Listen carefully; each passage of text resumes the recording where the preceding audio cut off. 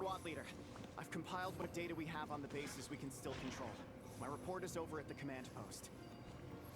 Got it. Thanks, Roland.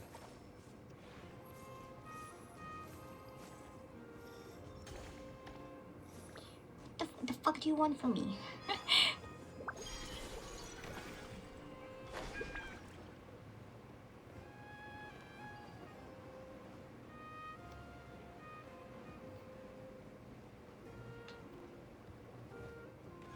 Squad leader, I've compiled what Shut up, Roland. I don't care.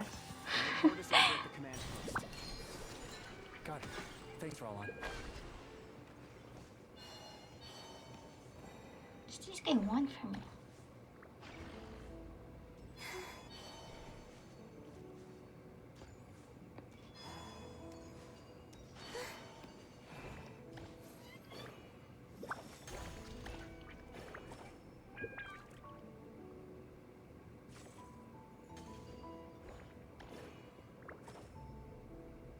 Squad leader, our comrades in the east seem to have butted heads with the Fatui.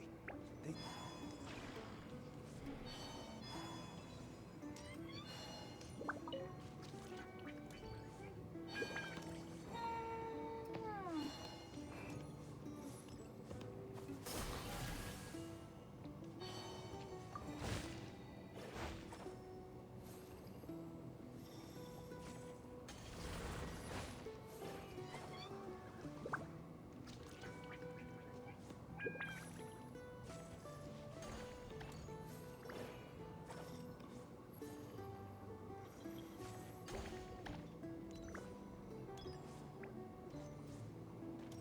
What a waste of time! Change of plan. 3 minutes converge.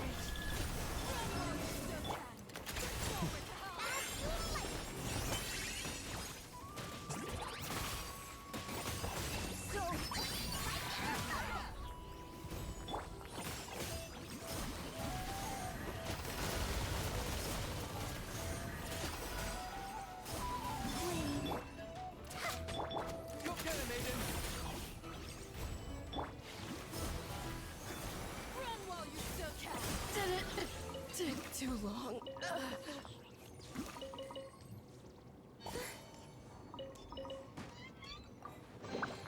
They call this a pleasant surprise, right?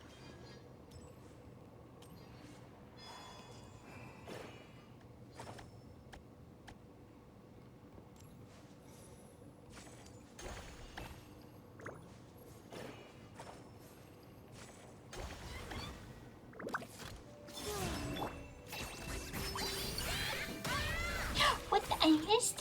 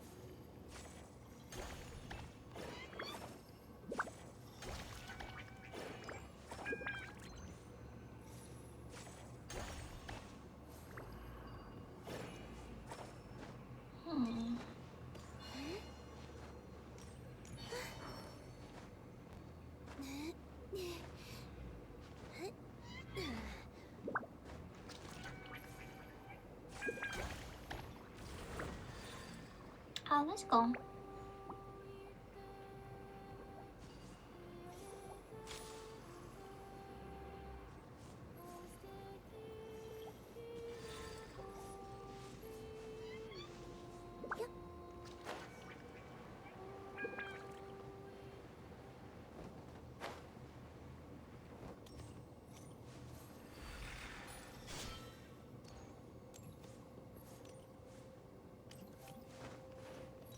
Open door.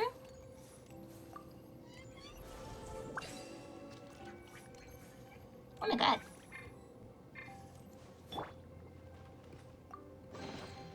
Wow!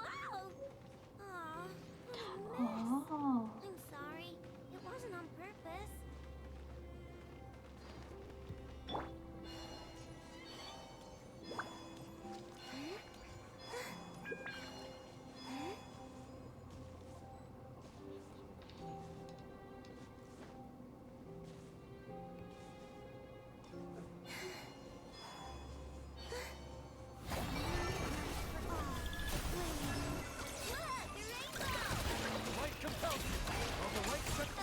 wow.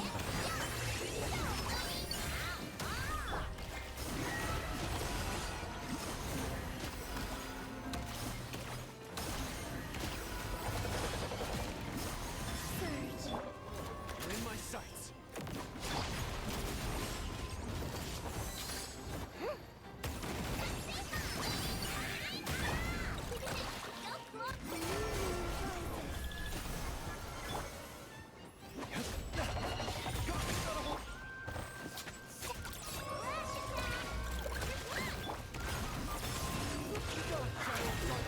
While the light shines bright.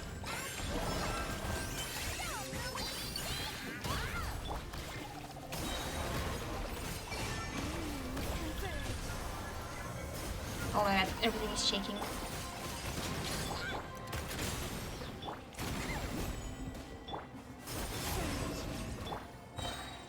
Light compels you.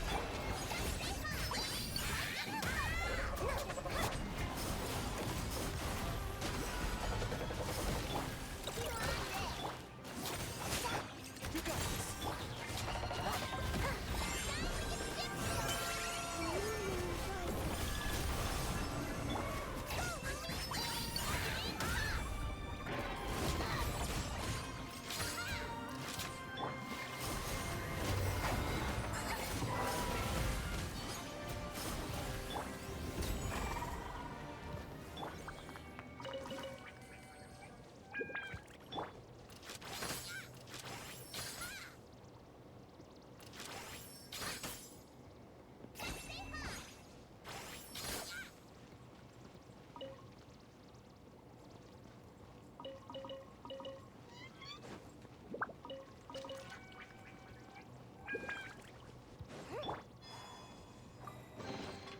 You keep them.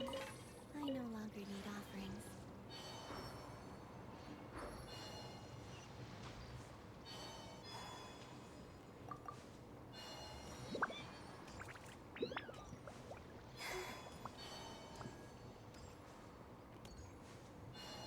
All these broken machines on the ground.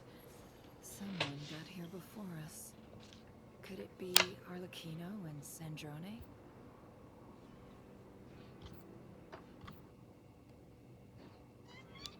Hey, 6-7.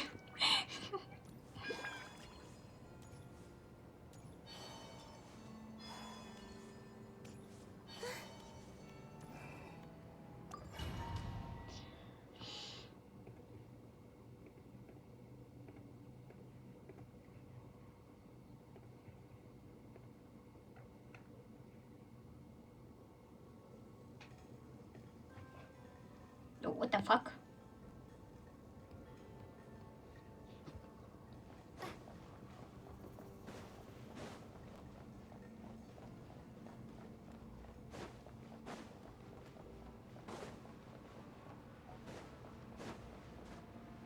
Oh, thank you, Sandro Kilo. This is so convenient.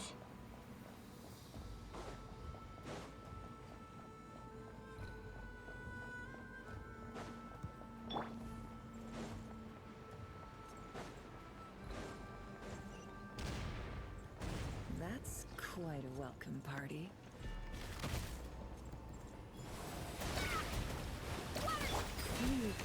Beware the creatures of the night.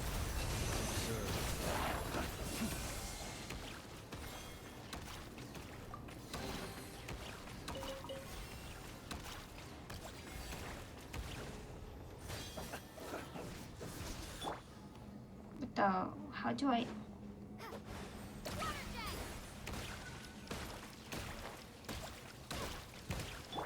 Close your eyes.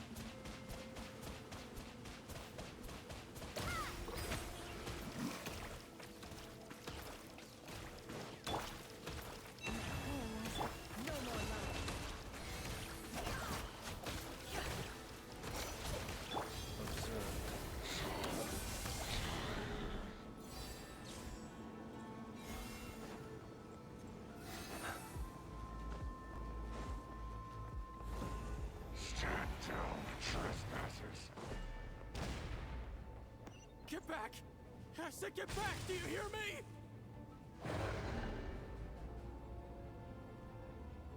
Why isn't it working?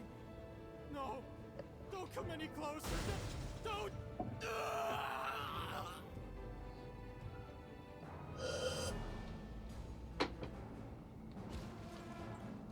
Are these the good Fatu or the bad Fatu? Should I feel bad for them?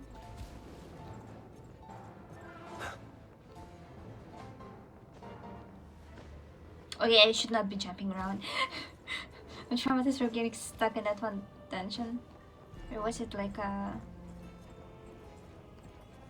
Yeah, I got stuck twice during Not Christ Arkham Quest. And one time I had to reload, which was super annoying.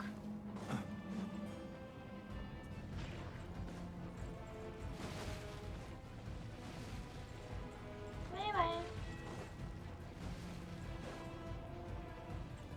What the fuck were they doing here?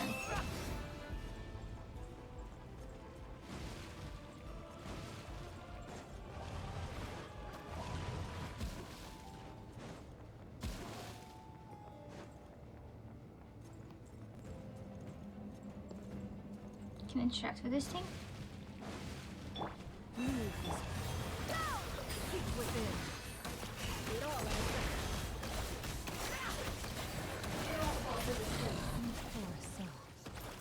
May your spirits find peace. Grab that key on the ground. We'll probably need it at some point.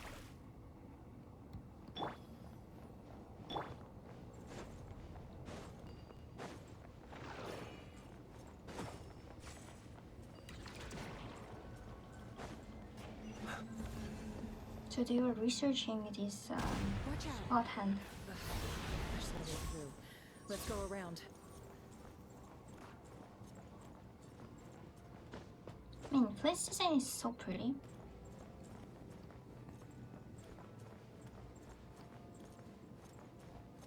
I think he might be one of my most favorite Neil designs in Genshin. What the fuck do I...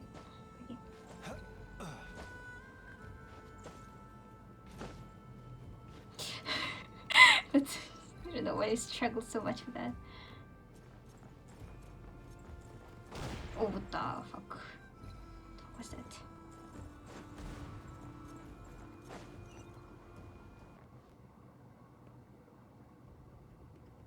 Music? Hello? What the? Trespassers? Here? What's wrong with you people? We're looking for the doctor, and we understand he might be here. I see you're fleeing the facility. You looking to settle a score with the doctor? Good luck with that. I don't think you have many chances left. Perhaps. But you might have a chance to live if you start talking. Two other Harbingers had the same idea as you. They're already inside. But what good is it gonna do? The doctor wouldn't do something like this unprepared. Seems to me that you're not too thrilled about being his subordinate. Also, is it just me, or do I sense monsters nearby?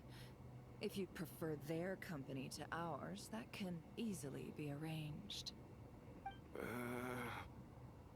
We need to know what the doctor is up to. Please, if you know anything at all, tell me. This is about more than us versus the doctor. His actions could have consequences for all of Nodcry. And perhaps even your homeland, Snezhnaya.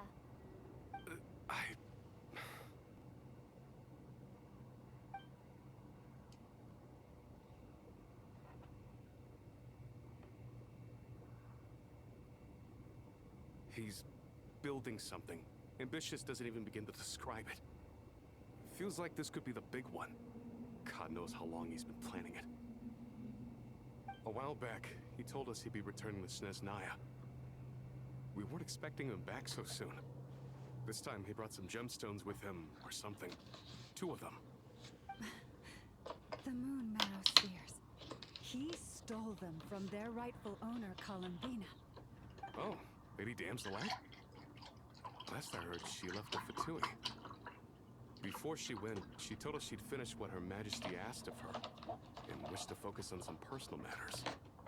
I remember thinking that leaving us might not be the best choice. I mean, I always looked up to the captain the most, and No, just remind me of him. back when this all started, the higher-ups dispatched 3 units to Nodcry to execute their plan. They were led by the Doctor, Marionette, and the Damselette, respectively. I was a part of the Damselette's unit to begin with. She never really interacted with us much. In fact, she seemed sort of detached from everything. Not because she was distracted, just felt like she was indifferent to the world around her. Like she had no stake in anything that happened. She always seemed like she was staring off into the distance. Almost as if she didn't see anything worth living for in the present, so she had to look further afield. That's right. She always used to stare up at the sky. The Doctor used to stand nearby and watch her. Apparently they got along well at first, but somewhere along the way, she grew wary of him. Started avoiding him as much as possible. After she left, everyone in our unit merged with the Doctor's. He's similarly indifferent to the world, except when it comes to the moons. He seems to have big plans for them. Right now, obtaining the 3 moons is his #1 priority. He even said, if he can only get his hands on 2 of them, he'll create a 3rd one himself. How would he create an artificial moon marrow? Maybe the knowledge he gained from the Hyperborean phantoms has something to do with it. Thank you for cooperating. We appreciate the level of detail. I get the sense that you'd serve under Columbina again if you had the chance. Would that be fair? No, she's no longer a Harbinger. As a member of the Fatui, my loyalty will always belong to the Tsaritsa. I'm only telling you all this because I don't completely trust the Doctor. His actions do not align with the goals that first brought us to Nodcry. I understand. We'll do everything within our power to stop him. The Knaves unit is based at the Kuvaki Experimental Design Bureau. Maybe you can seek refuge with them. Well, now we know what's going on here. Artificial moon marrow. He's likely well on the way to completing it. Dottore technological capabilities are far more advanced than I thought. I fear this could get ugly. Everyone, prepare yourselves.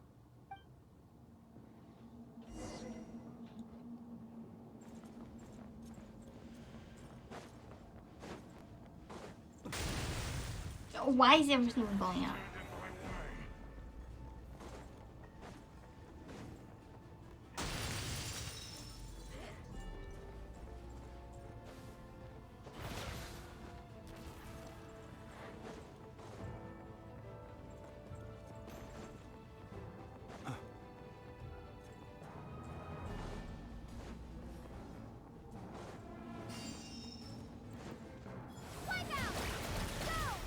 For the everlasting curse.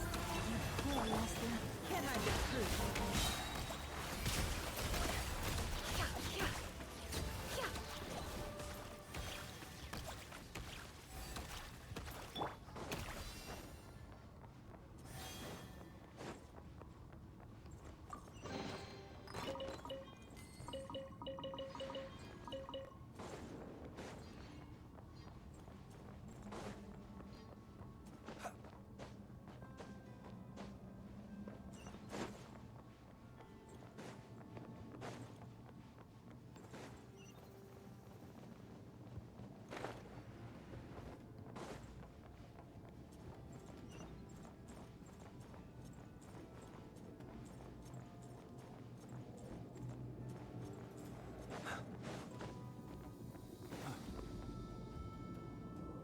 Holy shit.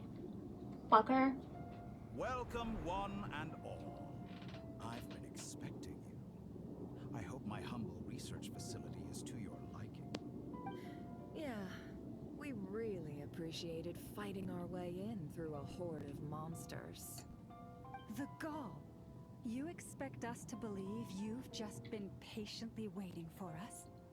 Of course I have. Should I be worried about something? Everything seems to be going quite smoothly so far, and you've shown up right on schedule.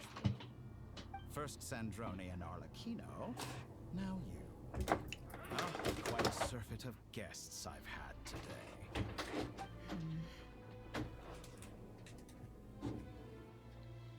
If you were looking for them, I should probably mention that Arlecchino disappeared as soon as she entered the facility. What? As for Sandrone, why, she stood right here only moments ago, demanding answers from me at the top of her voice. Hardly out of character. She never was one for basic courtesy. But I have to admit, I was a little surprised to see her showing concern for someone besides herself. Does everyone you associate with undergo such a change in temperament? Speaking as a researcher, I have to say, it is not a change for the better. It threatens one's ability to remain objective. Where's Sandrone? Well, since you ask... So you've got your hands on the Moon Marrow, and now you're claiming godhood. Don't you think that's a bit of a stretch, Dottore? I must protest what you are insinuating with that phrase, claiming godhood. I am not claiming anything. I am stating a fact. You're a researcher. I'm sure you appreciate the distinction between the two. Huh? Wait, you really think you're all that? You'll excuse me if I'm not being a polite little lady for you. We're colleagues. We both know what kind of person you are. By the same token, I knew you'd respond along those lines. You and I both understand that facts speak louder than words. To that end, I've had my people send you a small gift. It should go some way toward helping you understand my present position. What gift?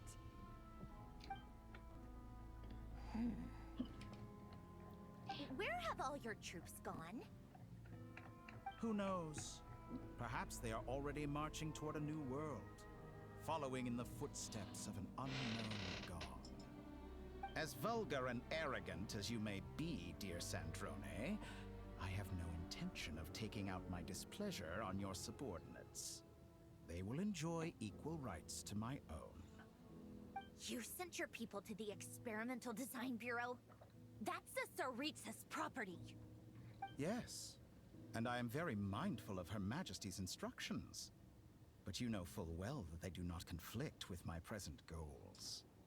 In which case, all I'm doing is conducting another one of my experiments. Is there a problem with that? Now then, you have a judgment call to make. Am I simply lying to stall you? Or is it possible that every word I am saying is the truth? In which case, your subordinates really are in danger. So now you've turned on fellow Fatui soldiers. You're completely insane. I have set a new rule for myself. Each person gets one chance. Naturally, that includes you, Sandrone. If you wish to leave, I won't stop you. We are colleagues, after all. Scumbag!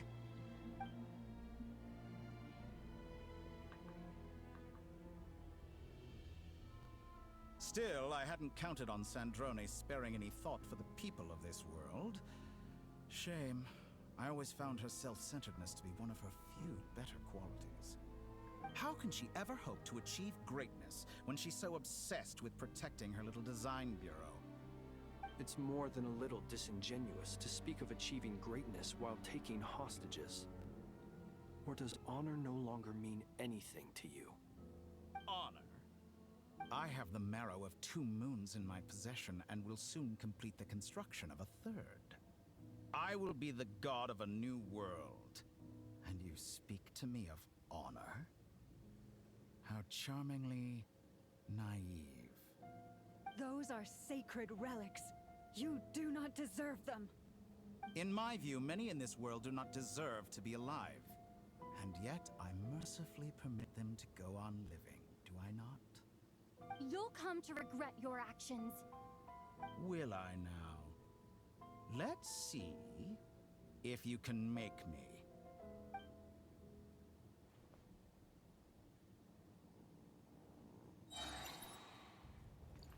Oh, holy shit.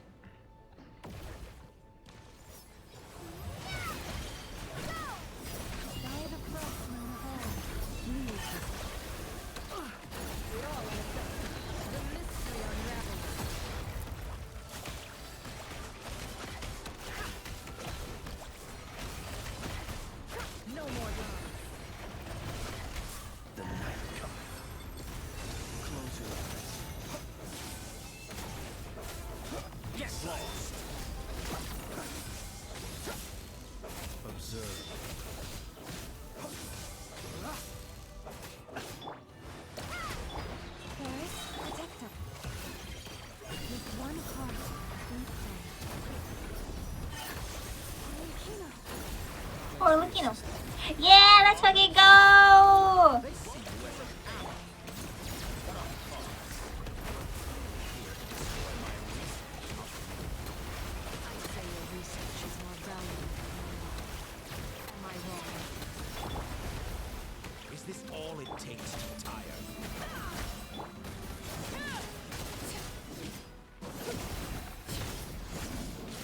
Witness my rise.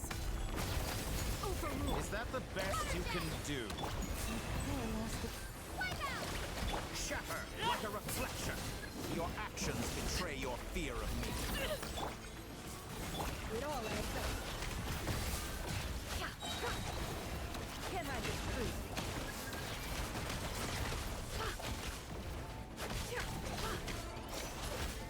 It all adds up.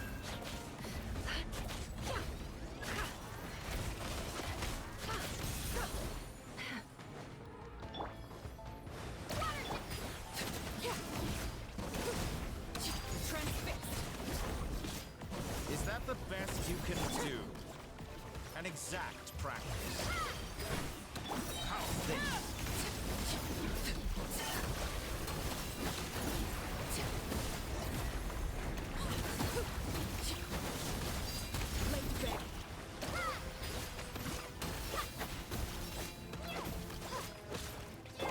Close your eyes. Beware the creatures of the night. Interesting. The Taurus is too powerful for artificial movement of the substance. Fighting is futile. Quickly!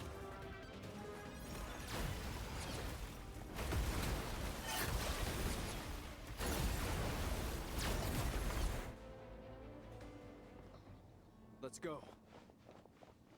I've always thought it is wiser to flee than surrender.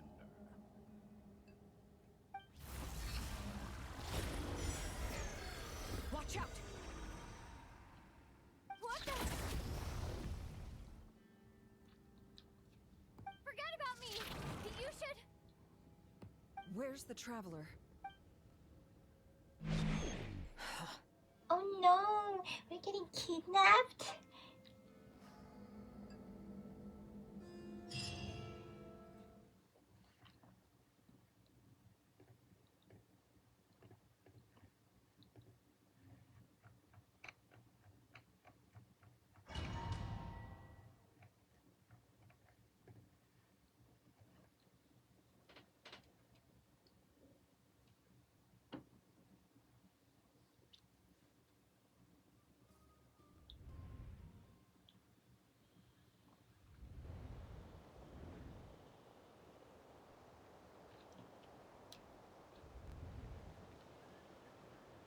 What just happened?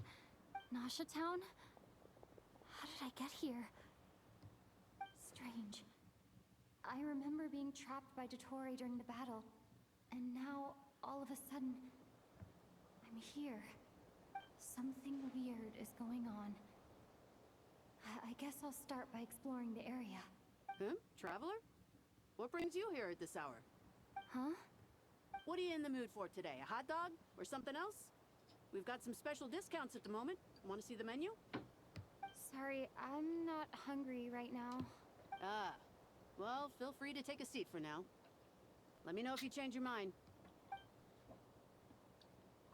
Everyone seems to be acting normal. Am I just overthinking? Oh, darling, look who it is. One of our regular customers. Get the Traveler something to eat, would you, dear? Wait. Why is he talking like that? Well, I'd love to, but can't serve a customer unless they order something. Anyway, I take it your business is wrapped up? Yes, thankfully. It was a long trip, and it's left me feeling pretty exhausted. But the upshot is, I won't have to leave again for a good while. We can have some quality time to ourselves. Wait. These two are a couple? I see some kids around too. I didn't know they had a family. Hey there! I haven't seen you in ages! What's keeping you so busy? I've been looking forward to playing with you again. You forgot already? You're silly. Daddy brought you over to our house recently. We had some snacks together. What is she talking about? We've had a lot of customers over the last few days, so we've been real busy. And like my mom always says, some people are more than just customers. They're friends. Oh, another customer's arrived. I better go see what they want. This is all wrong. I never once heard the owner of this restaurant talk about their family. It certainly isn't a family-run business. And that child, I don't recognize her at all. Could this be a false memory? Very good. I knew you had it in you. The door? Aren't you going to try the house special? When did he show up? No, none of this is real. You don't seem to like it here. That's fine. We can change venues.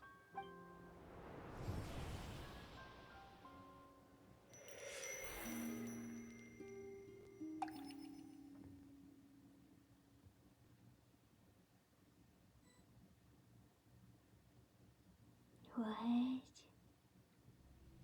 Oh, Columbina.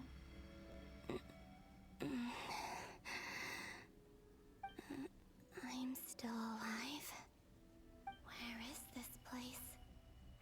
It took all my strength to open the moon gate, and then I leapt into it.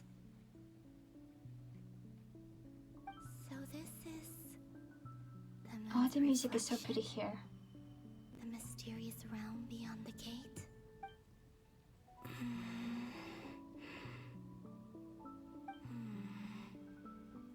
I can't sense anything. I guess I could try opening the gate once more. No response.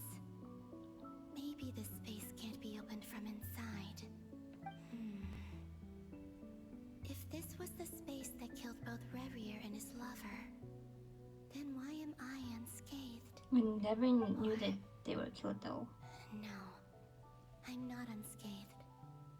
Even the air here feels frozen in place. There is nothing here with which I can restore my power. I should conserve my strength and proceed with caution.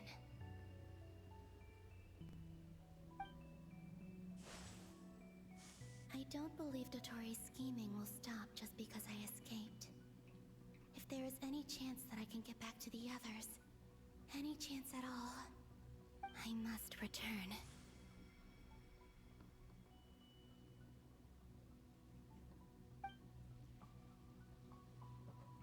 Emptiness. Silence. What is this place?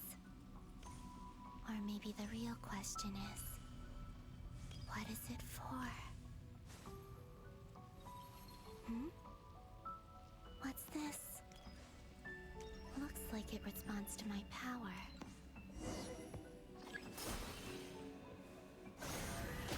Golden. Like Kuvaki. Is it some sort of guide? And why does it feel so familiar?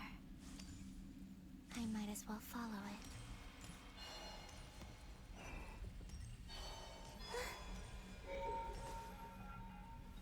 Where does this lead? Could it be the exit?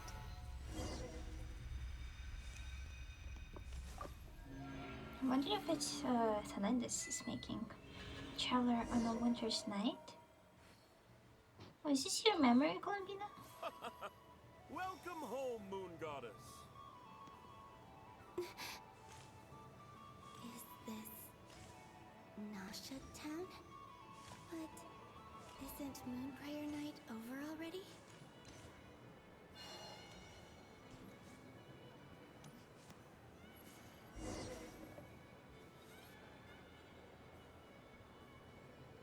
Goodbye for now, Columbina. I hope you have a wonderful night. I will. Lama, everyone else, and me? Are these my memories?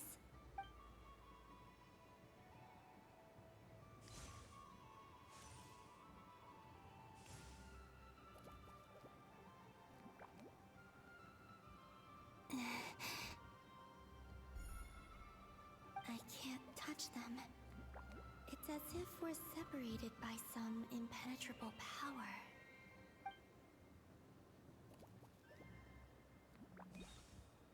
Over here! Over here!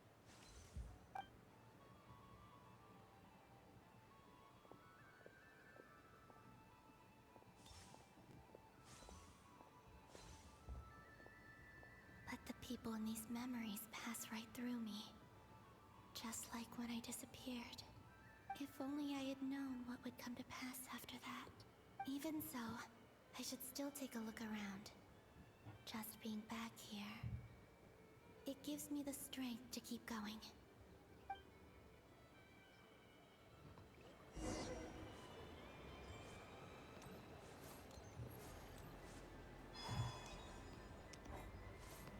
Aww.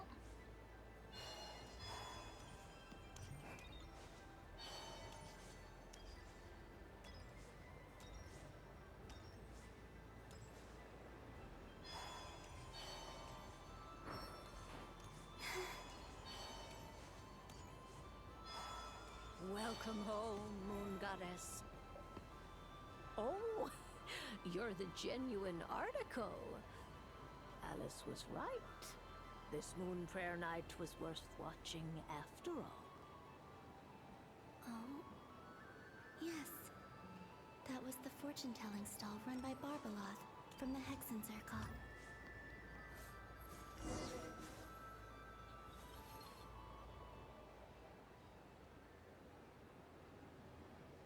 Please, draw the first Lunar Arcana. This represents destiny and is the foundation for the divination as a whole. My destiny. I believe the card I drew was the moon. Now that I think about it, Barbeloth's divination was absolutely right. It's almost time to draw the last card. The one that represents the future.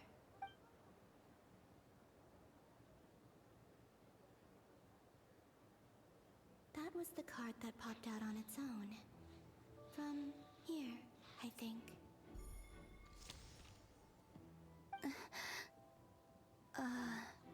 Kuvaki Pulse? What? Fascinating.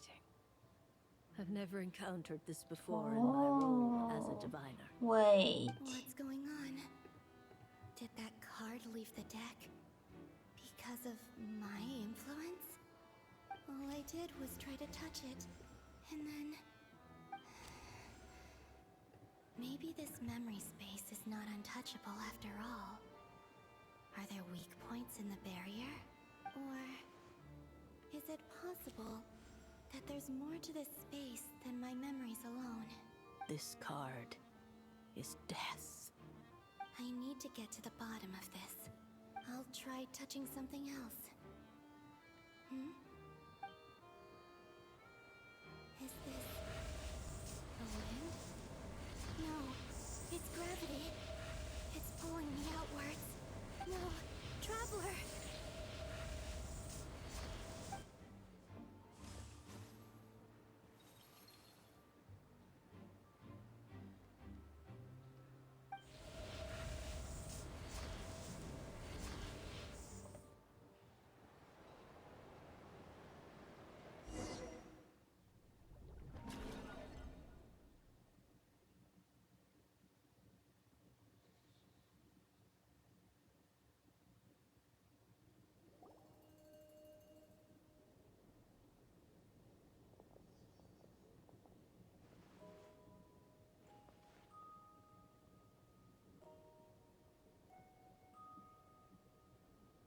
Oh no!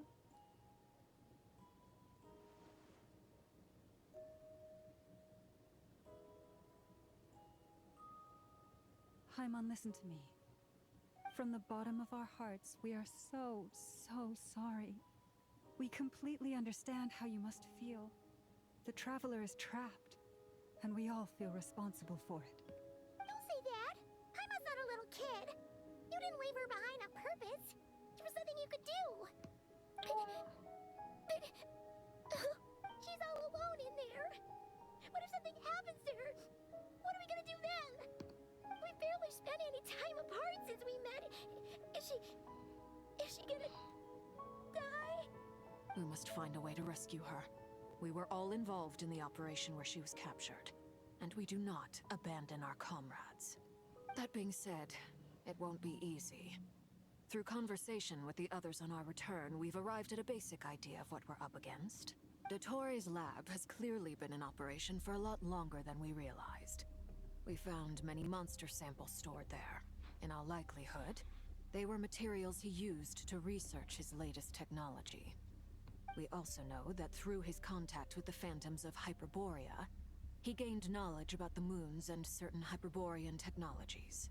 Using this knowledge, he then fashioned an artificial moon marrow to serve as a replacement for the frost moon beyond the sky. Unlike Columbina, Dottore is not being rejected by Teyvat. And even with 2 of the 3 moon marrows, his power far exceeds all of ours combined. Once his 3rd moon marrow is complete, Dottore will have completely seized the authority of the 3 moons. Teyvat's most primordial powers will then be in his grasp. Does that mean... I'm afraid so. No one could have predicted this level of insanity. Not even from Dottore. And unfortunately, his insanity is coupled with an intellect and ambition that not even his peers in the Fatui can match. This is dire. Sounds like the world is done for.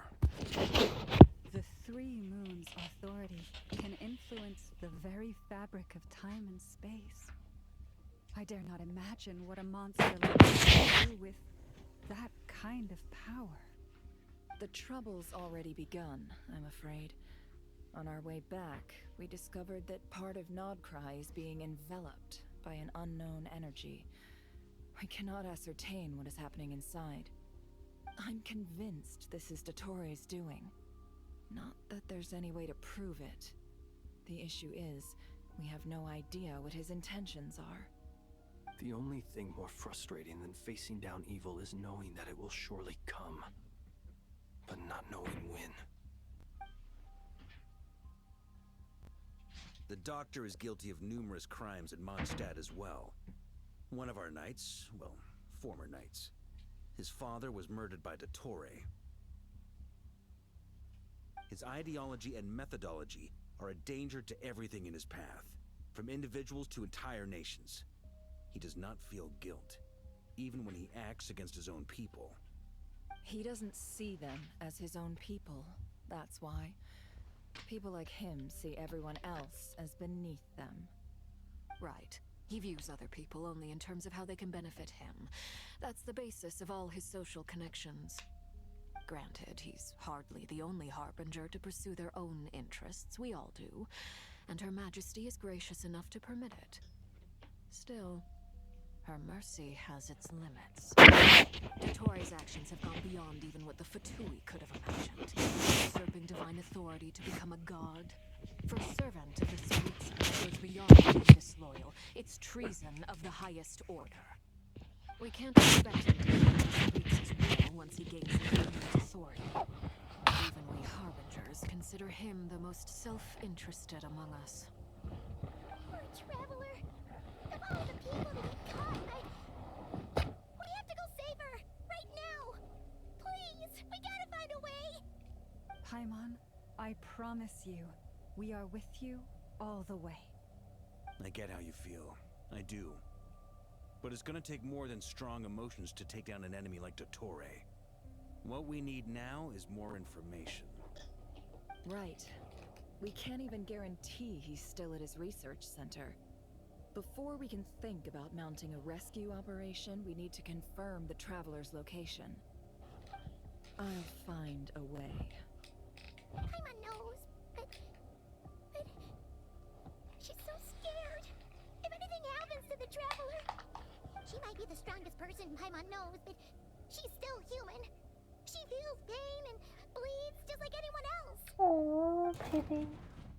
Then think things through before you stick your neck out. Unless you want to lose your head. Sandrone. Miss Sandrone, you're okay? Put the stuff over there. and be gentle with it. Am I okay? As you can see, I've had to move my whole livelihood out of the Experimental Design Bureau. It's been swallowed up by Dottore energy field. Oh my god. If I'd left it any longer, I probably would have gotten stuck there. Ugh, Dottore always goes a little loco when he finds a shiny new toy. Not that he'd ever admit that. But this time, he's gone full psycho. Oh, Paimon baby, I'm sorry. Just go ahead and cry already. Sorry. Paimon's not trying to make a scene. It's just... She can't. Oh, Paimon. Let it all out. There's no shame in it. When you're overwhelmed by fear and despair, crying can help get it out of your system. You'll feel better for it. Okay then, while the baby of the group is having a moment, how about the grown-ups get to work? Give me your hand. You've made a discovery? Polonia, scan.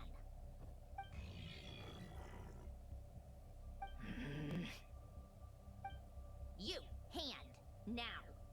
Oh, I thought I'd never ask, my lady. She's so certain. Curses! You're next, then you. Ariska's arrow who took part in the battle against Dottore hit his face. Ray, you son of a... He's done something to us! Everyone who entered his research center has been implanted with some sort of curse. I don't feel anything unusual at the moment. Does that mean it hasn't activated yet? Is there a way to figure out its purpose and what might trigger it? My best guess is Dottore created it using the Moon Goddess's powers. 1 second, analyzing. Ugh! That friggin' maniac! So, what twisted game is he playing this time? The moment I analyzed the energy composition, some encrypted text appeared in my mind's eye. And when I deciphered it according to the Fatui standard encryption protocol, I got the following message. Feel free to run, or you will perish in Nodcry. Oh, that's a little ominous. Yep, he loves to toy with people. Only in this case, there might be more to it. But I didn't detect any murderous intent or malice either in the message or the curse's energy. As if this is him at his least malicious. Or perhaps all people are cowards in his eyes. Maybe he thinks the threat alone will be effective. What a despicable person. And he has the Traveler in his grasp. If I may, as unhinged as Dottore may be, he has always exercised great patience with the objects of his interest. Oh, I am I remember a an comment object he of made when we interest? first arrived in Nodcry. He said, "This world is, on the whole, an exceedingly dull place. But at least there are a few intriguing features, such as the gods, or the Traveler. Presumably, they interest him because they're unknown quantities. He wants to understand as much as he Oh can. my god, are we getting experimented on? Agreed. The Traveler is Tavak's 4th descender. All Harbingers are aware of this. Since Dottore took such pains to capture the Traveler, he is unlikely to kill her right away. Okay. But we still have to do that rescue operation. Of course. I also think we need to read between the lines with Dottore's message. If he's encouraging us to run, that means we mustn't leave Nodcry under any circumstances. My guess is, his curse will only trigger if we leave.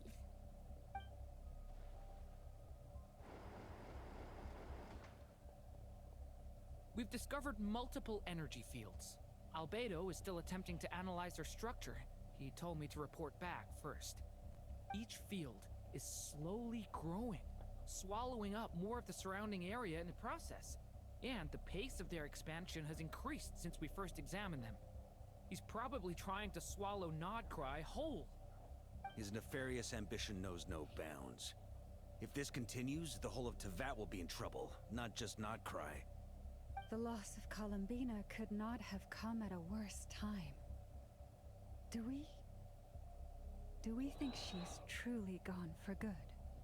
She entered the space beyond the Moon Gate, knowing what became of Rerir and Thelindis. I'm sorry, but I fear the odds aren't good. Don't be ridiculous. If I know her, she's busy finding a way back as we speak just so she can annoy me.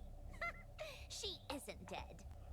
Whatever has become of her, the fact remains that we are two comrades short on the eve of a decisive battle. We need to find out the Traveler's location. But there is also other work to be done. Agreed. Whatever Dottore is planning, we have to get the local populace somewhere safe. So, as well as a rescue mission, we have to organize a mass evacuation at the same time. It would be best if someone could approach leaders of neighboring nations and negotiate emergency asylum for Nodkrai's inhabitants. Can anyone handle that? Snezhnaya is one option. I'll see what I can do. This would be so much easier if the Traveler was here. No! Stop thinking like that, Paimon. Paimon will join you. She's pretty well connected thanks to the Traveler. Maybe it'll come in handy. Either way, that's what the Traveler would do if she was here.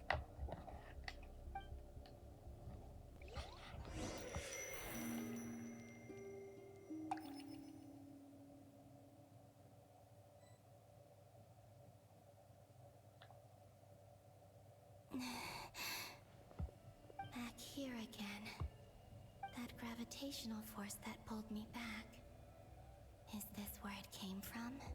When I saw that memory of Moonprayer Night, I think I influenced reality.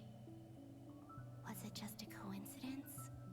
Or, if only I could have sent the others some kind of warning on Moonprayer Night. Maybe we could have stopped Dottore. I feel so heavy. Does entering that space consume a lot of energy? Well, even so, I have to keep moving forward. Back to emptiness and silence again. I should try and find my way back inside that memory.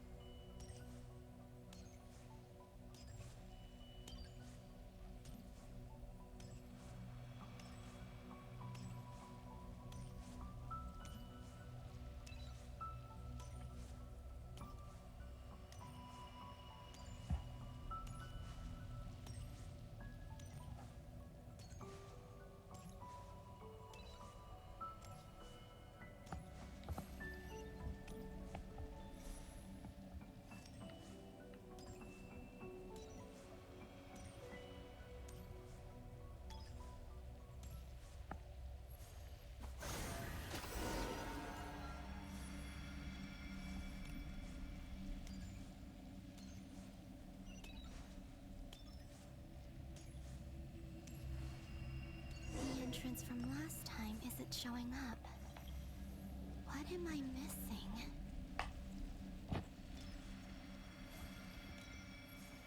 Looks like I need to gather these scattered fragments.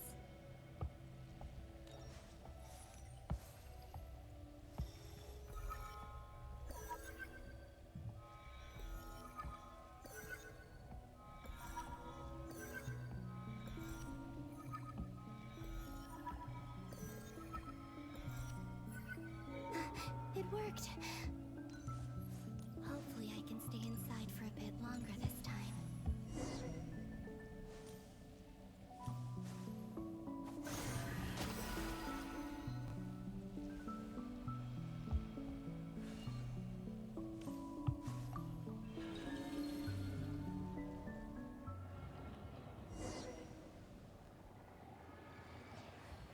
Onishi.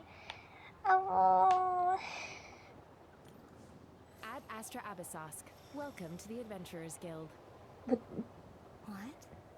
This doesn't look like Moonprayer Night. This is not like Catherine. What the fuck? Extra, extra! Latest issue of the Nasha Express! I don't think I've ever been here. Maybe this space isn't comprised of my memories after all. There aren't any festive decorations around. Is this Nasha Town after Moonprayer Night ended? Did Dotori's plan not affect the town? Or is no one aware of what happened because he used the Three Moons' authority? Let me see if I can influence anyone else.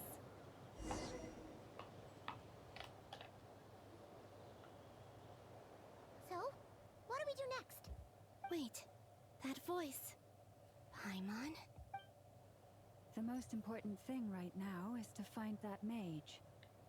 Lauma the Traveler and Mr. Varga are here too. I'd better go pay the Fatui a visit. Traveler!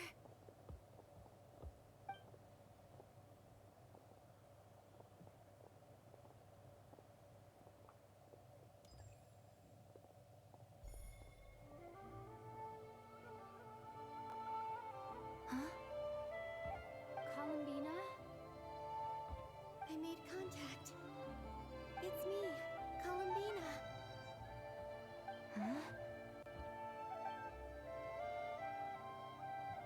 What? Traveler? Let's go! This is no time to be spacing out! Huh? Huh? Wait a moment. This has happened before. Huh? This is what happened when I disappeared. I stood right over there, thinking that no one would ever find me again. It was only when she called my name that I decided to follow them. But did she turn around because she sensed my touch just now? Is it really possible that from in here, I can change the past? If I keep following them, maybe... Huh? It's that gravity again.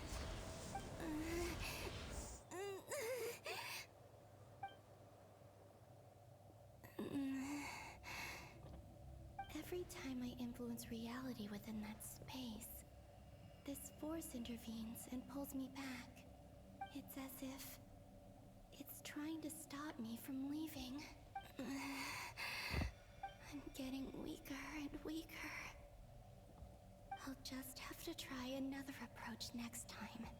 Come on, Columbina. Keep going. You have to tell everyone what happened.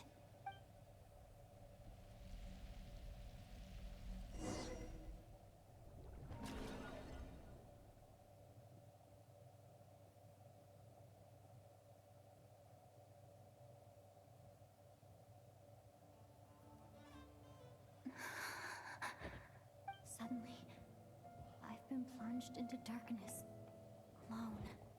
It feels strange, as if something has grabbed hold of me. We're getting grabbed. Is Dottore not powerful enough to interfere with space itself? Look at you, standing so still in total silence. I almost didn't recognize you. Hello there, traveler. He seems to be in a good mood. Wait, what's that behind him? Ah, so you noticed.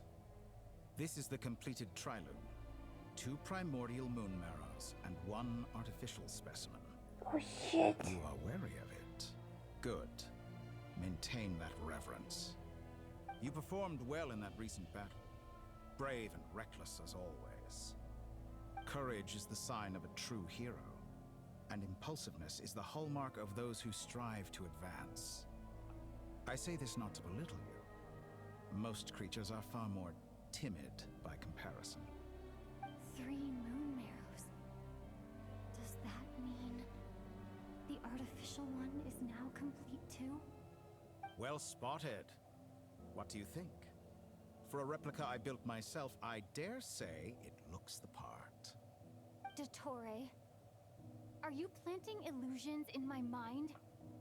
I have no interest in fooling your eyes. On the contrary, I hope to show you the true essence of all that you see before you. Is this not a beautiful city? People live in peace and find joy in their work.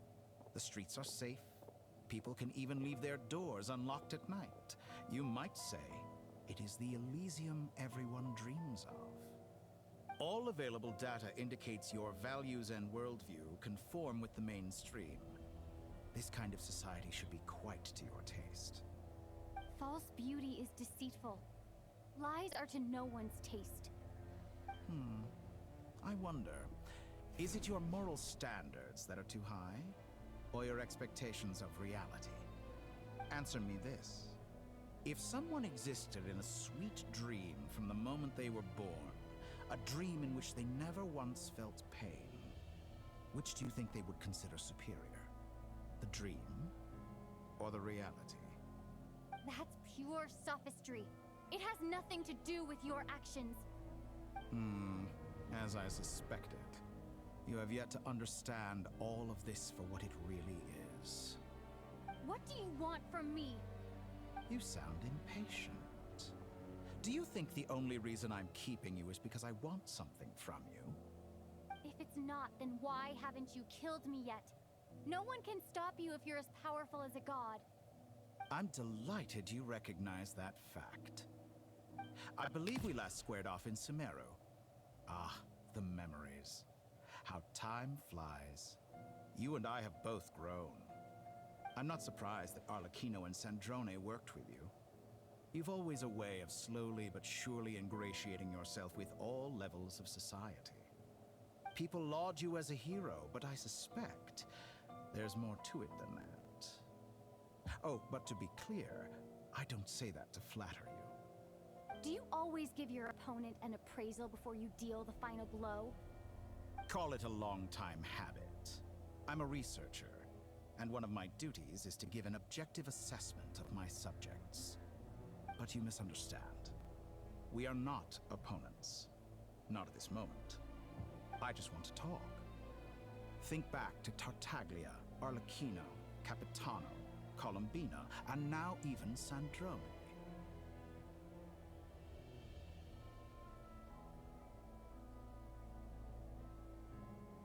You've worked with each of them in the past. I believe you can work with me as well. What makes you so sure? Well, why not? Should the good associate only with the good and the bad befriend only the bad? I like to think we could have a more mature relationship than that. Surely you don't think all your relationships are grounded in friendship or shared ideals? People come together because it benefits them to do so. If you think of the people you admire, you must surely admit that they have provided some benefit to you. Morality, ambition, dreams. People have plenty of words to embellish the nature of their relationships. But once you break free from those ethical frameworks, you will see that the only thing connecting the two of you is mutual benefit. And that is what I'd like to talk to you about. We're finally getting into it. He's probably been planning to kidnap me for a long time now. But for what exactly? He has the authority of all three moons. I won't be able to gain the upper hand in a fight.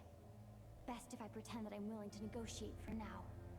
You say you're a god, but you also speak of mutual benefit. What could a god want that the three moons cannot provide? Excellent question. But before I answer, I would ask you the same thing. Gaining Colombina's allegiance was a rare and extraordinary feat. But the Moon Marrows are now in my hands, and I have the edge over her. For this artificial moon is not being rejected by Tevat. Her identity and lineage may have been a thing of glory in the old world, but they were also shackles that prevented her from ever integrating into Tevat. I, on the other hand, you may view me as a thief, but I have overcome that limitation. So what is it that the Three Moons cannot grant you? What stops you from negotiating with me to get what you want? I don't make deals with lying psychopaths. That's quite an accusation. Are you expecting me to get angry with you? Well, this is one aspect in which my personal growth has served me well. In the past, my less mature self might have been disappointed, perhaps even angry, over a small setback like this. Like when you and Lesser Lord Kusanali joined forces to oppose me, for example. But things are different now. Just as the rich do not quibble with the poor, I no longer find myself perturbed by these trivial affairs. Human relationships end with conflicts of emotions and interests. But relations between humans and gods are different. And ours is even more unique. I have ascended to the highest heights and laid claim to unprecedented horizons. And you were no ordinary person to begin with.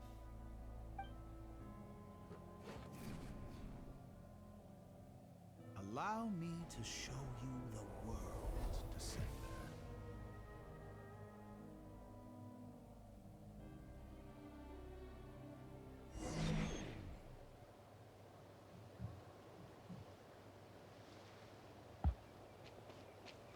To stand, walk, jump, sit, and lie down.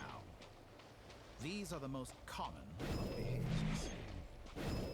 Have you ever wondered why we were born following such laws? Who stipulated that we could not fly instead of walk?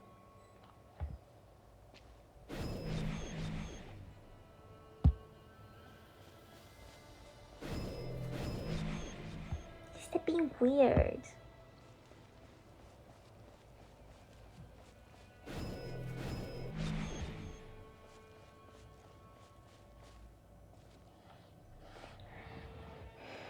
Someone of your talent and experience must surely know of the four great rulers who serve the heavenly principles. They govern life, death, time, and space. One wounded by a blade will die from blood loss or infection, and one who falls into a lake will drown in agony. The elderly wallow in solitude, and the solitary age faster. Eventually, new life is born, only to embark on the same path of suffering. These four divisions anchor the world and shackle those who live in it. But they themselves transcend its boundaries, squandering the power bestowed by the heavens. All who live yearn for equality, but unless the gods prostrate themselves and profess that they are mere servants of the living, equality can never exist. Who makes the rules we must live by? Who has the right to restrict us? The limits of the body can be rejected. Oh my god. By everlasting flame!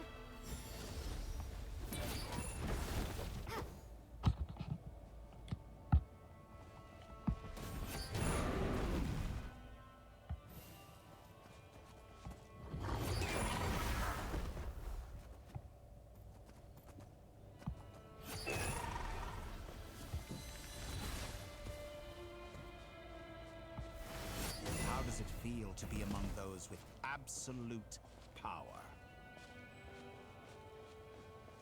You cannot conceive the extent to which your flesh hinders your mind and spirit.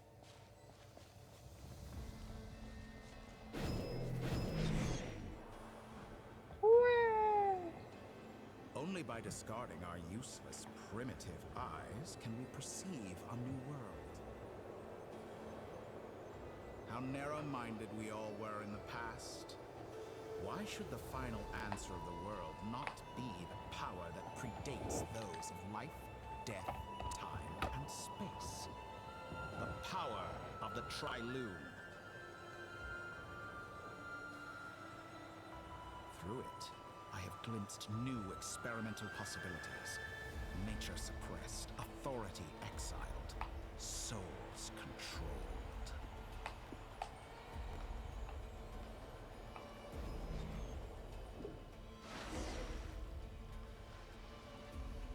You know, I heard recently that a group of critics reviewed countless stories and drew an interesting conclusion. They found that it is more often than not the villains who strive tirelessly to push the boundaries of progress. In fact, long before this, someone voiced a similar idea in an academia editorial. I felt a great affinity with this perspective. I have never been afraid to step up and play the role of the villain. Fanatics are trampled down for their transgressions, and those who transcend are rebuked for their audacity. And so, the majority of creatures are too timid to follow my lead. But all sacrifices made during my experiments have been worthwhile, as you can now see. I can offer you something new, something unique, precisely because I am a villain. Think about it. We are eternally bound through mutual interest. Can you truly say you would never turn to malice if it could give you the life you dream of? After all, what value do perfection and purity really have? They are fragile and feeble things, utterly tedious. I say, better to be governed by a flawed humanity than a gnosis. The true seeker of knowledge is the villain who undergoes countless tribulations in pursuit of their goal. I'm sure many people have told you that you're different. Because I'm a descender? Exactly. Very clever. But what has that got to do with you? I do not conceal my wicked deeds, my selfish desires, or my greed. A true researcher must act as I do if they are to understand and speak of the truth. And yet, a knowledge seeker like myself will inevitably grow tired of studying Teyvat beyond a point. You have traveled to all corners of the world and met many people. Along the way, there have been moments when you were misunderstood or even became a wanted criminal. And all the while, you have spent your days doing some of the most mundane jobs in the world. You fight and toil, claim minuscule rewards from my friend Pantalone, then you fight some more, winning some battles and losing others as your search goes on. And this cycle continues, with no end in sight. Surely you must sometimes grow weary of being stuck in this same loop day after day. We're completely different. I embrace everything that life throws at me. I am engaged in every step of my journey. How does that make us different? I too embrace what life brings, researching everything that interests me. Think of all the novel things I've managed to create, like the artificial moon marrow. Don't you see?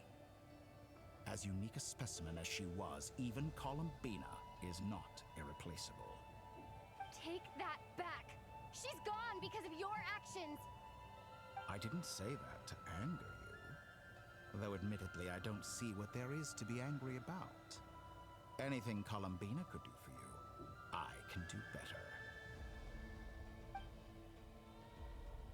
I know what your ultimate goal is.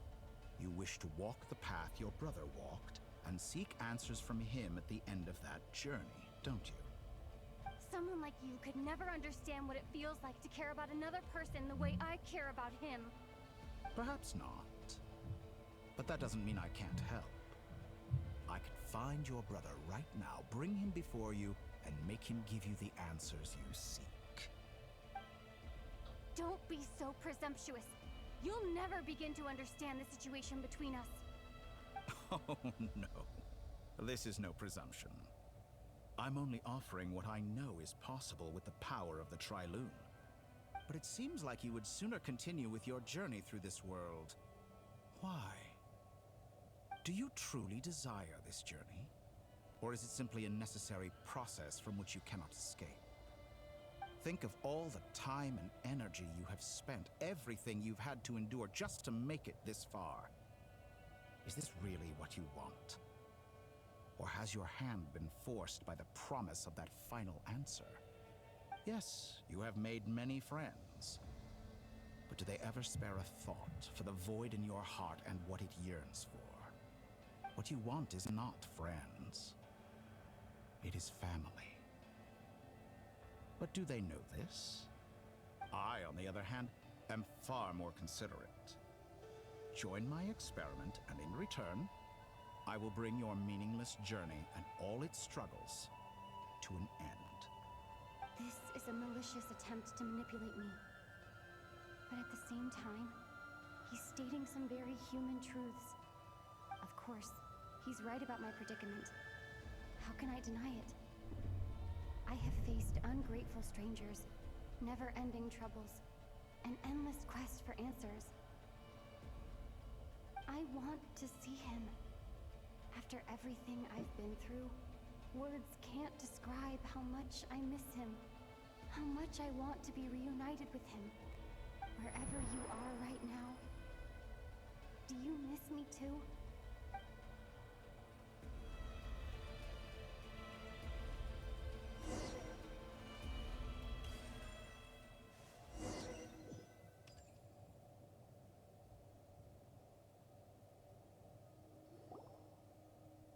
All right, everyone. Our next mission is clear. We need to contact all the major organizations, explain the situation to the public, and then begin the evacuation. The residents of Notcry are quite dispersed. The two most populated areas are the Southern Isles and Pyramida. Miss Lauma, I will leave Hisi Island and Nasha Town in your hands. I will liaise with the Fatui and Pyramida. Agreed. We will reach out to Natlan and Snezhnaya. Anyone found north of the Experimental Design Bureau should follow the Fatui to Snezhnaya. As for those dwelling south of that line, I will ask the Voynich Guild to help persuade them to leave. Then I, Mr. Varka, and the Frostmoon Scions will escort them to Natlan. The Voynich Guild has dealings with the Curatorium of Secrets. I will send them a letter vouching for your credibility. Yehoda, you should help Lauma. This is too big of a task for one person. My wish has come true. You're willingly lending me your most capable employee for the day. Well, good for you if all this only takes a day. Of course, if it takes any longer, I'll be charging a fee. Boss, wait! Don't I get a say in this? Oh, I'm sorry. Something to add, Yehoda? Well, no one's more important to me than you, boss. And remember how Lauma healed your eyes after that big battle? I think that's worth at least 2 or 3 days' work for the Frostmoon Scions. Are you completely incapable of acting in your own self-interest? Or do you simply devalue your own labor? Are you sure you don't want to come with us? Who will see to our other work if we're all busy evacuating residents? Sandrone insists that Columbina is still alive, and we have a traveler to rescue. There's much to be done. But boss, I'm just worried that... Well, Nefer, I'll link up with you once my tasks are complete. What makes you think I'd need you to do that? I'll need it. And considering the way you approach certain matters, I think you'll be better off with me present. That's quite enough. Just focus on your work first. I bet we're in for an uphill battle here. But we can help out too. Inefa and I are gonna help Nasha Town's residents carry their stuff. Loading schedule. Store essential local research data and technology samples, then escort the people to Natlan. Understood. I will execute this to the best of my abilities. Great stuff. Thank you, ladies. I've contacted the Lightkeepers. A colleague of mine will join us shortly. I will Oh, persuade shit. them to conduct a thorough search of the region to ensure that no civilians get left behind. As for me, I guess I'll be making an early return to Sumeru. I think it's important that someone informs the Dendro Archon of what's going on in Notcry. Roger that. Someone should inform Mondstadt, too. Mr. Duran, can I trust you to handle that? I think you fly faster than any of us can run. As an added incentive, get there fast enough and I'll see about getting your gliding exam waived. Really? Ha! Mission accepted, sir. I intend to stay behind and help Miss Sandrone with her research. She has some alchemy-related questions that she'd like me to explore. She recognizes your expertise, then. I wish you a fruitful collaboration. Thank you. In truth, I was surprised to hear her express an interest in subject matter outside of machines. I believe she has been investigating some Fontanian technology recently. She made a point of bringing the relevant materials with her when she left the Experimental Design Bureau. She's sorting through everything in her room as we speak. I should mention that we have one other friend who isn't present. He hasn't made his position in all of this clear. But if we know anything about him, he's likely investigating on his own. Paimon's been very quiet today. But I know how close she and the Traveler are with the Natlanese. She should come with us to the border. Okay. Paimon will do her best. Make sure to heed Sandrone's warning. Many of us have been cursed by the Torre. As such, under no circumstances should anyone cross national borders. Remain within Nodcry. That aside, personally I have faith in Columbina. Things look grim, sure, but who knows how it'll play out. Same goes for rescuing the Traveler. Both of them are important allies and friends. We'll be counting on you to gather intel on them, Miss Nefer. Oh, wonderful. You're all here. That voice again. Nicole? Whoa, that was loud. And it came out of nowhere. So mysterious. Sorry, this is the only way I can speak to you all right now. Please accept my apology. Anyway, time is short. I'll cut to the chase. We're still facing quite a catastrophe here at the world's borders. Alice has roped in every Hexenzirkel member she can get a hold of. Except for me. She told me I had to come and help you all out as a matter of urgency. I quote, "You love talking, don't you? Well, now it's finally your time to shine. Take these. Make sure the whole party gets one each. Oh my god, so You'll be in cute. charge of making sure everyone stays connected." Huh? Is this a Dodo communication device? Scanning. Unknown device. Analyzing. Unknown device. Conclusion. Cute. Affirmative. It is cute and good. I believe that I quite like it. This is no ordinary Dodo communication device. It's my very own special modified version, specifically... sorry. I almost went off on another tangent there. Anyway, help yourselves.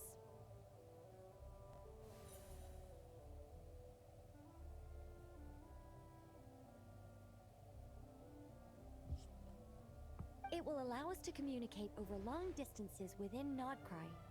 No more worrying about shuttling messages back and forth.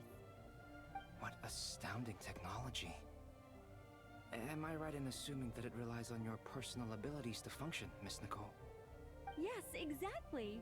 Right on cue, Albedo. I'd love to brag to you all about how it all works. But no, next time. Anyway, I'll be right with you all, serving as a communication hub. That's all from me. Head off as soon as you're ready. I'll be staying here to keep watch, and I'll be sending you my blessings.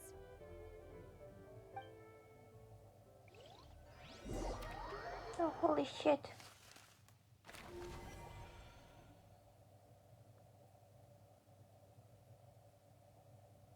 Please, can I access the menu so he could turn on? Oh my god. Can I do this?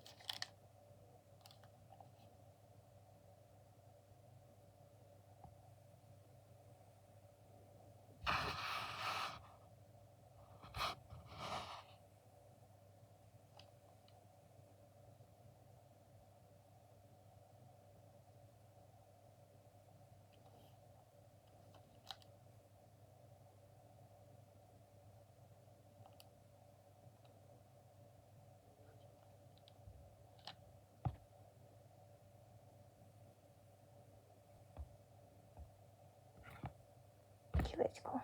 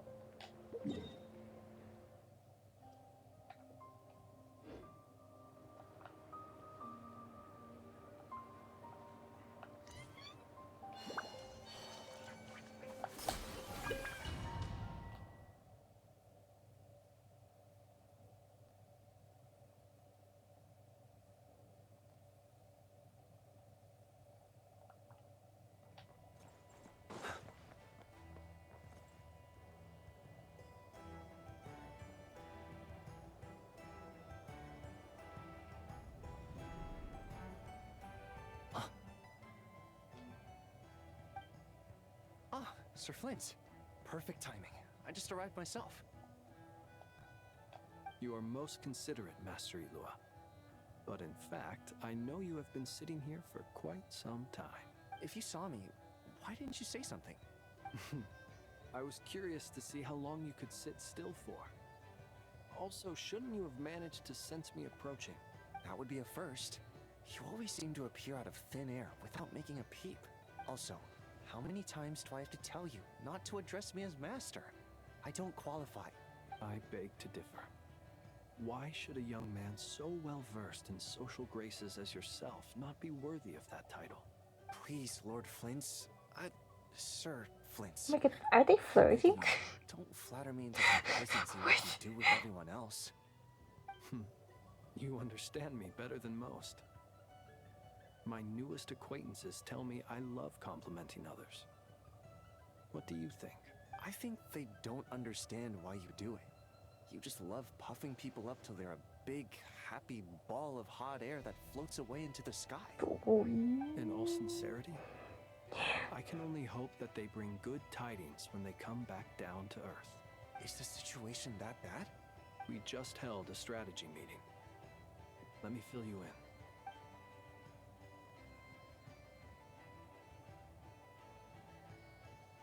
In short, we need everyone gone from Pyramida.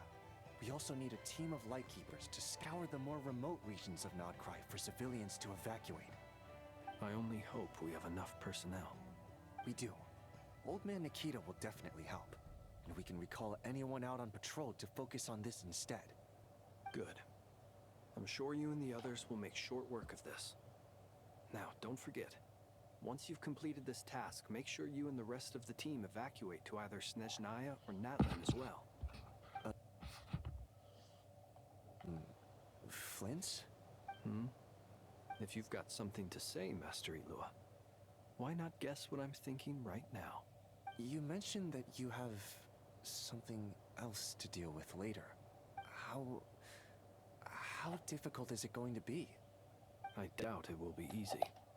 I know you're a Lightkeeper, and it's your duty to protect others in times of crisis. But I have a feeling that you'll be walking into grave danger. However bad things have gotten in the past, Nodcry has never faced a mass evacuation before.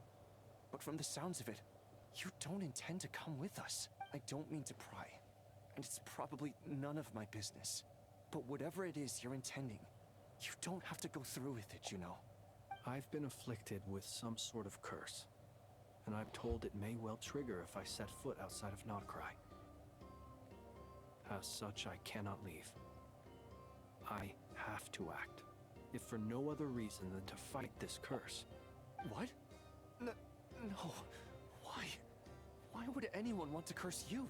There are plenty of people out there willing to trample over others in pursuit of their own goals. Frankly, Sir Flint, I am furious. You're making light of what is an incredibly serious situation. Indeed I am. And? And what? I told you, I'm furious about this. Nothing I can do about it, I'm afraid. things happen, and we just have to deal with them. If you find yourself feeling angry, perhaps start by drinking a big glass of water. Hey, you mean you're completely unmoved by my anger? I'm devastated. Then allow me to express my sincerest regret. Come by the lighthouse sometime. We'll catch ourselves a few fish, have a little barbecue, play some cards, and bask in the sun. Maybe I need to spell this out. Lean in a little, Flint. Wait. Oh my, this doesn't bode well. Word is that you were caught up in a real horror show recently. People were amazed that you returned safe and sound. They've been debating whether you're even human. I've returned safe and sound from plenty of crises. When you say people, do you mean other people? Or do you just mean you? Fine. I'll be frank. You're not human, are you? Heavens. Now that's a horrifying thought. You know what? Forget it. We'll revisit this once it's all over. A sound plan. Albeit a little ominous sounding. Just promise me you'll come back in one piece, all right? For you, Master Ilua. How could I refuse? Also, please pass my regards on to our colleagues. Tell them, thank you all for your assistance. Please put safety first as you proceed with the operation.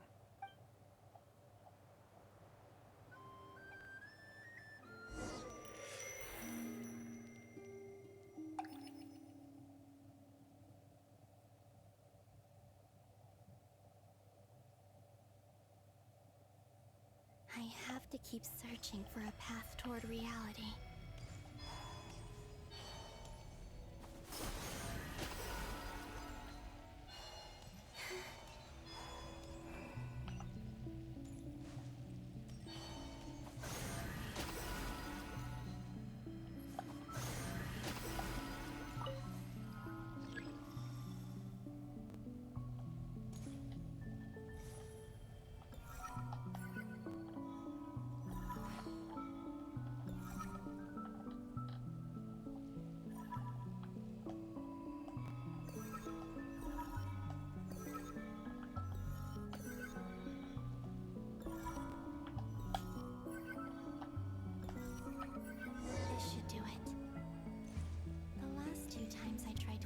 Reality in this space. It consumed a lot of Kuvaki. I'll try and be more careful this time. I need to leave key clues behind using less power. I hope everyone still remembers what I said on Moon Prayer Night.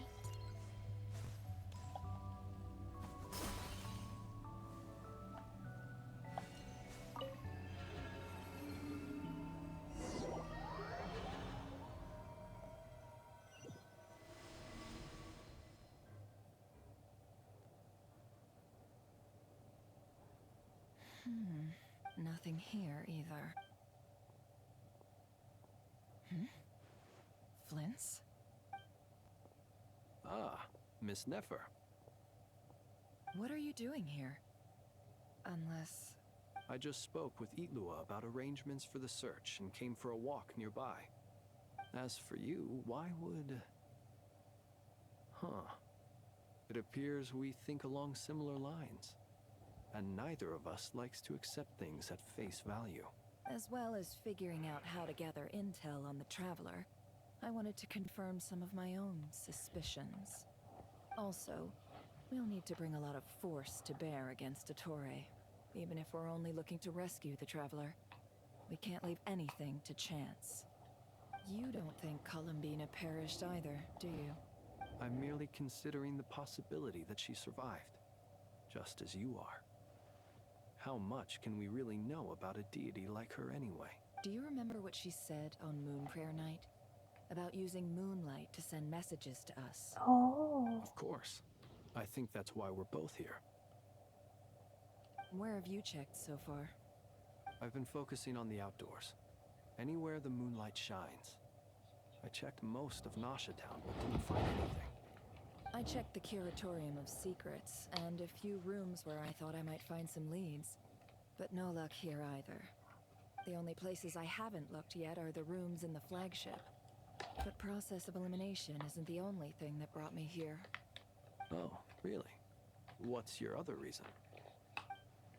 After all that build-up, our mystery ally never showed up even once.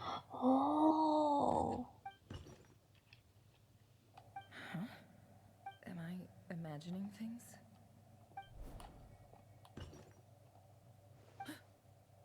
Come on, let's see what's going on. Oh no. I knocked over a vase as soon as I came in. It must have been caused by a Kuvaki fluctuation when I entered the space. Although, it seems like I'm not about to be pulled away this time. It looks like as long as I'm careful with my actions, it doesn't count as influencing reality. Anyway, is this the flagship? The Traveler mentioned that's where she was staying. I only went into the lobby last time, so I've never actually been here before. How does this space work? If nothing else, I can now be sure that it is not simply memory. She mentioned where her room was. I think it's this one.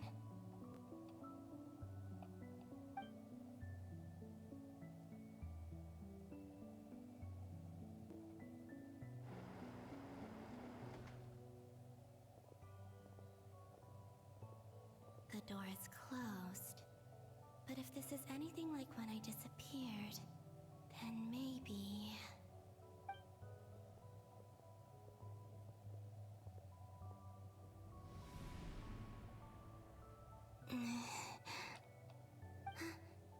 I'm in. She and Paimon aren't here at the moment. I hope she's okay. I wonder what happened to her after that battle with Dottore. Best not to dwell on that for now. I need to try and leave them some clues.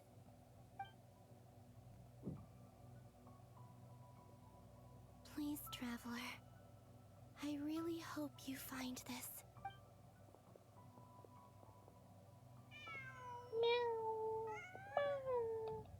Huh. Just a cat. Nothing else here strikes me as noteworthy. Didn't you stay here for a couple of nights once? Before Rerir showed himself, yes. It's also where the Traveler and I first met. Did you notice anything unusual during your stay? I remember thinking how much noisier the flagship is at night compared to the graveyard. Other than that, no. Traveler and Paimon were most congenial neighbors. This is where they've been staying, yes? Over here? That's right. I wouldn't usually condone breaking and entering, but we can make it up to them later. Focus now.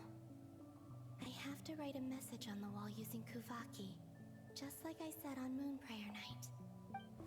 Simply open your windows on nights when the moon shines bright, and the moonlight will naturally flow towards the words I have written. Here goes. I'll need to carefully control my strength.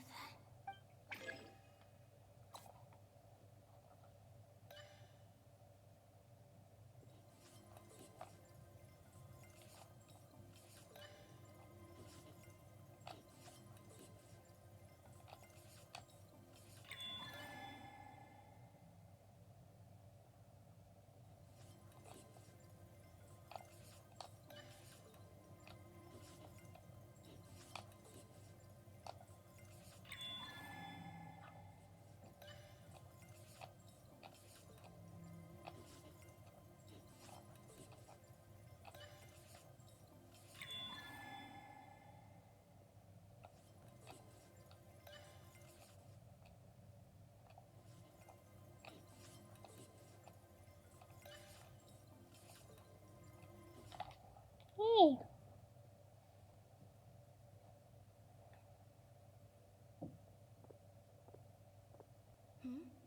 There's a noise outside the door.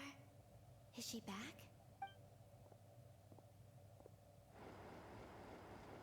Please, you have to see these words.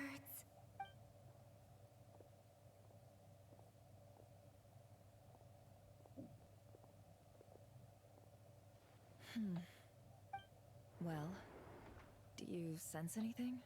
Unfortunately, no. And this place was our last chance. Not necessarily. We've only looked in Nasha Town so far. Miss Columbina said she would leave messages at her friends' dwellings. It's still worth checking where Miss Lauma lives and where I live. Let's try and make some time to look into those then. Wait. What are you waiting for? Paimon might have overeaten slightly. What's that look for? This is a victory feast. It's normal to eat a little more than usual. The Traveler in Paimon. It's really you. But why are they talking about a victory feast? Huh. You worried Paimon sick while you were out there fighting Rare. So this is your chance to make it up to her, alright? Wait. So this is the night after the battle against Rarier. How did I end up here? Wait. Time. That's it. Every time I've entered reality within this space, it's been at an earlier point in time. Every one of those points has been before I fell into the moon's reflection. And everything I've done to affect reality really did happen in the past. Does this mean that within the moon's reflection, time flows backwards? Starting from the moment I fell in? Not long till Moon Prayer Night now. It's gonna be even livelier than tonight. Although, it's gonna be sad saying goodbye to the Damselette. She seems like a really nice person. Paimon. No, I can't.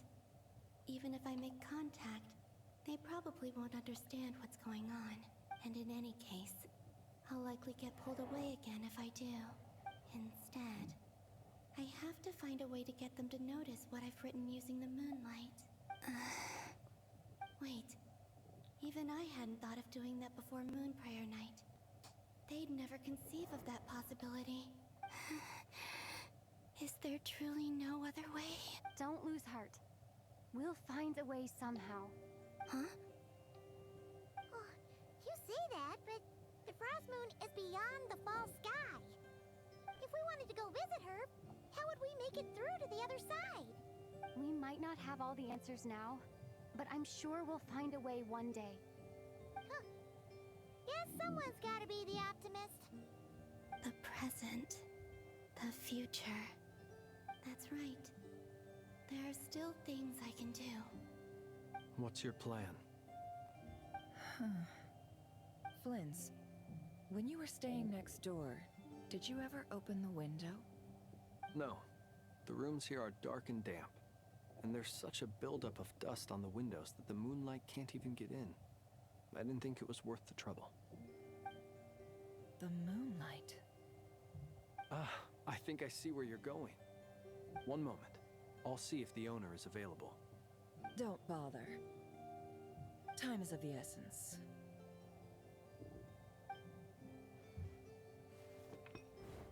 Time. Even if no one sees what I've written at this moment, maybe someone will remember what I said after Moon Prayer Night. I need to write down as much information as I can. And maybe one day...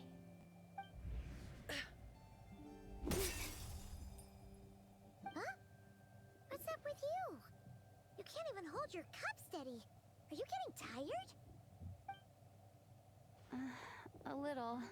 Well, you should probably hit the hay then. You've had a really tough couple of days for you.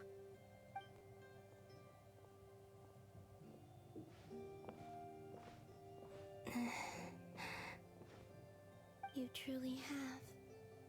You helped defeat Rarier, helped me reclaim my name, and you helped the others organize Moon Prayer Night. Wherever you are right now, I'm sure you're still fighting against the injustices of fate. This is all I can leave for them. How I wish I could stay here. But it's time for me to go. I hope to see you again in the next time. And if the opportunity presents itself. I will surely return to your side. Huh. Columbina. She's alive. Not only that, but she's left us an entire wall's worth of clues. She even wrote down what would happen on Moonprayer Night. I am here. Time in this place flows backwards. I am constantly moving forward. It sounds like she's found a way to influence the past using Kuvaki. But her future is our past. So, these words have been here ever since we defeated the Ray Hero Solnari. We just never discovered them. Which came first, the chicken or the egg? Do you ever mull over questions like that? Only when I'm in a good mood and at leisure. Well, I never do. Everything that has happened already belongs to the realm of fact. As a business person, and especially an intel broker, what I do is extrapolate from those facts to try and read the future. An admirable philosophy. It's a means of survival. Let's go. We have a wall's worth of clues to share with the others.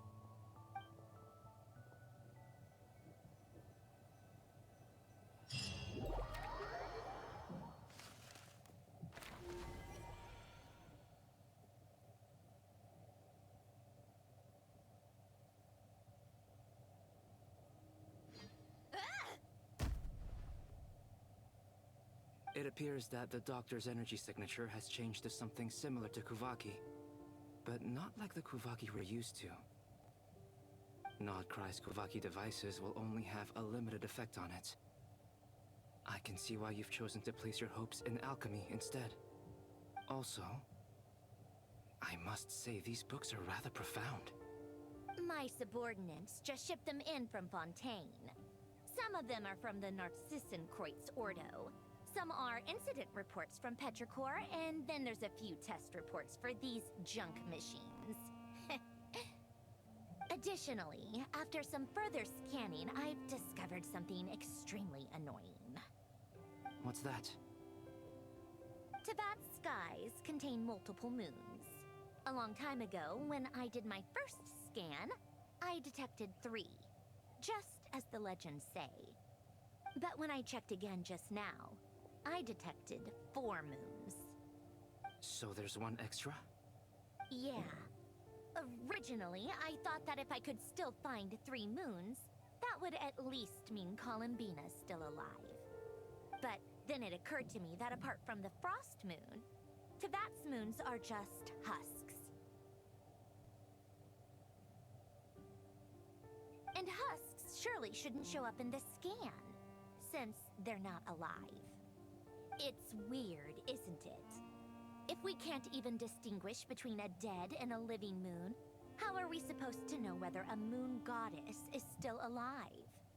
Or does this mean that the moon marrows are equivalent to the moons themselves? It's certainly possible. In which case, the 4th moon you detected may be Dottore artificial creation. So he wasn't bluffing.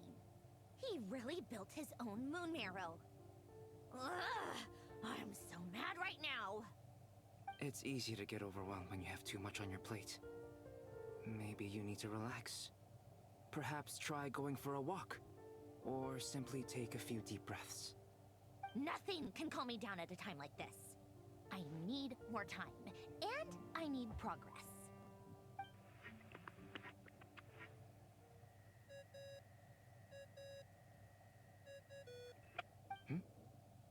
It's Mr. Flynn's. I really hate that ringing tone. Ugh. First the 4 Orthants of the Narcissenkreuz, then Moon Marrows. Now what? Oh, sorry if we're disturbing you. Might I ask what's troubling you? What do you want? We're busy. Are you still at the Curatorium of Secrets? Yeah. Look, everyone else is still out, so there's no hurry. Plus, I'm busy, so I would appreciate if you gave me some space. Even though we have crucial intel to share? Fine. I'm listening. Do you intend to share it via the Dodo communication device? Ordinarily, I would, but this is a unique situation. I think it's best that we discuss it in person. See you at the Curatorium.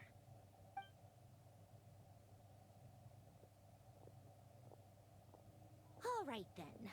So, what's the situation? The rest of the team is still out working on their missions and evacuations, but we've decided to fill you in on the most crucial information first. Sandrone, you were right. Columbina is most likely still alive.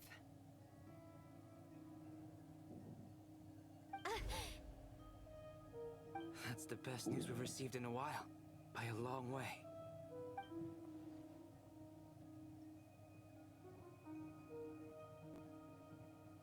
Random locations. Appearing in reverse order? Are you serious? So not dying isn't enough for the Moon Goddess, huh? She has to show off too. Anyway, does this mean we can deduce her condition from the Moon Marrows? Miss Androne, there's nothing wrong with simply admitting that you're happy to hear the good news. I'm not. And she's the least of our problems. We're facing a huge crisis. If she can't control the flow of time in there, she's just gonna keep moving backwards. Different points in time won't intersect, and she'll never find a way out. Let's say life begins with a drop of water. When did time begin? The moment this planet came into being? No, that's not right. Her final destination would be the moment at which the space she is in was created. But it doesn't seem like we can influence that space from the outside world. So how can we help her?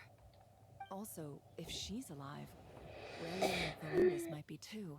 But as far as we know, neither of them have come back out. That space may not have an exit at all.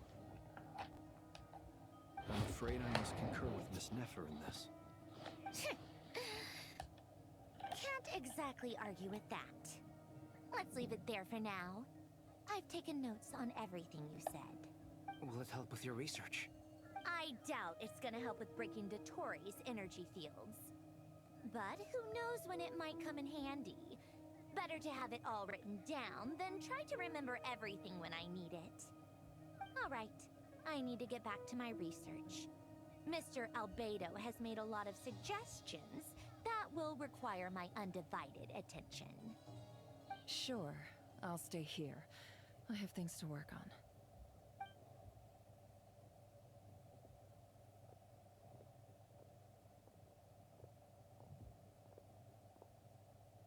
Paimon, are you there? Oh, right. She went with Varka to Natlan, didn't she? Good thing we've moved her and the Traveler's luggage in here. Speaking of the Traveler, where could they be? There's a note from Paimon. Paimon here. Not in at the moment, but if anyone needs to borrow her stuff or the Travelers, go ahead and help yourself. Paimon won't be mad. Also, Traveler, if you get back before Paimon, make sure to get some rest. Paimon misses you a lot, but put your health first, alright? How sweet. Well, since you offered, Paimon, don't mind if I do. This is the Traveler and Paimon's luggage. All the items they use day to day are here. It's well organized. I wonder which of them is responsible for that. What do we have here?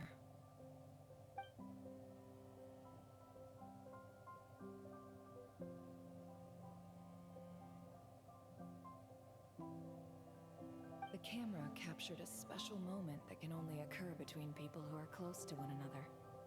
You can really sense how the photographer feels about their subject. I wonder why this picture was placed outside. Is it because Paimon recently looked at it?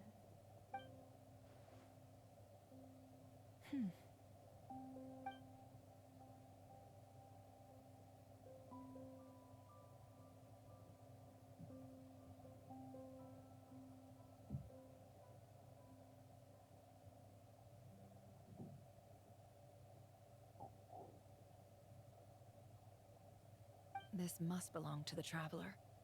Perfect. I'll use this. Hang in there. We'll find you.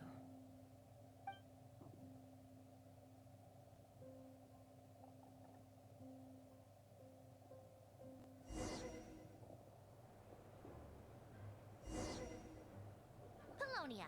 Search keyword world formula and bring me all relevant books.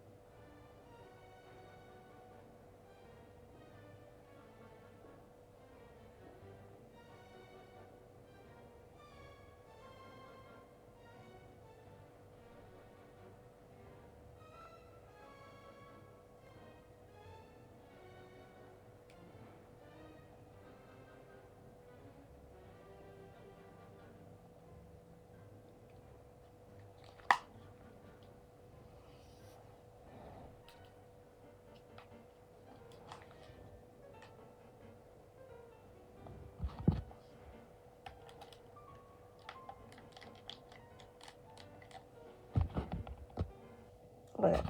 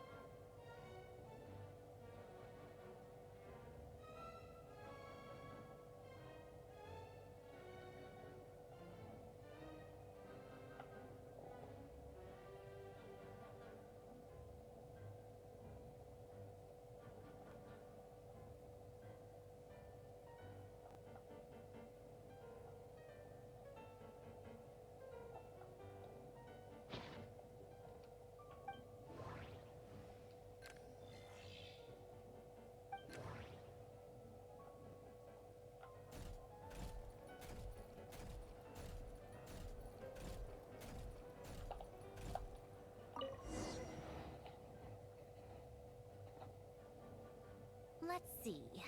This one is on Tonki's sermon dictation concerning the apocalypse. I believe that the correct term for this is Fortuna. This was an ancient Romorian technology, a wisdom unparalleled. I never imagined that Romorian ideas would be so similar to the diagram I have named, the World Formula. This is strong evidence that human civilization should gradually shed possibilities as it continues to explore and evolve. The end of humankind may well be upon us right now.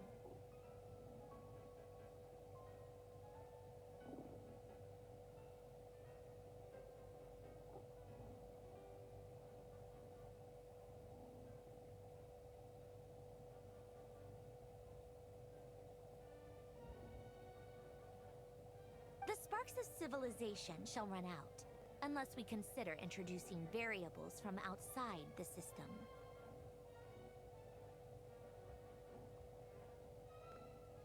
Variables. Surely that can only mean one thing.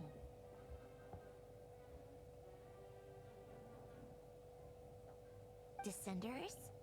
Dottore likely captured the Traveler because of her Descender status. But the Three Moons' authority comes from the world itself. Why would Dottore need anything beyond that? Where does this variable factor in? The world formula calculates the fate of an entire world. Introducing a variable would therefore give us...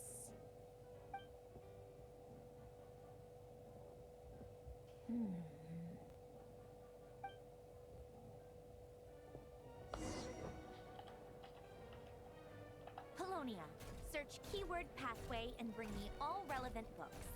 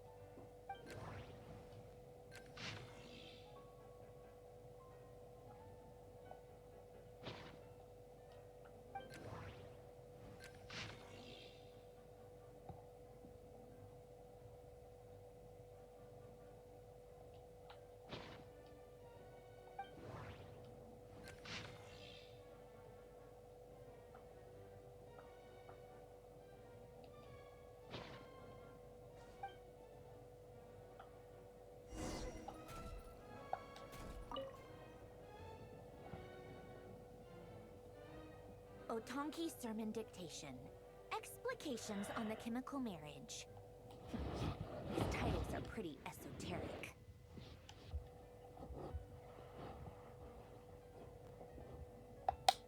Observe and compute the pathway displayed in the guidance diagram. Deconstructing and reversing its effects could generate potential ideas. So, it's one of Renee's draft lectures. Deconstructing the pathway. I suppose that could lead to a breakthrough.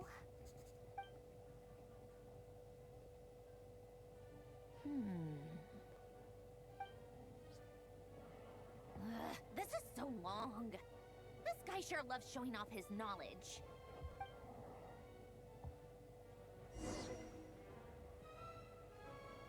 Polonia. Search keyword tree model and bring me all relevant books.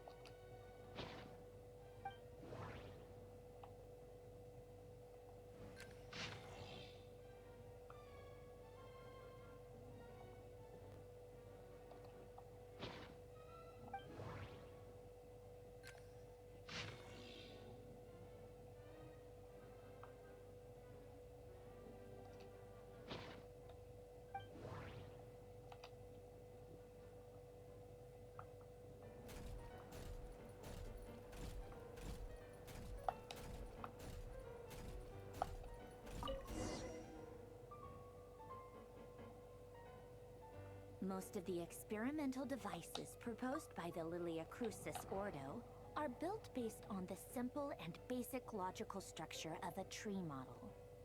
Lilia Crucis. Guess they were trying to cover up the name of the Narcissenkreuz Ordo? When Duke St. Germanus departed, he said, "It seems that there's no going back." Alas, he is only a genius when it comes to machines. In all other things, he is but ordinary. Excuse me? I'm sorry. That's just ridiculous. What kind of book is this? Great Detective Herlock, The Alchemist and the Clockwork Saint? Isn't this a novel? Come on. Still, the author swears that they knew Renee well. Whatever. I guess it's not beyond the realms of possibility that Renee would say nonsense like that on occasion. Memory, wishes, souls, and persona. Frankly, this sounds more like occultism, but if Albedo vouches for it, I suppose there must be some alchemical basis to these techniques. The way Alain Guillotin saw it, the world was comprised of machines. The universe needed machines, and thus his technologies were created. That's why I was born. Renee, his full name was René de Petrichor, if I recall correctly. Sounds like he and the town must be intricately connected. That place was also the source of most of our information regarding Remurian civilization. Seems like some of his projects were based on their technology. The cutting of souls and storing them in vessels. These seemingly unrelated techniques underpinned Renée's research. Assuming that the four orthants correspond to alchemical categories. The chemical marriage model? Alain would have scoffed at that. He never would have let those theories or parameters anywhere near his mathematical formulas.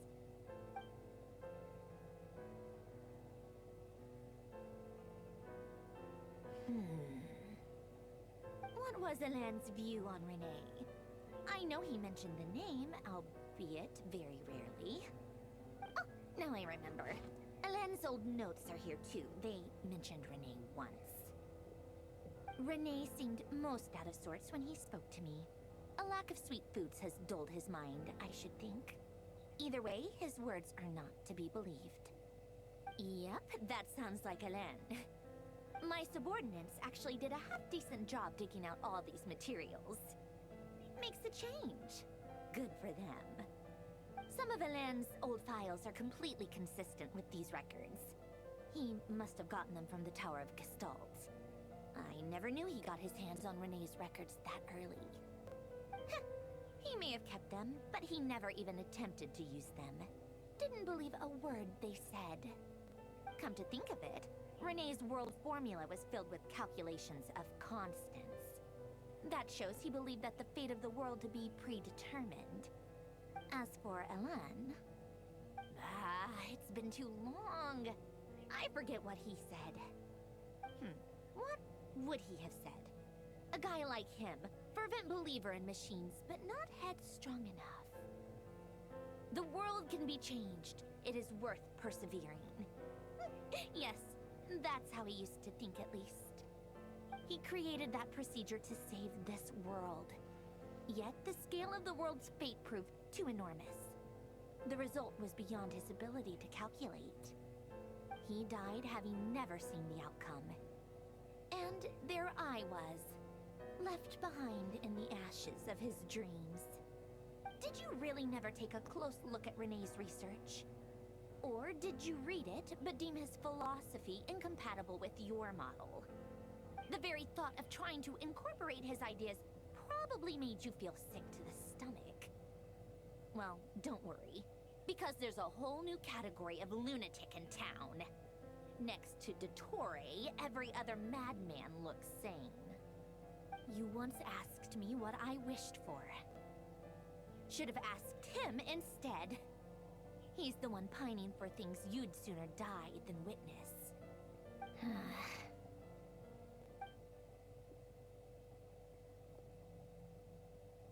Even the tiniest variable can make big waves in the present. Now then, allow me to put these incompatible fragments together in your stead. First, establish and verify the existence of the Great Circle. Absolute nihil on one end, absolute reality on the other.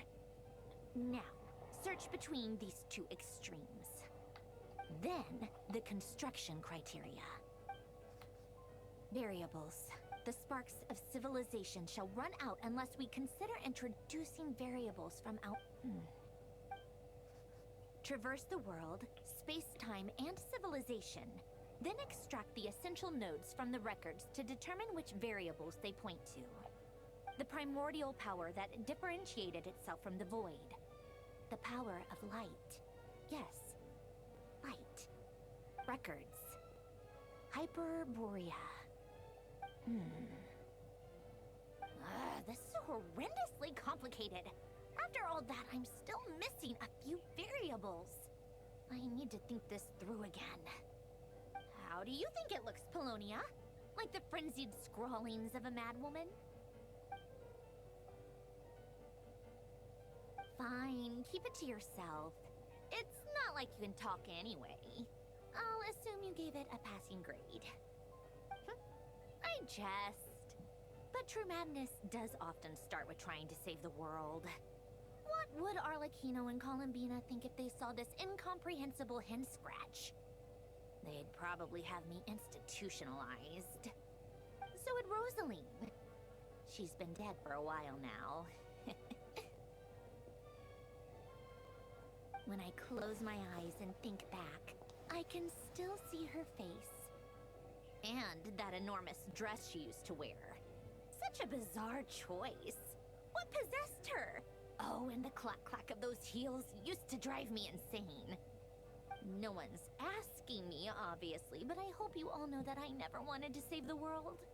I'm not crazy. I don't have delusional ambitions, and that's a clinical fact. The world needs a solution, but I don't need the world's validation. It's the world begging me for answers, not the other way around.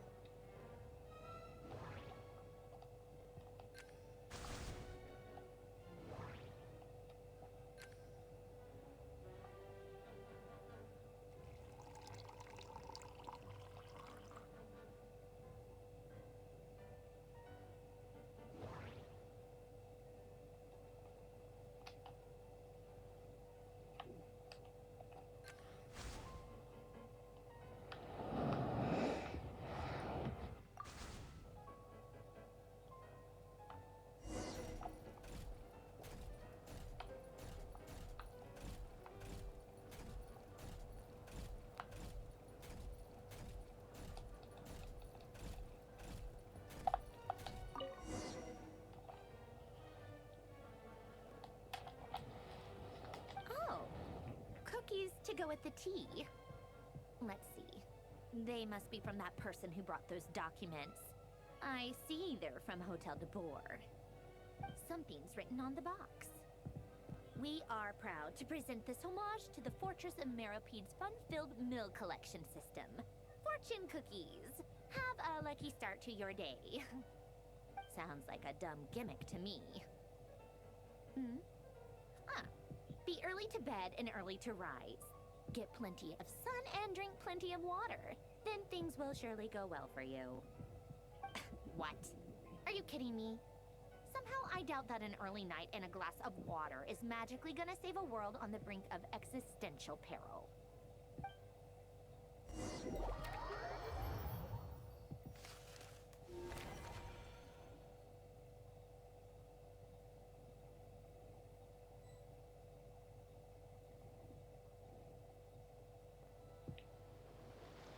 Lady Arlecchino, word has reached us that Lady Marionette's troops are all in position.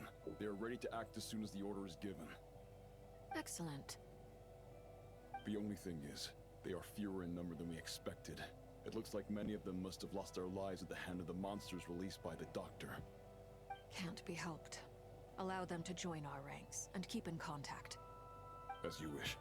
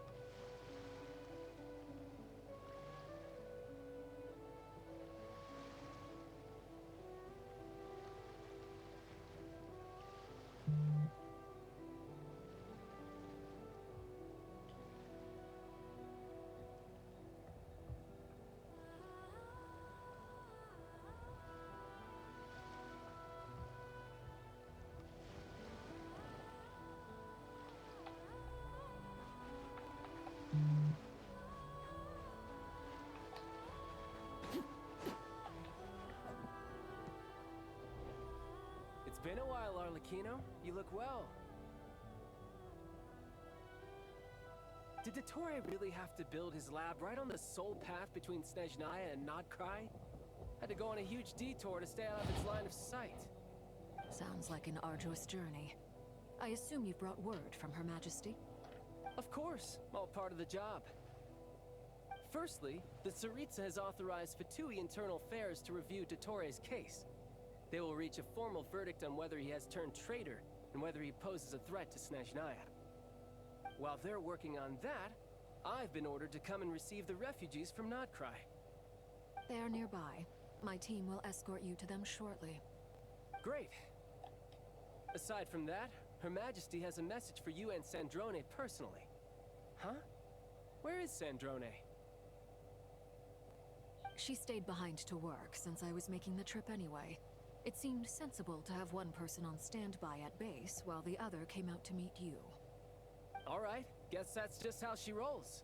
In that case, tell her that the Tsaritsa's decree this time is pretty awesome sounding. I think she'll like this one. Still, I wonder what... Wait, what's that? Did one of our troops turn into a monster? Take him out.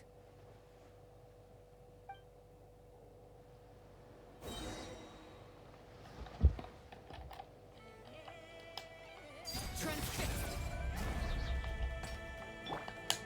Riptide!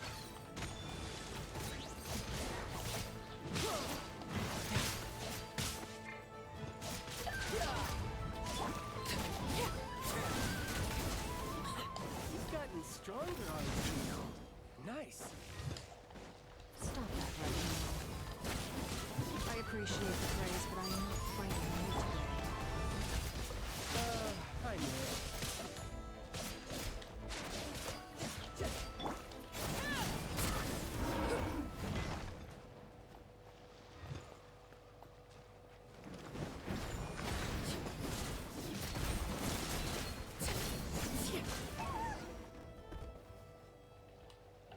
I can't believe it.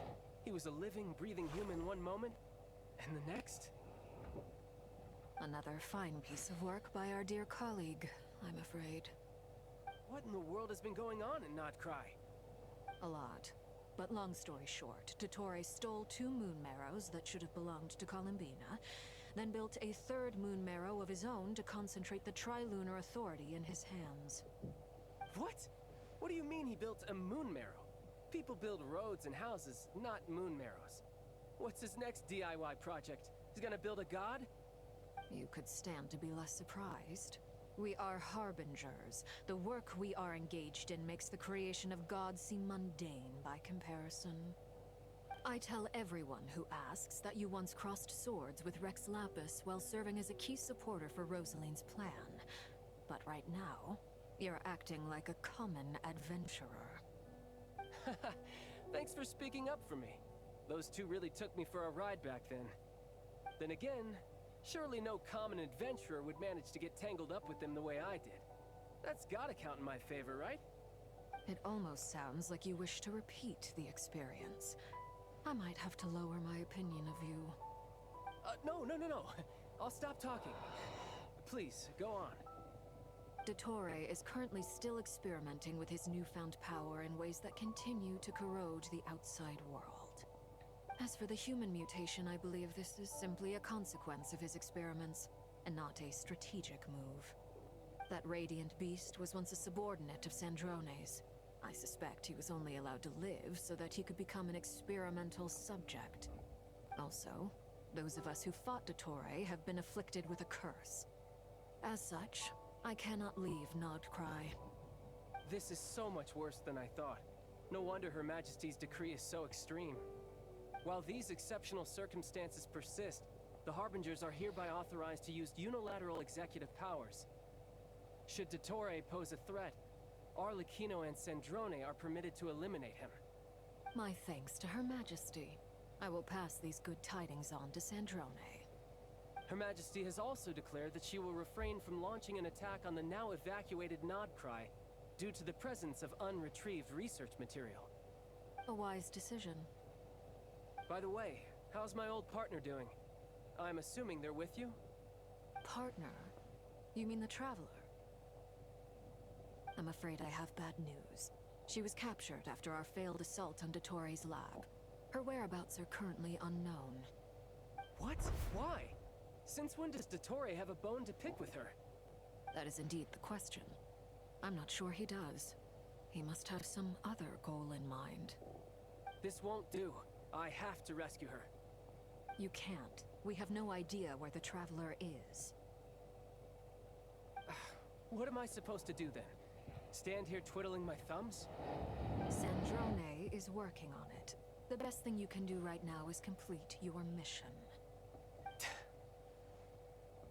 Fine. I guess I'll leave this to you then. One last thing. Tell the Rooster to get the message out to the gods and citizens of every nation in Teyvat. Beware. An uncontrollable pollution is spreading forth from Nodcry. The source of that pollution is a madman drunk on the success of his experiments. The Fatui and our allies will endeavor to contain the threat. However, if Nodcry falls, things are likely to escalate. Considering Dottore is one of our own, all Fatui stationed in Nodcry consider it our duty to stay and fight him to the bitter end. Whatever the cost. Hey, don't be too pessimistic. If it comes to it, I'm sure Her Majesty won't stand by and do nothing. I hope you're right.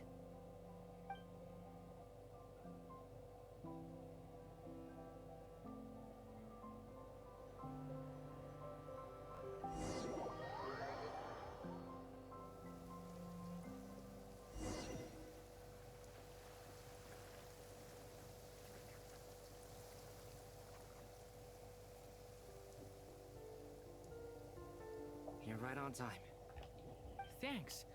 Hey, do you think I'll get that gliding exam exemption? I made sure I was on my best behavior in Mondstadt. I landed well outside the city and walked in through the gates. I'll help you apply, don't worry. For now, let's see what we have here. What are the Doctor's energy fields even made from? The usual attract and repel principles that govern Kuvaki don't seem to apply to them. They are very mysterious, but ultimately, they appear to be comprised of energies from the three realms. Thanks to research by Master and the Hexen Circle, we know that Teyvat's 7 elements are derived from the more primordial power of the Light Realm, which is antagonistic with the power of the Void Realm. Since you have the power of the Dragon Durin within you, I'm sure you can already tell that this energy field contains no abyssal energy. That's true.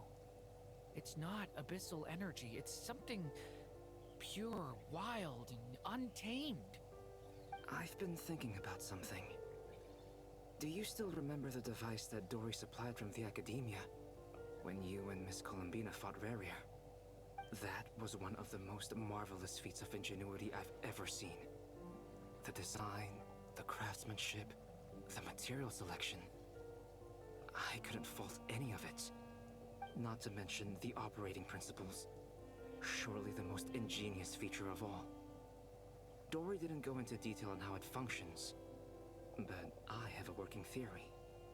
The clue was that Miss Columbina was somehow able to use the pyro energy that you provided, despite the fact that, as a moon goddess, she should only be able to use Light Realm energy in principle.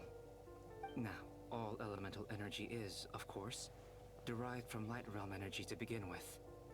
Hence, I suspect that the device works by restoring elemental energy to its original state. This presumes a theoretical model of the 7 elements akin to that of light refracted through a prism. Perhaps it is no mere analogy. Maybe there is indeed a prism in this model. I almost wonder if the idea for the device was conceived based on direct observations of said prism. It would explain how such an ironclad design concept was achieved. It is at once a masterwork of engineering and a groundbreaking application of the Academia's latest elemental theories. I suspect only Lesser Lord Kusanali herself could have devised such an ambitious technology. But back to the energy field before us. If this is pure Light Realm energy, its relation to elemental energy is one of integration versus division. Or you could say that the former contains the latter. Could this mean that elemental energy can dilute the power of the Light Realm? Should we give it a try? We should.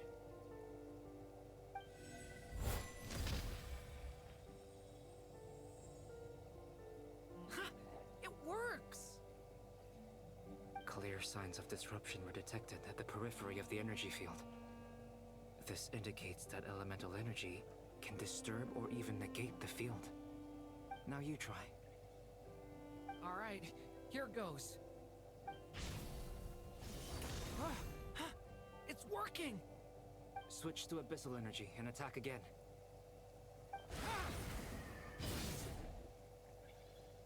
No surprises there. Abyssal power drains the energy field to a significantly greater extent. I now feel confident in asserting that the energy field is indeed pure Light Realm energy, and that elemental energy can dilute it. But the energy field is huge. How much elemental energy will it take to neutralize it? We don't have to neutralize it completely. We can try other approaches. That's all for theory. Would you like to continue watching? So you knew I was here. Huh? When did you get here? A while ago. But Albedo sounded like he was working on his thesis defense back there. Back in Sumeru. You can end a person's whole career by interrupting them mid-speech. Very thoughtful of you. I'm truly touched. Could I ask you to lend me a hand? With what? A little test. Try using Anima to unleash a concentrated assault with circular blades, with the goal of breaking through at a singular point. Nice! This time it tore through the field. Tremendous. This is a major breakthrough. Should we go through? We probably shouldn't risk having mutually antagonistic energies in such close proximity. Durin, you stay here and watch the entrance. Hat Guy and I will go in to investigate. Sounds sensible to me. Keep your eyes peeled, Durin. Don't worry, I got this. You two be careful in there. Just give me the signal if you need help, and I'll dive right in. What do you mean, signal? It's based on a new alchemical concoction I developed last month. When 2 bottles of it are smashed on the ground together, they emit a blinding burst of light. If it comes to that, remember to shield your eyes with your hat. Glad I asked. Thanks for the heads up.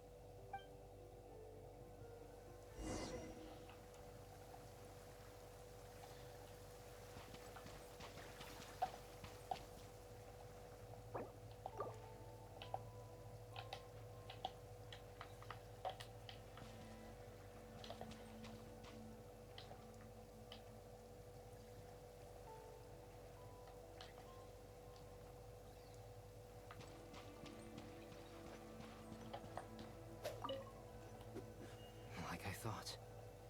Beyond a certain distance, we can't see the opening where we came in. Maybe that's to prevent people from escaping. Sounds like Dottore style to me. Not much has changed. Things are basically the same here as they were before the energy field appeared.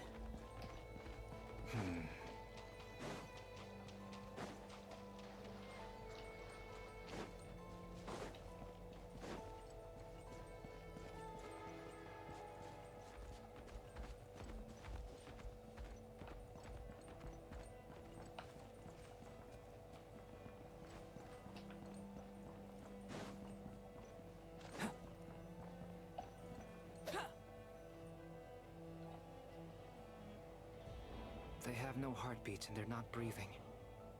We can only assume they're dead. But there are no visible wounds.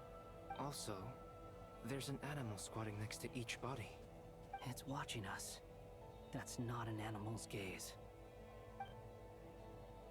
What are you trying to tell us? Doesn't seem eager to talk. I guess maybe it's just an animal after all.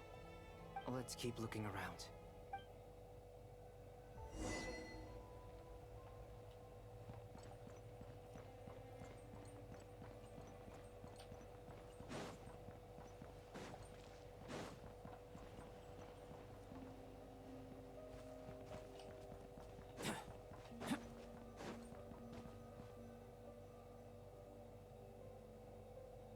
Same situation everywhere. Not a living soul in sight. Just countless bodies with animals standing watch over them. Well, I think we can safely rule out the possibility that they're all pets.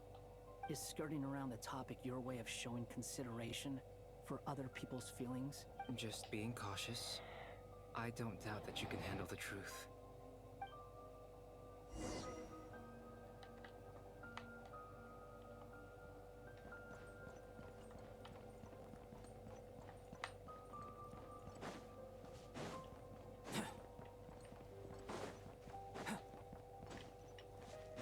Careful. Please,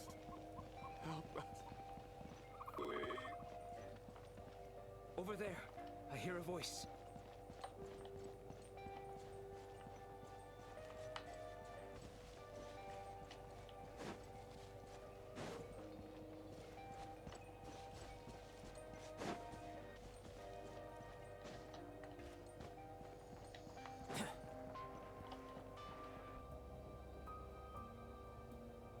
Please. Help us.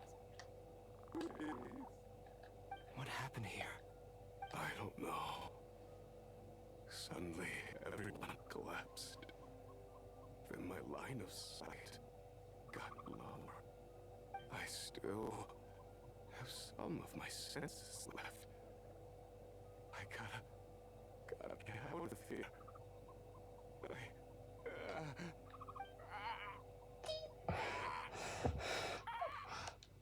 It looks like there's a huge experiment going on inside this energy field.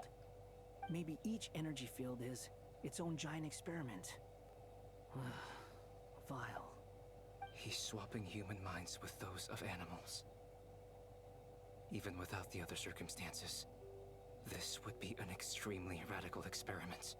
Those people may have lost their sense of selves, but they are not fully animals either. If they were, they would have left. But instead, their instincts are driving them to remain by their dead bodies. We should go. No sense in sticking around here longer than we need to. Agreed.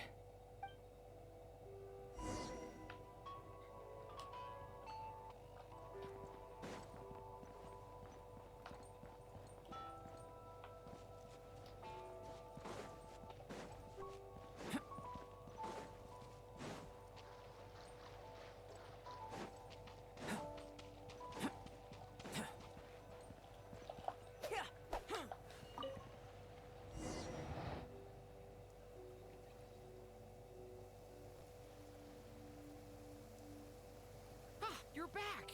Everything okay? We saw some things that take a strong stomach. Otherwise, we're fine. We should share our findings with the others.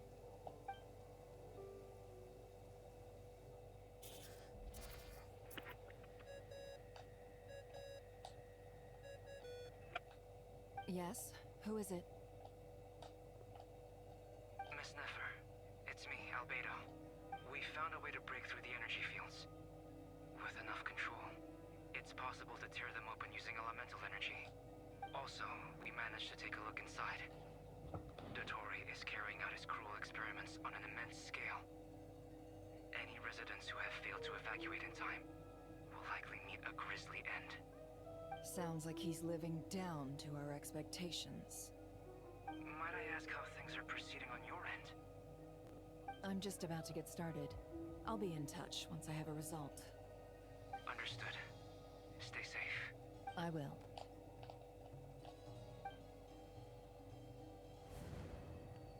Well, Nefer, I'll link up with you once my tasks are complete. What makes you think I'd need you to do that?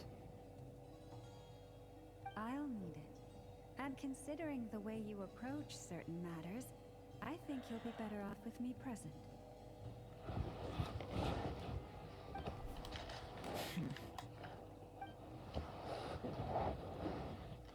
Let's begin. Entering simulation mode. A vast wasteland.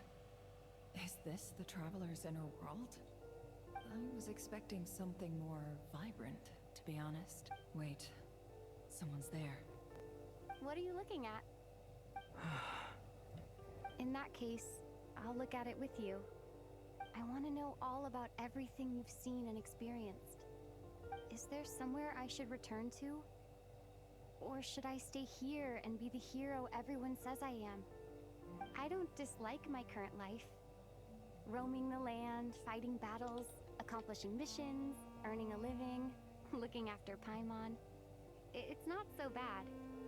I guess the only thing that's missing is that you're not here with me. This is the conscious layer, which contains a person's true feelings. It is filled with both longing and kindness. I suppose anyone who lives long enough ends up wishing for someone who can't be there. Maybe it's the only way we can feel truly alive. Time to delve a little deeper.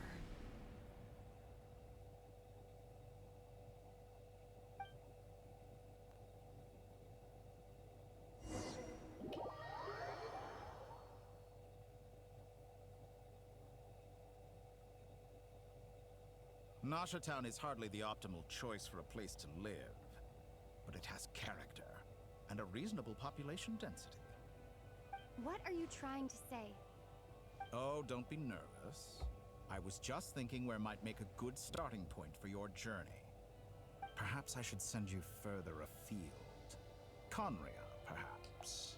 Conria ceased to exist long ago. Once again, you fail to understand the possibilities that the Tri-Lune creates. Anything that has existed in the past, I can now recreate. You simply do not wish to see that happen. That might be because you miss your sibling and fear getting answers that you are not ready to learn. But this is not for me to judge.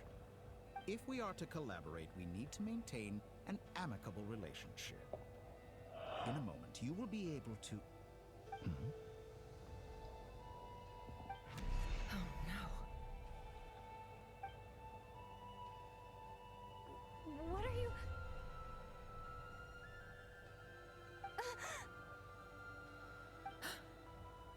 What are you gonna do? Don't move.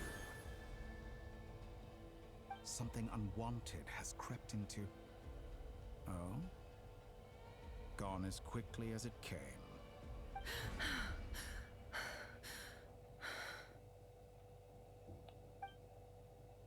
Did you save me? If I hadn't cut the connection, Dottore might have caught you from the other side and destroyed you. This was a good idea, but once is plenty. You were exceptionally brave. Excellent work. Thanks, but now's not the time for that.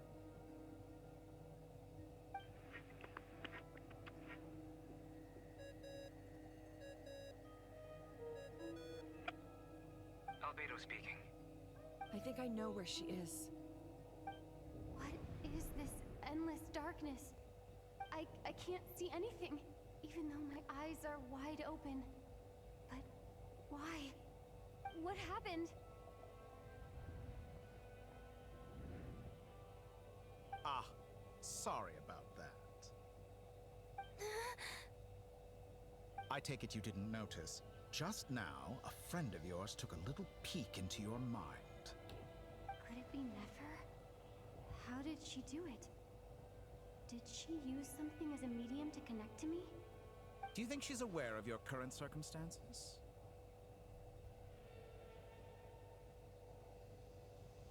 Oh dear. Have I stunned you into silence? I only wanted to slow down your time a little so I could stop your intruder in her tracks. It would have been nice to capture the spy. I must say, I'm finding the ability to adjust the flow of time rather intriguing. The moment you closed your eyes, time seemed to grow impossibly viscous, didn't it? A whole month passed before you opened your eyes again, but only for you. No one else was affected. I dare say this is something only a god can achieve. Point taken. You've proven once again that you have god-tier powers. Oh, you misunderstand. This wasn't about proving a point.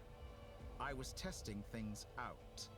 I find I learn best by doing, and I have to admit, time is not the easiest dimension to control. I only wanted to make you sleep for a short while, but it ended up lasting a whole month. Clearly some finesse is required to wield the authority over time as I wish. I hope you're not angry with me. It was only a month's discrepancy, nothing too serious. Had I been off by a year, a decade, or even a century, that would have been quite a different story. You could have frozen me for millions of years. So much for collaboration. You aren't showing much sincerity. Millions of years? To what end? I wonder if you don't understand humans all that well. They are very pragmatic creatures who understand only that which they can perceive with their senses. If I had you sit here for a week, I imagine people might sympathize. But if I left you here for 100, 1,000...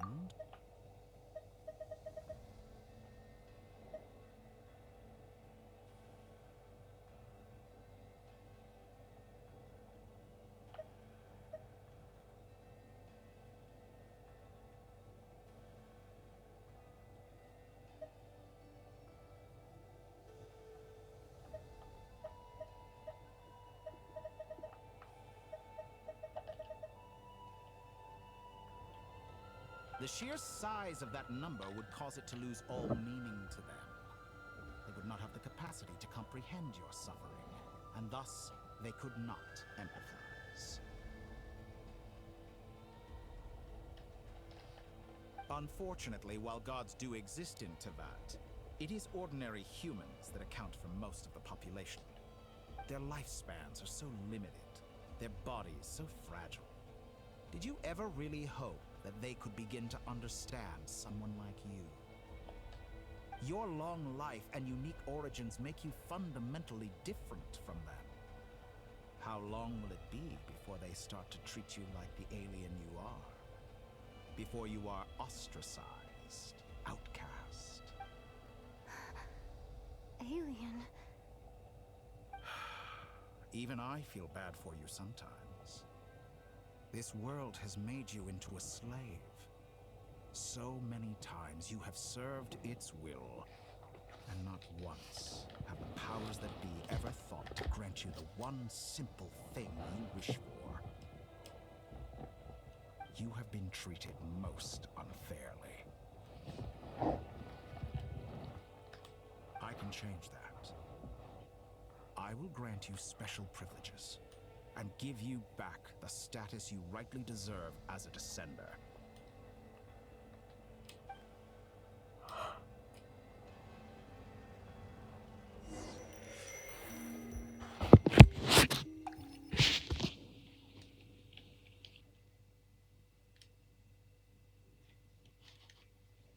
I've entered the past 3 times at this point, but I still have so many questions. For instance, beyond each point being further back in time than the last, what determines the specific locations at which I can make entry? So far, the common thread linking all 3 scenarios is that the Traveler has been present. But it's more than that. I know I sensed something familiar around her. What was it? I'll keep this question in mind as I carry on.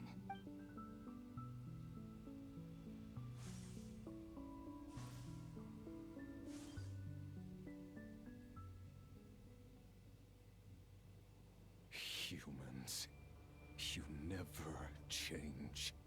Always trying to use powers you neither comprehend nor control. This looks like Star Sand Shoal. Was this before Rerir regained his physical form? You've messed with the cannon again, huh? Sorry, but this round's not gonna go your way. The cannon. That's right. I was at Silvermoon Hall and I sensed an abnormal Kuvagi fluctuation coming from Nasha Town. And right after that, came an ominous power emanating from Star Sand Shoal. My body was once torn into countless pieces and hurled into the swirling chaos of time itself. But even so, my life and will were not extinguished. I wonder if I could try to prevent his resurrection. But how would I do it? What can I do, here and now? Traveler! Behind you! Look at that light!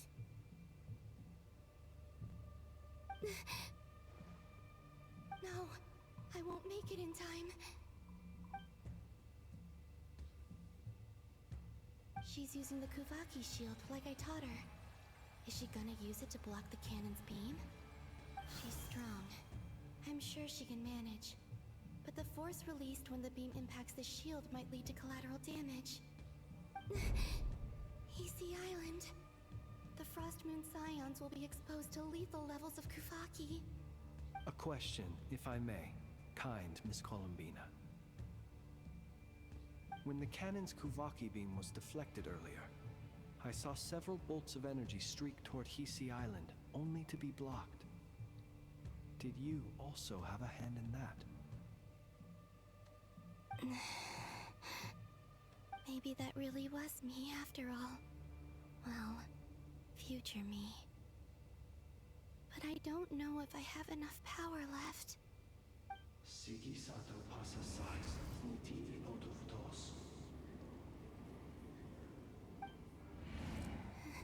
There's no time.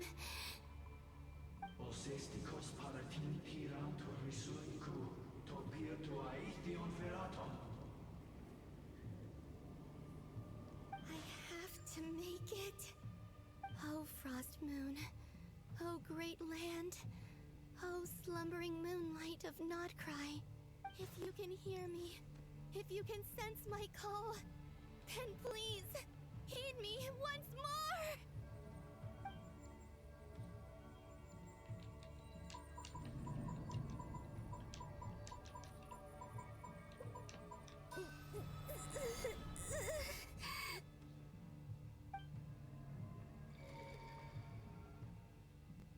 Did it work?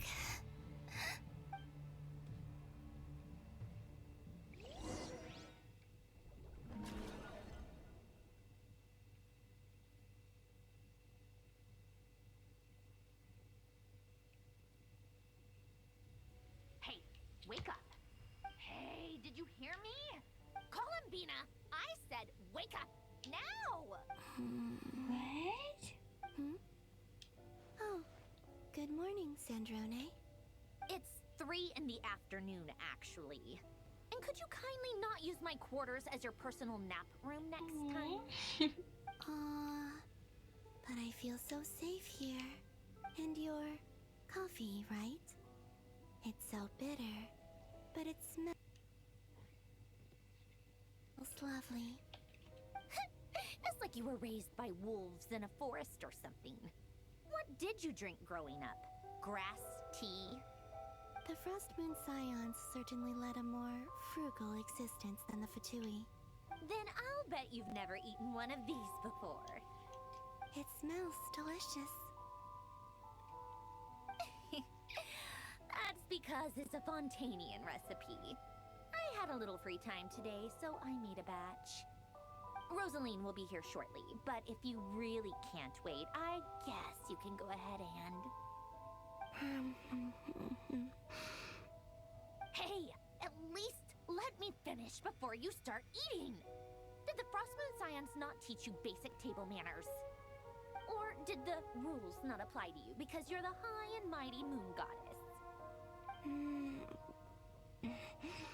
These are so tasty. Of course they are. I made them. I was worried they might contain traces of machine oil. What?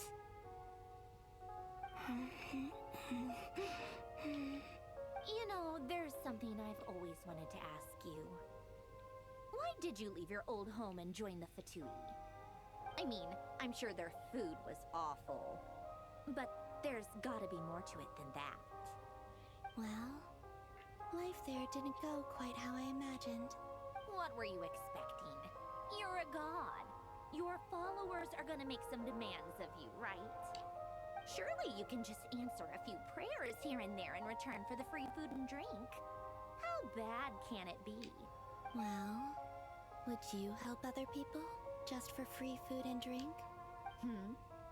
The doctor told me that you were created by a great mechanic, Lord something Fisher. The Lord Artificer. Ugh, some people can't keep their mouths shut. Oh, Lord Artificer. And didn't he have something to do with the, Narcissus? Narcissenkreuz Ordo. Yes, that was it. Narcissenkreuz Ordo. So, would you try to fulfill their wishes? You must be joking. I wouldn't go even if they paid me. I don't even know them. Exactly. Well, I felt the same way. I did not know the people who made demands of me. What do you know? We're on the same page for once. In his later years, Alen did ask me if there was anything I wanted to do. If I had any wishes of my own. Well, I don't. And I'm not in any mood to fulfill someone else's either. Who's Alen? He was the... You know what? Never mind. You're not gonna remember. Anyway, the point I'm trying to make is, neither of us is the self-sacrificing type. Let me ask you this. What sort of place would you like to live in, if you could choose? A place where people don't ask me for things I cannot give them. Where they don't worship me, or fear me, but just want to chat with me like a normal person. I'd also like the freedom to come and go as I please. And ideally, it would be somewhere with the smell of coffee and snacks. Not to burst your bubble, but no such place exists in the world. Now, take your snacks and scram.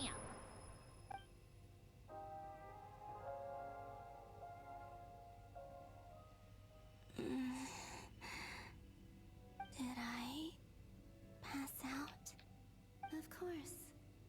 I'm back here again. I dreamed of events from my past. Sandrone.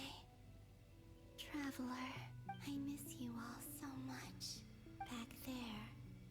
I guess I managed to harness all the Kuvaki energy on Hisi Island. But how did I do it? Time is flowing backwards here. And I can use that familiar power to enter the world of the past. That mystery ally everyone talked about. It was me all along. I can sense that there isn't much more power remaining up ahead. What lies at the end of all of this? Will time keep flowing into the past? And will I ever find my way back?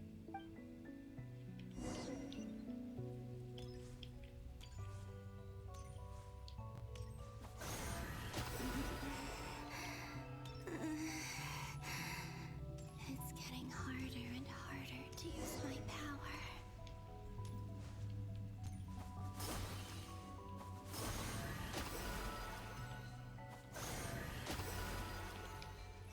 I'm no match for the Abyss in this state.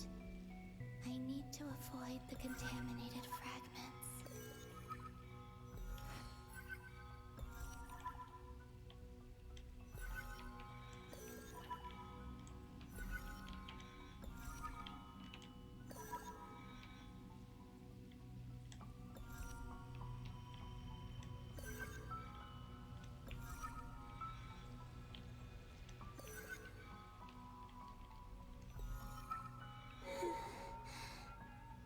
Time to go. I wonder where I'll find myself this time.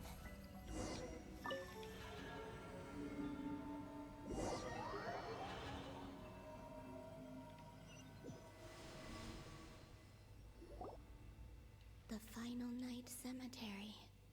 This is where Flint's is based. Or not! How are we supposed to read through this many files? Difficult, yes. But it is also... Seems like they're searching for information. Oh, I remember. Flint and Varga talked about some files on the Wild Hunt. Difficult, yes. But it is also our most efficient option. Was this my doing too? To expose the true intentions of this Rarir, we need to dive into Notcry's history. Are my actions changing the past? Or are they simply completing a process? Is all of this inevitable? Or am I the one making these decisions? If I choose not to help them now, will it change how things turn out? Hope we don't land on our heads then. They're my friends. I can't not help them.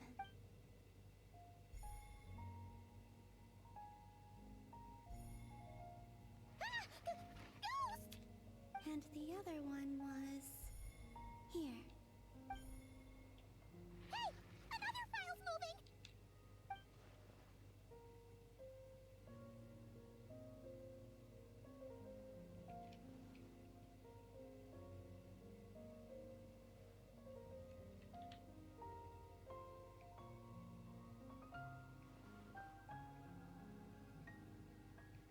That should do it. Hmm? Luanatar? You can sense my presence? Wait!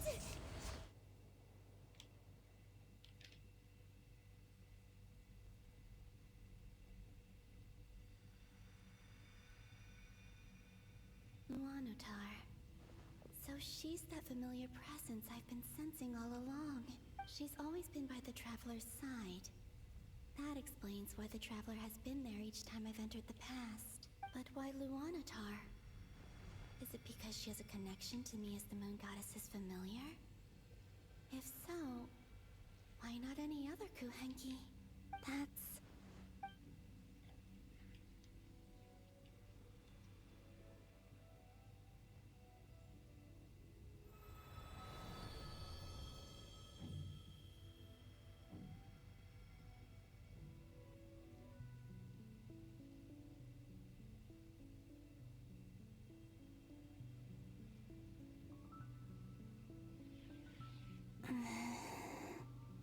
I cannot sense any power up ahead.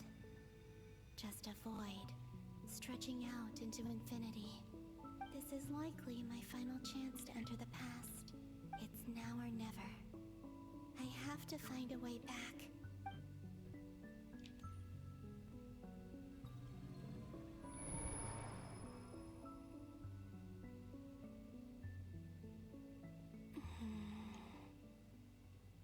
Hisi Island?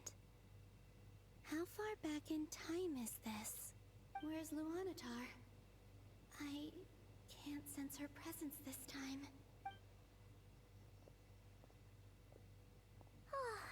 Seeing Enefa and Aino reunited like that sure was heartwarming.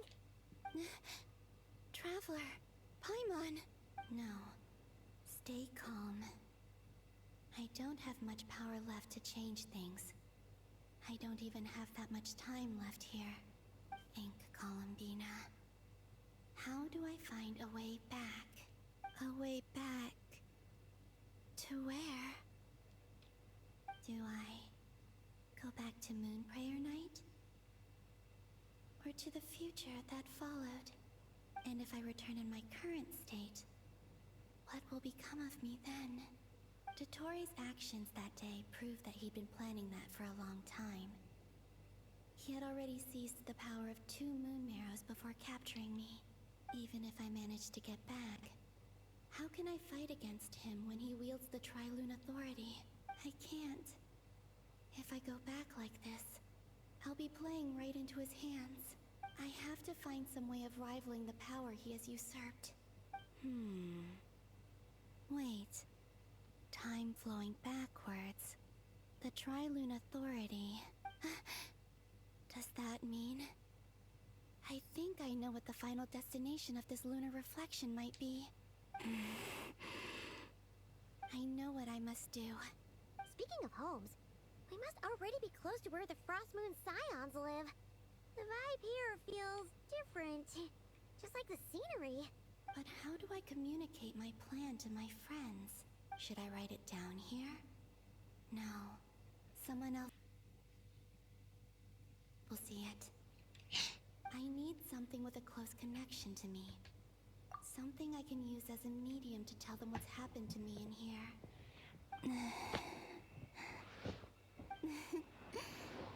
Now it makes sense.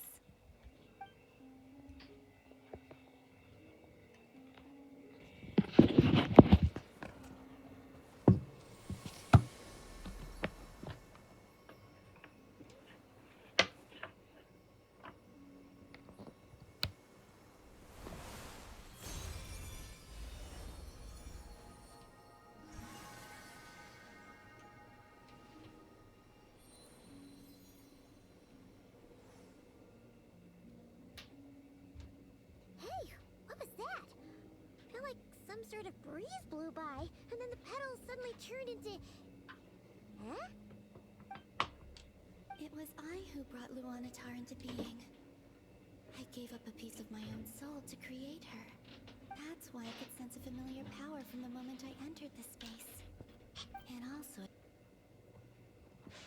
explains why she's been present in every past location that I've entered. Because we have a deep connection. Hey there! What's your name? Oh, that makes The sense. reason why there are no more gates to the past after this point is that Luanatar hadn't been born then. No wonder I sensed the trace of a blessing when we first met. But I still didn't recognize the soul hidden within you. Back then, I was just a little lost dove. I had yet to become Columbina Hyposelenia. Go on now. We've got stuff to do. Best you find someone else to hang out with. Hey, you scared it off. I'll be counting on you. Remember to stay by the traveler's side, guide her, and help her in my stead. Oh, and bring her to the garden where the moon prayer blossoms grow. There's a little lost dove there who will need her help. Go on.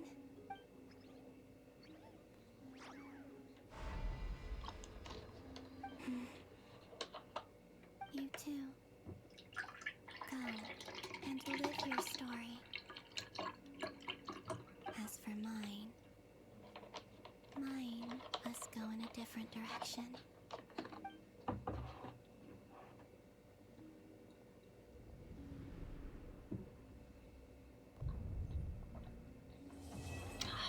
Let's go. It's been what? 3.5 hours. I barely remember anything. I was asleep most of the time, I feel like.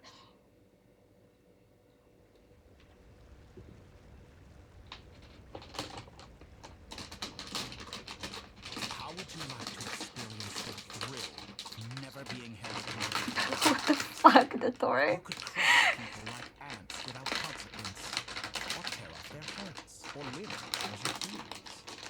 Believe me, such a life is but one small step away. What point is he trying to make? Freedom? But the freedom to kill? To do evil and get away with it? Why would you offer me that? The creation of a world is the ultimate scientific experiment. I have taken my research to the highest level, where I shall be not just a god, but also a servant to many sacred spirits. I shall heed the truth and perform holy deeds. A god's laboratory is the best playground, but it needs the right occupant to explore its full potential. Mortals are found everywhere one looks. Not so with Descenders. I'd prefer my first guest to be a distinguished individual such as yourself. And I know you could make the most of the opportunities it offers. So the condition for entering the New World is to take innocent lives. The same dilemma that Rerir once faced. Could I really bring myself to kill others for my own benefit?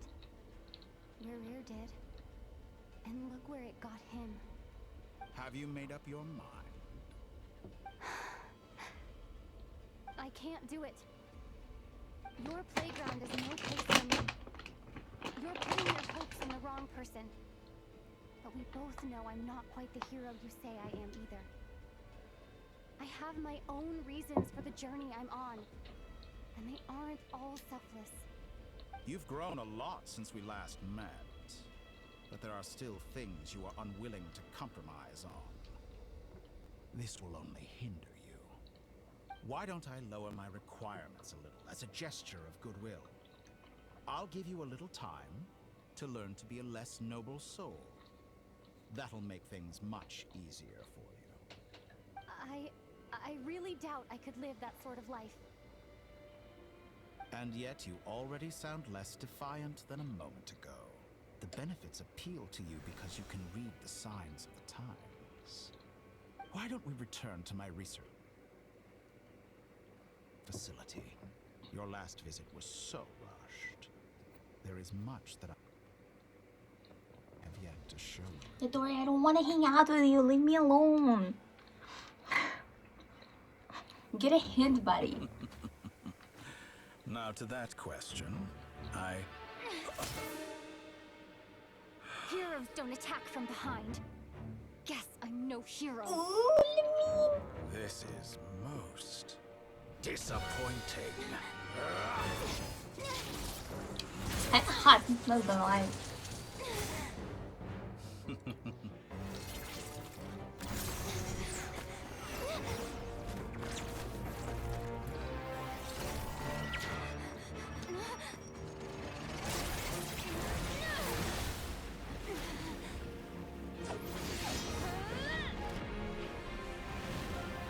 Oh, let's fucking go. Let's fucking go. Multi-element traveler.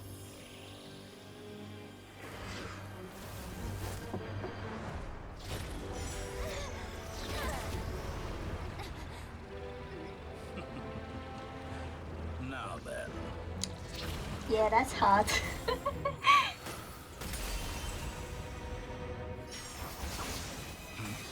Oh shit!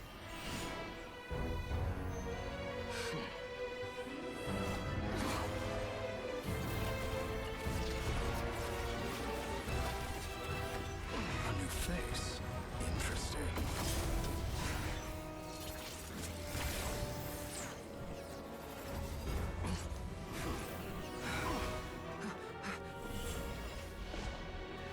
Yeah, let's go.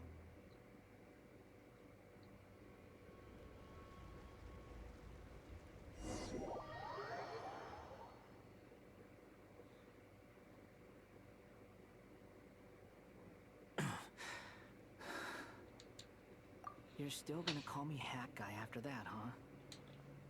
I didn't see anyone else in there who needed saving. It's nothing. I'll be fine. Why are you looking at me like that? Is it that shocking that I'd come to your rescue? I owed you a favor back in Sumeru. Now we're even. Distracting Dottore was tough. I won't lie. He's not gonna fall for the same trick twice. That was my one shot. I'd hoped to use it to take him out. Ugh. I never wanted to obliterate someone more than I do right now. Dottore doesn't recognize me, but his segments were originally made based on an analysis of my operational principles. I expect it's only a matter of time before he figures out what I am. So Dottore doesn't recognize Wanderer because he deleted himself from Irminsul. Did he really miss his only chance for revenge by saving me? Why the long face? Hey, I'm not blaming you, okay?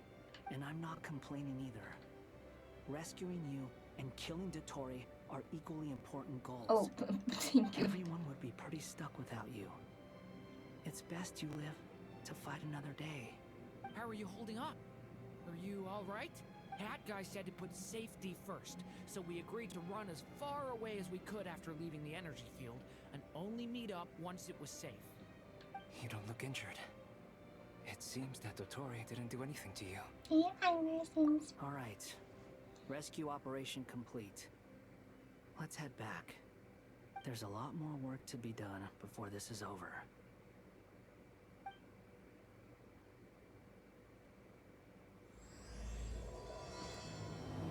Okay, now we're going to the moon.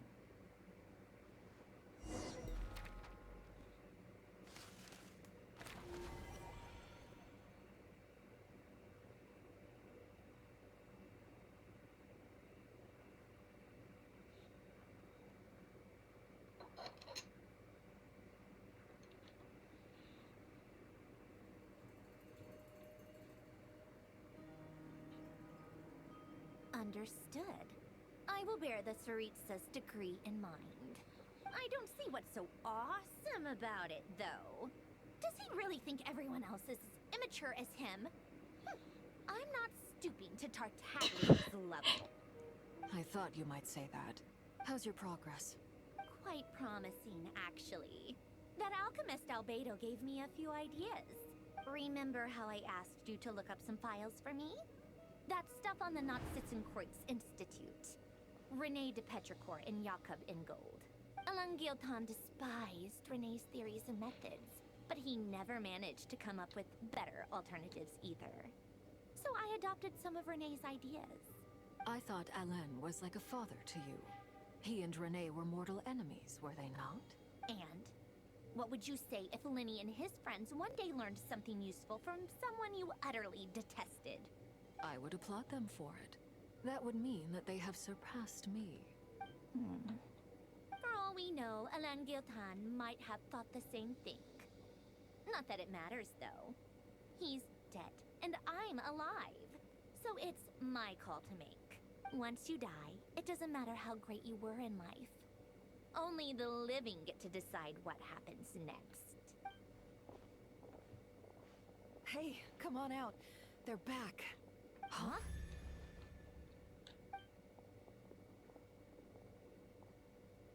You're back? And your head's still screwed on? And you still have all your limbs? What does it look like? Way to keep your composure, madam.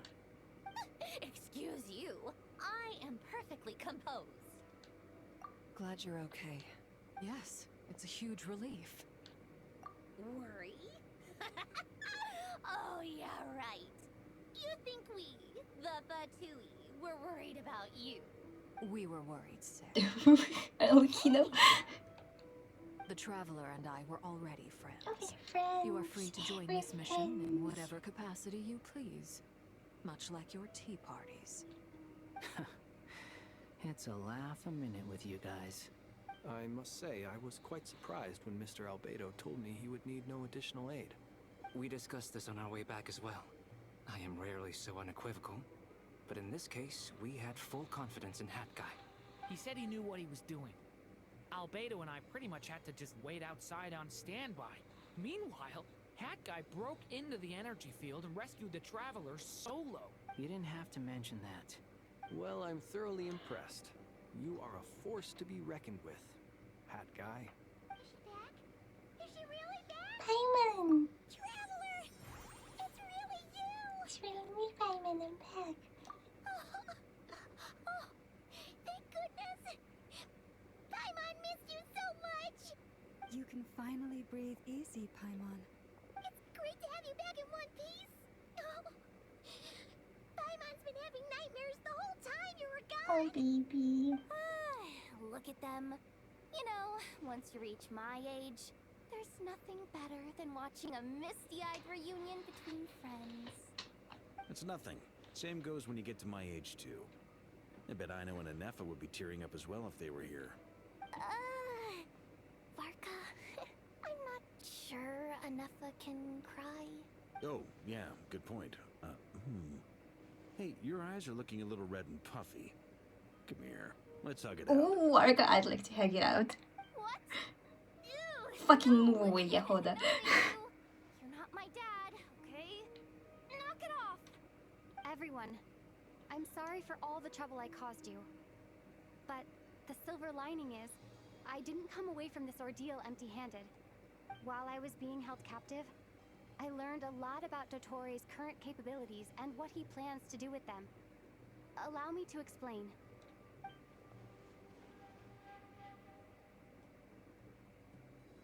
The three moon goddesses were even more powerful than we imagined. No wonder Dottore believes himself to be equal to the gods. Maybe even superior. Utter blasphemy. While everyone was gone, Nefer and I made an interesting discovery. And I believe Miss Sandrone has something to share too. Ma'am, perhaps you could do the honors? There's been Columbia shares in findings of her research so far. Called it. Getting rid of a pesky troublemaker like her is like trying to clean up after a crumbly cake. It always comes back to haunt you. Our next step is to find a way to bring her back. A place where time flows backwards, with no destination in sight. Surely it must have been created for a specific purpose. But I fear the answers are buried deep into that system, held by great powers beyond our reach. It sounds like she's on a specific path through time, just traveling in the opposite direction to us. The question is, where does that path lead? Or will it keep going to infinity? We considered that question as well. Strictly speaking, time is not infinite. Indeed not. Every road has an end. Nicole! conversation. I do, in fact. It's something I've always done at our mages' tea parties. Quiet, mysterious, and persuasive. You wonder what lies at the end of her road. Well, just as the world has a beginning and an end, so too does time. And so, the end of the road is the moment that Teyvat was born. But where Miss Columbina will end up along this road, that depends on where this particular river of reverse time began. What about the original moons and the moon goddesses? Do they have a beginning too? All things do. In the beginning, no moons adorned the sky. It was the Dragon King Oh, so Nibelung Nibelung who is a raised dragon 3 king. moons into the heavens, and thus were the moon goddesses born. They were shadows of the planet, born to wield Nibelung's authority and oversee the world on his behalf. They were extensions of his will, manifestations of his majesty. But then one day, they disappeared just as suddenly as they had once been brought into being. Nobody knew where they had gone.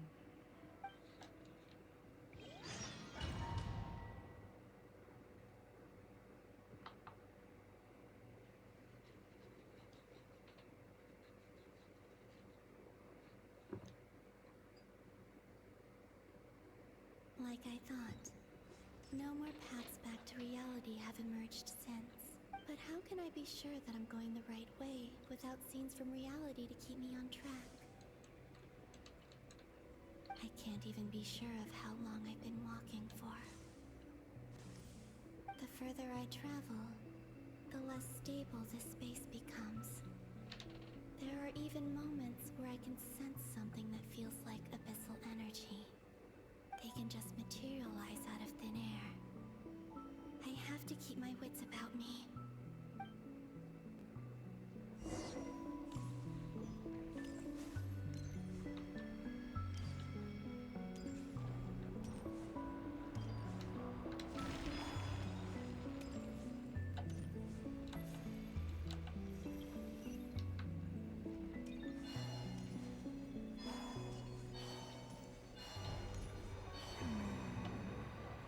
Wait, I don't think we have to go there.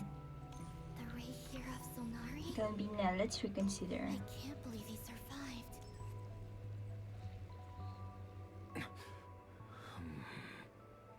You are the moon goddess. But how?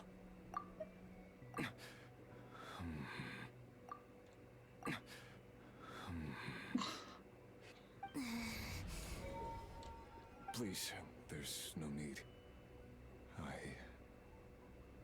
I'm not interested in fighting anymore. I find that a little difficult to believe. Yeah. Honestly, so do I.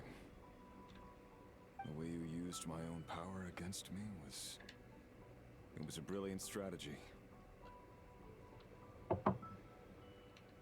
And then, in the final moment before I was thrown into this space, I got to see an old friend. Mr. Dainsleif. Right. It was so long ago now. But we were friends once. When I first got here, I was filled with hatred, remorse, and rage. How I cursed and devoured. I tore everything here apart. I was consumed by the desire to leave this place and have my vengeance. But to no avail. This is a place with no exit. This is the second time I've entered this space. Though I have no memory of the first. I was torn to shreds the moment I entered. But this time I survived. It must be partly because of this new body. And partly because of all the Kuvaki I absorbed in Nodcry. Are you the source of the abyssal power in here? Not all of it. Some is from when I first arrived here and tried to destroy everything. But there was already a degree of abyssal power here, before I entered. And like a venomous snake baking in the merciless sun, it tried to slither into my shadow. Tried to? So, you rejected it? Yes. Because after that, the world suddenly became silent for a moment. What do you mean? The voices in my head, they were gone. And then I saw her. Oh, he met Thalindis? Her? Thalindis. My former lover. Never mentioned that she saw a memory of Thalindis leaping into the moon's reflection. More precisely, I saw her afterimage. I'm sure the real her is long gone. She was just an ordinary Conrian. She couldn't have survived here for very long. Anyway, why have you come here? Didn't you know it was a dead end? If I hadn't escaped through the moon gate, my friends would have been in far greater danger. Oh, I see. Because of your power. The power of a moon goddess. What? You'd like to know how I know, wouldn't you? The one who resurrected me said so. I could hear deep lust for power in his voice. Horny. Do you mean... Dottore? Dottore. So that's what he's called. He'd been collecting fragments of my body for a long time. Also that he could resurrect me at the moment of his choosing. I had no interest in his research. But being as corroded by the Abyss as I was, we were aligned as far as hunting the moons and recovering my strength were concerned. So that's why the Wild Hunt suddenly became so active in Nodcry. When I left the Fatui in my weakened state, Dottore must have felt that his time had come. Moon Goddess, could I ask a favor of you? What? I know this is a lot to ask, especially from someone who tried to kill you. If you refuse, I won't fight it. But this is the only thing I desire now. Nothing else matters. What do you want? I'd like you to take a message to Thalindis for me. Thalindis? But... Yes, she's dead. But like I said, I saw her afterimage. I can sense that some part of her soul remains here. Far, far ahead. Why don't you go and speak to her yourself? I can't.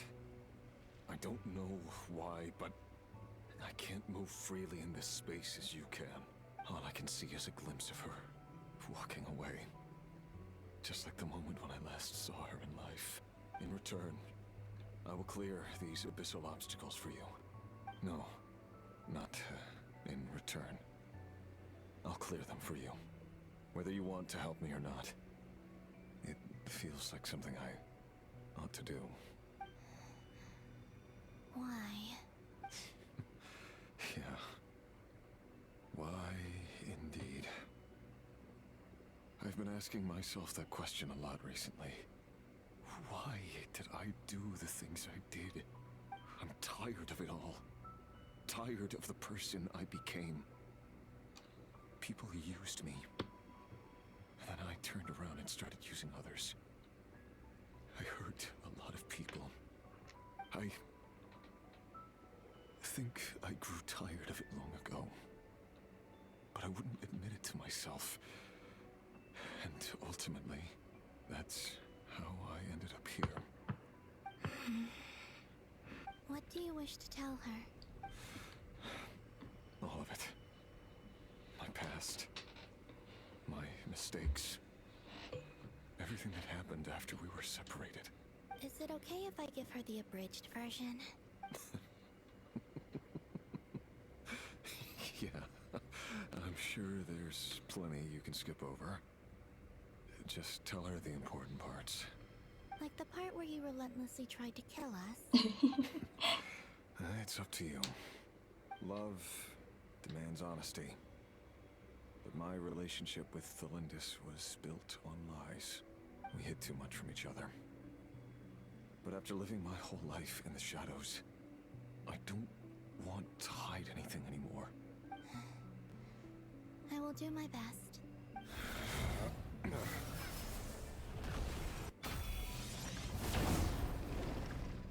You're so edgy.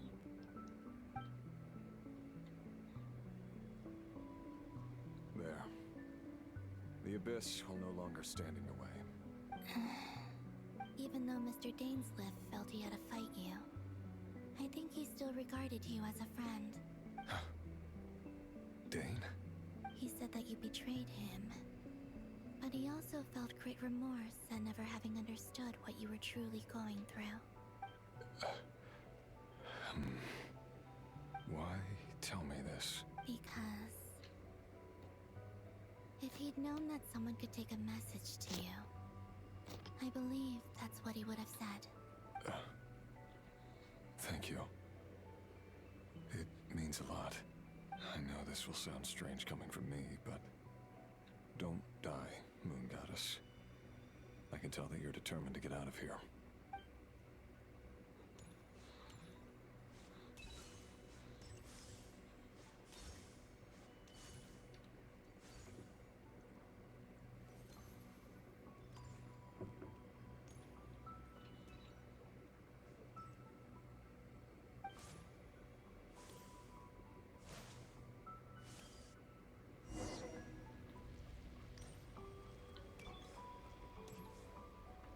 He kept his word. The abyss is no longer obstructing my path.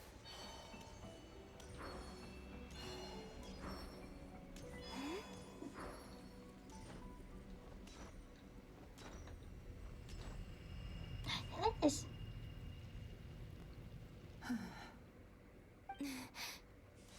Is that the Lindis? She wasn't far off at all. And yet, they can never meet. Hello, Miss Delindis. Who are you? How do you know my name? I've never seen anyone else here before. You can call me Columbina. I promised Rerir that I'd bring a message to you. Rerir? My Rerir? Is he well? Wow, is He's doing better than he was. Better than he was, huh? Sounds like he's had a pretty rough time. Others have had a rough time on his account too. In many cases, their time ran out because of him. And I'm not just talking about the children of the Crimson Moon. So, things got worse before they got better. Could you tell me what happened, Miss Columbina? Are you sure you wish to know? Yes. This is my opportunity to learn the truth. No matter how hard it is to hear, I have to know. I admire your courage. However, time is short. I cannot stay here for long.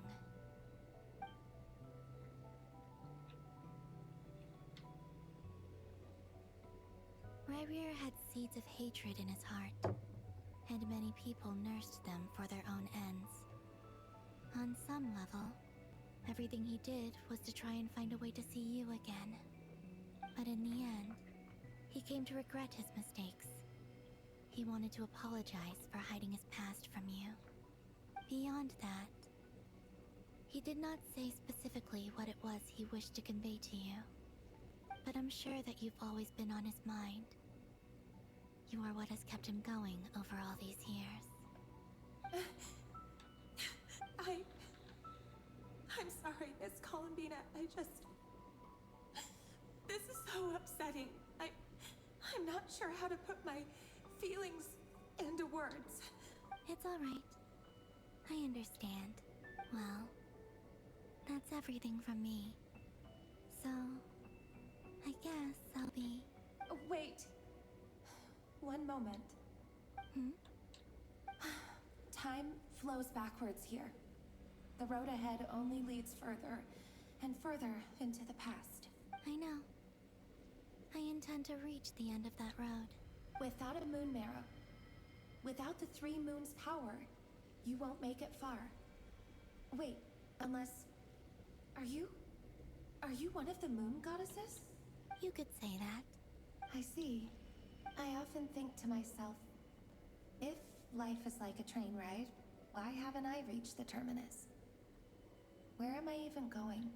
And it's not just me, it's this whole place. Wherever it is, it seems like it's existed forever. It's such a mystery. Where is it going? I must seem so ridiculous. I can't answer these basic questions, and yet I jumped right in here without hesitating, only to be torn apart the moment I entered by powerful energy currents. Only my soul remains now. Thinking back, I was suddenly overcome with fear and terror in that moment. Perhaps I too became bewitched by the Abyss. I may have been the leverage it needed to control Rayrir. I used to be a researcher at the Universitas Magistrorum in Conria, researching the iridescent moon's marrow. Eventually, I came to the conclusion that time in here flows in reverse. Rayrir was one of the Venster King's retainers. With me, he was in an impossible position. It plagued him constantly. I wanted to help him escape his lot in life. I wanted him to be happy. So I thought I'd use this place to return to. At the time, I thought I could just go back to the day that the Venster King first found the prince. It was only after meeting the prince that the Venster King started going too far with his research into the Abyss. That was the day all of our woes began. I thought I could stop the king from ever meeting him and solve everything. I couldn't kill the Venster King himself, so I had to find another way to save Rayrir. That's why I wanted to go back, to kill the person who had brought new possibilities to our realm. I'm sure it was a futile endeavor, but the Abyss probably enhances the basest human desires. So I naively hoped I could change everything, but I was simply too weak. Like a speck of dust against the whole universe. Look at me. I didn't even survive the journey here. Not physically, at least. I know I'm never getting out of here. But you're different. You can make it, and I want to help you. I owe you that much. How do you plan to help me? Have you noticed the golden energy that exists here? Based on my past research and my observations since coming here, I believe they carry you forward faster. I can share what I've learned, and help you understand the pattern in which this energy appears.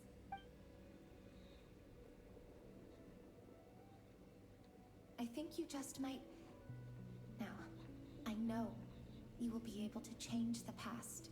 Also, I've been speculating about where this phase ends. The documentation was scanned, but from what I know of the legends about the moons, the oldest ones seem to begin with Nibelung, king of dragonkind. I have no way of verifying any of it by this point. But if it's true, you might be able to reach that era if you keep walking. Understood. Thank you, Miss Delindis. I'm the one who should be thanking you. If you hadn't entered this realm of everlasting death, what use would my deductions be? Thanks to you, they have some meaning. About Rayrir, I'm so sorry. For everything. It wasn't your fault. That's not true. Because we both feared bringing trouble upon each other, neither of us ever told the truth. And that dishonesty sealed our fates. But enough about that. I wish you a safe journey, Miss Columbina.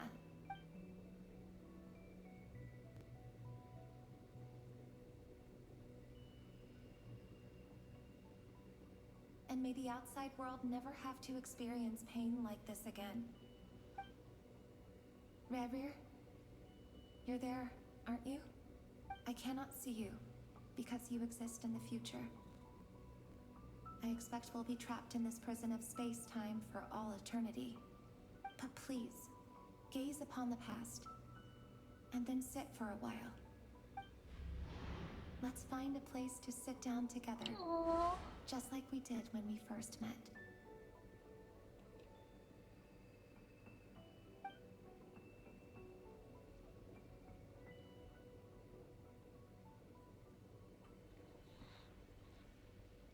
That's beautifully tragic. How long have I been walking? How reached the end. Is there even an end to be found? Everything's getting blurry.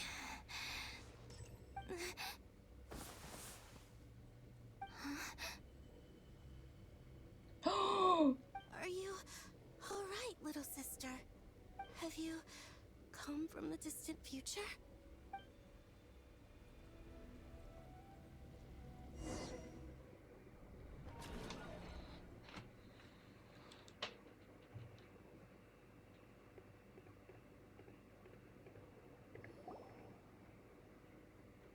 So, how exactly did the moons just disappear? Shouldn't it be a little harder They to got get rid sent of to major the creations like team. moons? The world is a vast and ancient place. On a certain scale, all life lasts for but a fleeting moment. Miss Nicole explained that the moon goddesses likely perished in the War of Funerary Flame. The moons themselves were also destroyed at that time, save for the Frost Moon, from which a new moon goddess was later born. Am I missing something then? 'Cause the stories say that the moon goddesses were born on the moon, but doesn't Columbina say she was born in Nodcry? Huh. You're right. Why do their birthplaces differ? What's the difference between the two generations of moon goddesses? Also, remember what Sandrone said? Her scans detected 4 moons. In other words, 4 moon marrows. Technically, the result of the scan means that 4 moon marrows were detected and positively identified as moons in that moment. In other words, this piece of information alone isn't enough for us to know how Miss Columbina is doing right now. Yep. We have no way of staying up to date on whether she's dead or alive. She's on her own for now. But at least she's trying her best to get back to us. Yeah. She's a tough cookie. And a sore loser, too. We have to trust that she'll find a way. Because we really need her power. As much as it pains me to say it, we've got no chance of beating Dottore in a straight-up fight. He's much too powerful. It wouldn't even be close. That maniac is going to devour everything in his path until he reaches us. We need to find someone or something that can stop him before he does anything worse. I'll be frank. Our only hope of defeating this false god is with a real moon goddess on our side. I'm not just saying this because Columbina's a friend and I want her back safe and sound. It's just the truth. And I know that even she was no match for him when he attacked, but I don't have a better solution. We're not giving up on saving her, whether she can defeat Dottore or not. Right. Don't worry, Miss Sandrone. We're all aligned on saving Columbina. No one's trying to argue that we can only justify saving our friend because it will help save the world. This is about multitasking. We want to save both. So, she's more than just a moon goddess to you guys. Absolutely. Duh! She's part of the gang! And you are too, you know. Yes, I know. You don't need to labor the point. I knew that the moment I came running over with my documents that I was part of the in-group. I mean, if Arlecchino can fit in, I certainly can. Anyway, as for how we get Columbina back, I've been working on it constantly. But I think I'm still lacking certain information about the moon. I'd probably get there if I could continue my calculations, but the problem is, I've run out of computing power. Computing power? You mean, you need more energy? No, the issue isn't energy, it's processing power. There's so much data to get through that the whole process has just ground to a halt. That's a tricky problem. René de Petrichor of the Nazissenkreuz Ordo once foretold the fate of the world. But I don't know how he did it. My guess is that he used the Primordial Sea's power. However, that won't work for me. His methodology was vastly different from my own. Ugh, this is so annoying. However, that won't work for me. His methodology was vastly different from my own. What's worse, they're incompatible. And to top it all off, we can't even leave Notcry. Ugh, this is so annoying. If I'd known we'd run into a bottleneck like this. Well, no, the design bureau's a bust as well. Curse that Dottore! Couldn't have made this harder for me if he tried. Oh, what do we do then? You don't get it. You don't. Oh, what do we do then? How about we grab a bite to eat and take a break? Maybe something will come to mind after you've cleared your head. You don't get it, do you? I'm trying to calculate the fate of an entire world here. And I need accurate results, not vague prophecies. Where the heck am I gonna find the computing power for that? Ahem. Anyway, time to shelve the discussion on technical difficulties. Being a killjoy isn't very ladylike after all. Either way, we've done what we can. Rest well, everyone. Remember to let us know if anything new comes up. Hawkeye? Is he hinting that we should talk outside? Let's go somewhere a little more private. Okay, okay.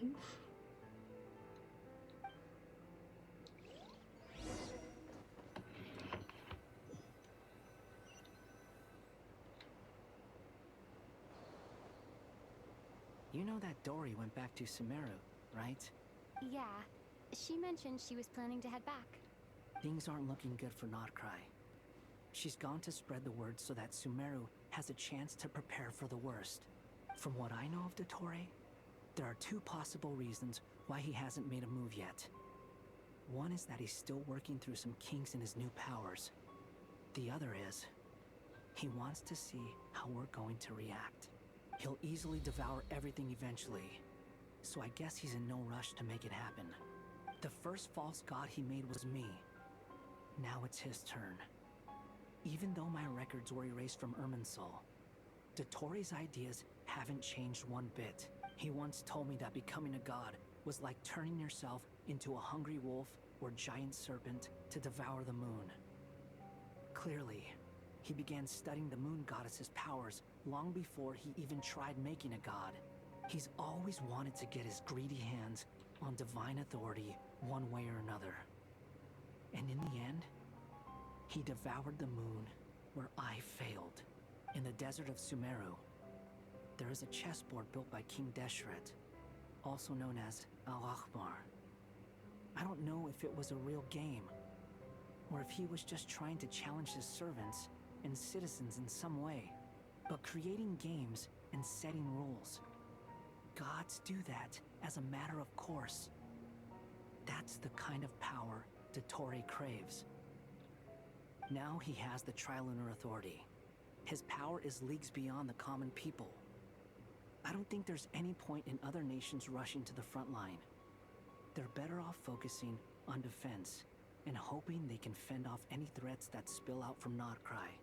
Either way, Dory will inform Lesser Lord Kusanali, and she will contact the other gods in turn. The Seven will have some recourse available. If nothing else, their protection should keep the rest of the world from descending into chaos as quickly as Notcry has. So on the bright side, even if Notcry is doomed, your friends in other nations won't be in any immediate peril. That's good to know. But I'm not ready to give up on Notcry yet. There's a word for people who refuse to let anything go. It's called being greedy. Maybe it sounds greedy to you, and probably naive too. But whatever you call it, that's what gives me the determination to keep fighting. Battles are fleeting, but the will to fight is a long-term commitment. Give up for even a moment, and your resolve will shatter. Why do you always feel the need to do the right thing? No one is born to be a savior. I mean, who's gonna criticize you if you fail or give up? Don't take this the wrong way, but Dottore said something similar to me. I guess the Fatui attracts people who don't believe in saviors. Not necessarily. It's less about belief for me. I just want to know how determined you really are. After all, I don't owe anything to anyone else here. Only you. You look kinda worried. If your arch-nemesis was about to achieve their ultimate goal, I think you might feel a little worried too. That's true. Dottore is about to become an omniscient, omnipotent deity. That's gotta be a bitter pill to swallow. Still, you're calmer than I expected. Obviously. I have to admit that my past self was a reckless fool who misunderstood not only the point of revenge, but how to achieve it. And as much as I want my vengeance, I know I'm not gonna get it by acting alone. If the world's taught me anything, it's to think before I act. Too bad it never taught me any other virtues, though. So, I am going to destroy Dottore, no matter what it takes. So, what's your plan? I'll get to that. First, tell me, what do you think of Sandrone? Just like Paimon said, she's a friend, part of the gang. How much do you trust her? This is a serious question. Think carefully before you answer. Although she's with the Fatui, she has her own values, and she's helped us a lot. If nothing else, she's clearly going the extra mile for Columbina. I see no reason not to trust her. If you say so. In that case, the three of us need to talk. I have some thoughts about her computing problem. It can be solved, but it will come with a cost. How much? If I can afford it, I'll cover it. Sometimes your heroism really backs me into a corner. You know that? Come on, let's go talk to her.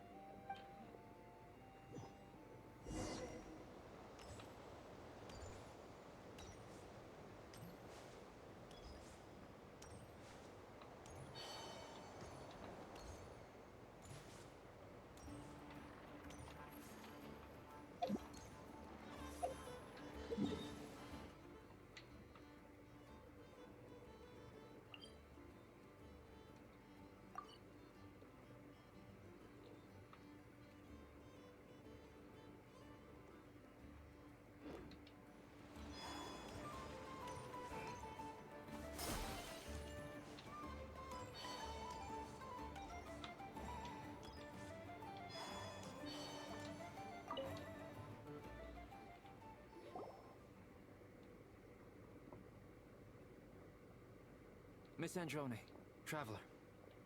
Hey there. Paimon's here too! She was just helping them sort through their things. How did your chat go? That was fast. The call only just ended. Well, you said it was urgent, so we got here as quickly as we could. Albedo, I have some alchemy questions for you. I see. Looks like my knowledge proved useful after all.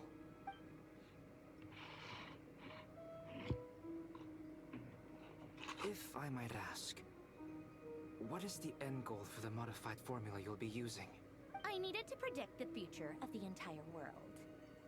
But I've run into some teething issues since trying to implement Renee's theory of the four Orthans. I see. I'll have a look at it. Still, computing power is the real issue here. How do you plan to solve it? About that, it's been sorted. Oh, with the Traveler's help? Actually, you're not wrong. She found the person with the solution. Was it Hat Guy? Yeah, it was him. Wow! Go Hat Guy! Seems like all that time studying at the Academia is paying off big time. But where is he? Wasn't he the one who asked Albedo and I to come here? Come with me.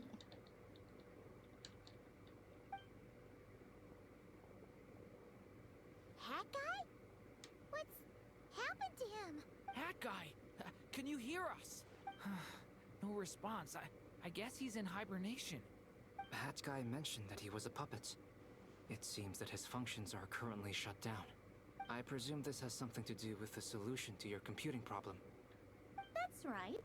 He and the Traveler came to see me. Wait, what? You have a solution?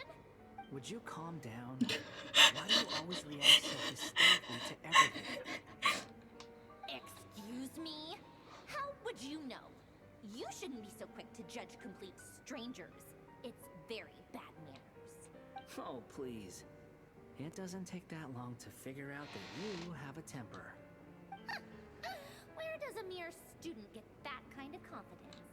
I've actually published more papers than you. Not that status counts for much. Even Paimon's applied for academia admission. Huh? Are you serious? See? This is why I can't be bothered to explain myself.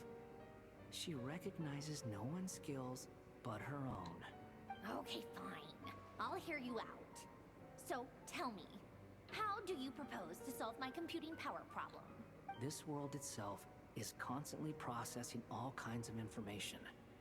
If it's the world's future you're trying to calculate, you need a processing device that's designed to cope with that volume. Easier said than done. Only Irminsul can handle that kind of... Wait, is that what you're suggesting? But surely we can't just plug my formula directly into the ley lines. You should be able to tell that I'm not human, right? Yeah, I noticed. The technology, though, seems pretty ancient. Very different from Pontaine's. It's a completely different system.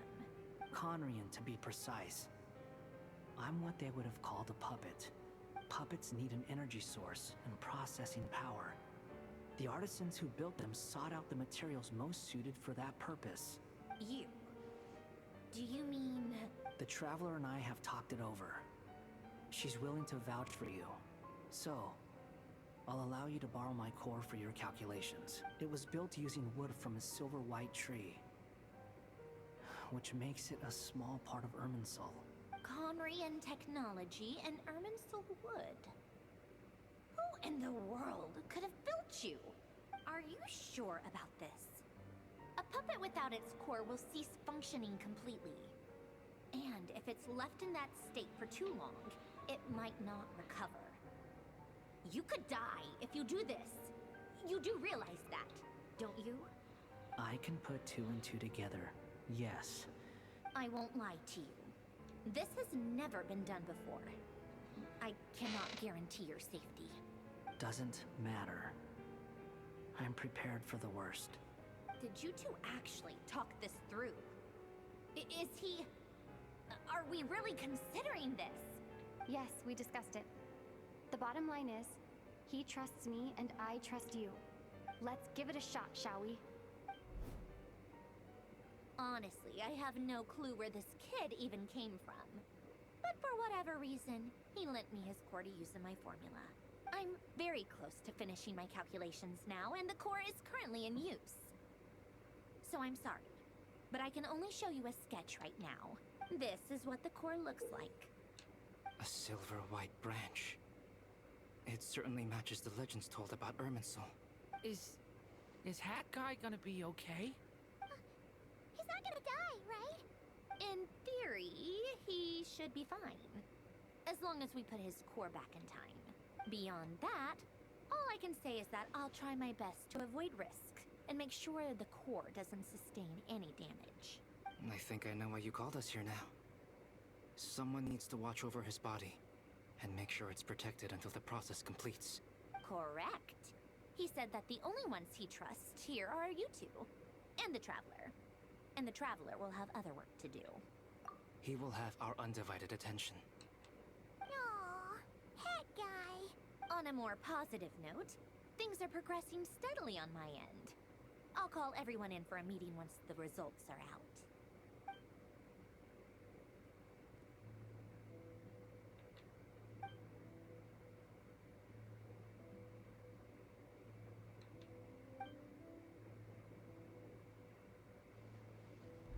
The worst case scenario with the core removal is either a system reset or a total loss of function. But I'm not afraid. A quiet death should have been my fate long ago. A core is completely different from a heart. It's like another vital organ entirely. I never believed it could be a true replacement for what I sought. But in the end, it turns out the core was more useful to me. Pretty funny when you think about it. It's like the punchline of my entire life. Do you think there's any difference between a puppet and a human? If not, then this would just be another samsara. I have already experienced both a past life and a next life. Part of me wonders whether I'm only capable of making this decision because I've become a real human. What's with that expression? Isn't this a good thing? Sanjoni will succeed, won't she? She has to. She will. We all have to persevere until this is over. That's right. And I'll protect you all until a moment of victory arrives.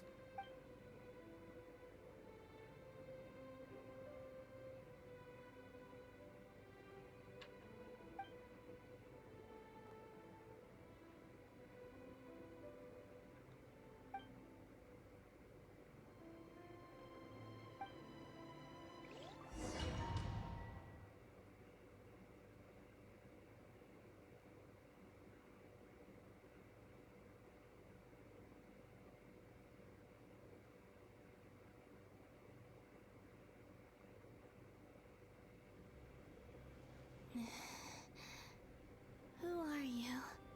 Call me Sonnet. Pink You have the Moon! same power as Canon. Sonnet. So, you're the goddess of the iridescent moon? Oh, goodness. You recognize me? Well then, what's your name? Columbina. Columbina Hyposelenia. Hyposelenia? What a lovely name. Did you choose it yourself? It was a joint effort between me and my friends. Friends? You mean your friends in the heavens? Huh? Oh, sorry. You must be exhausted. I apologize. Hang in there. Let me introduce you to my older sisters. Do you mean the other two moon goddesses? Arya and Canon? Wow, you sure know a lot. Hey, does that mean that our story goes on into the future? Oh, I guess that wasn't the best question to ask. It's alright. We were prepared for that possibility. You could say we were too prepared. I can't even remember how long my sisters and I have been here by this point. When did you get here? How long has it been? Pink. I can't say for sure. Pink. But it feels like it's been forever. She's so pink. I see. Are you feeling alright? You look a little unwell. I can hold out a while longer.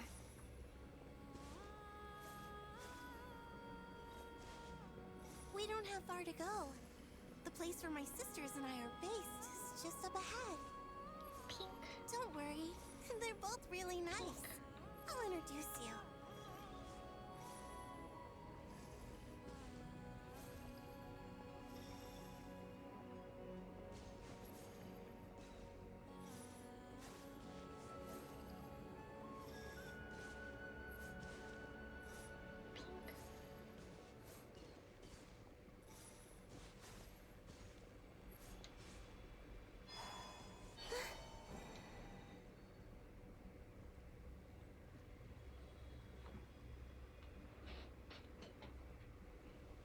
Sisters! I'm back! And look who I've brought with me!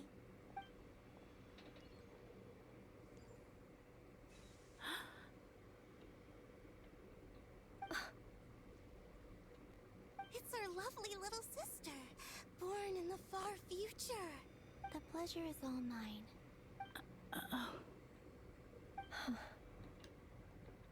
Allow me to introduce you to Columbina Hyposelenia. This is Arya, the goddess of the eternal moon.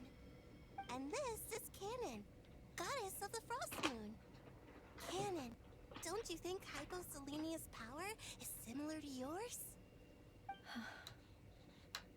Hello, Columbina.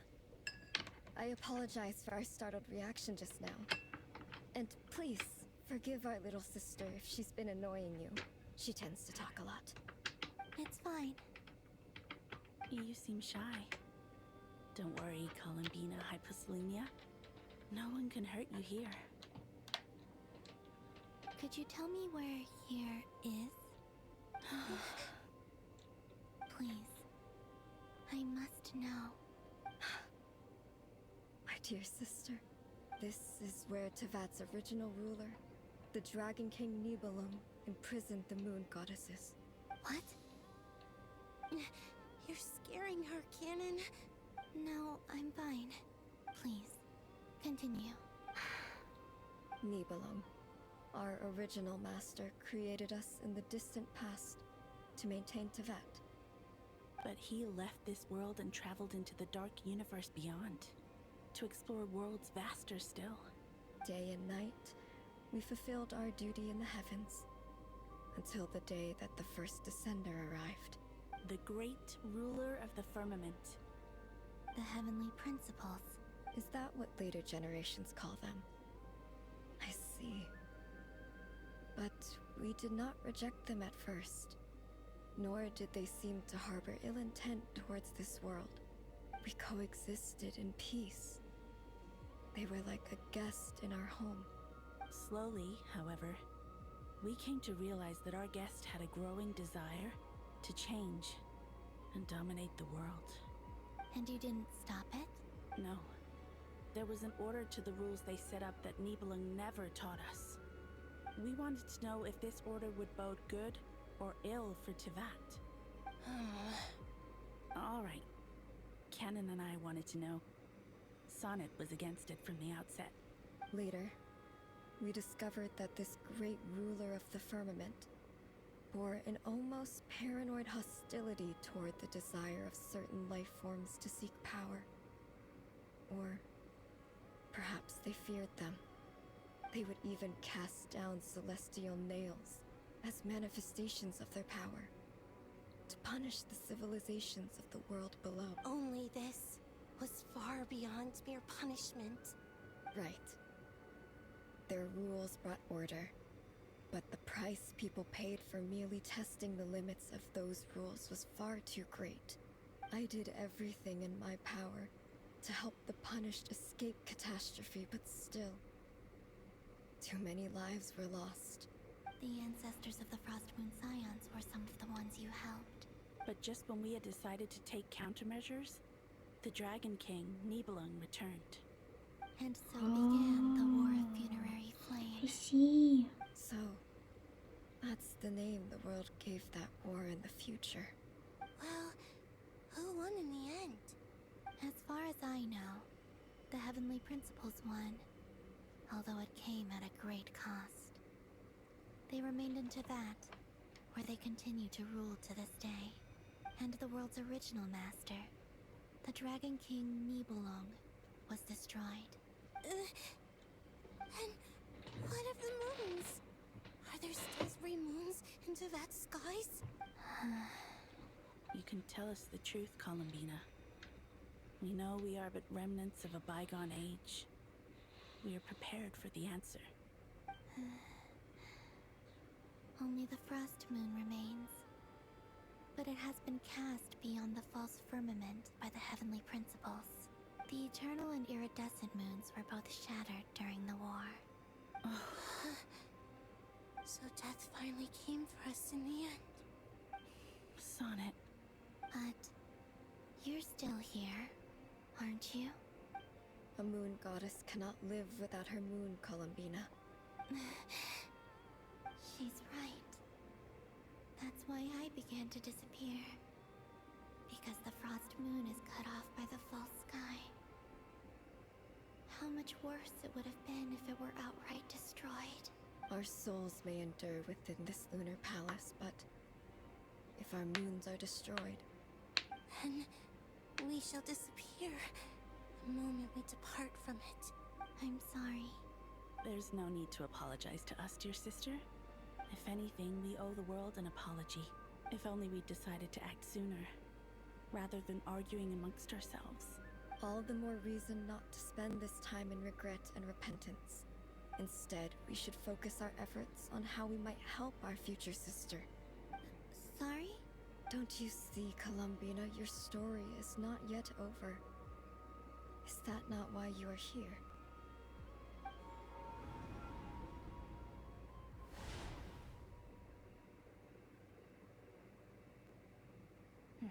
It's done. Initiate numerological array. Continue running primary process. Calculate the world's fate through extrapolation.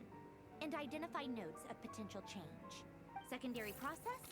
Scan for moons. Still 4. The number of moon marrows hasn't changed. Wait, let me think. Is it possible that there's something I've been misunderstanding about the moons all along? Variables.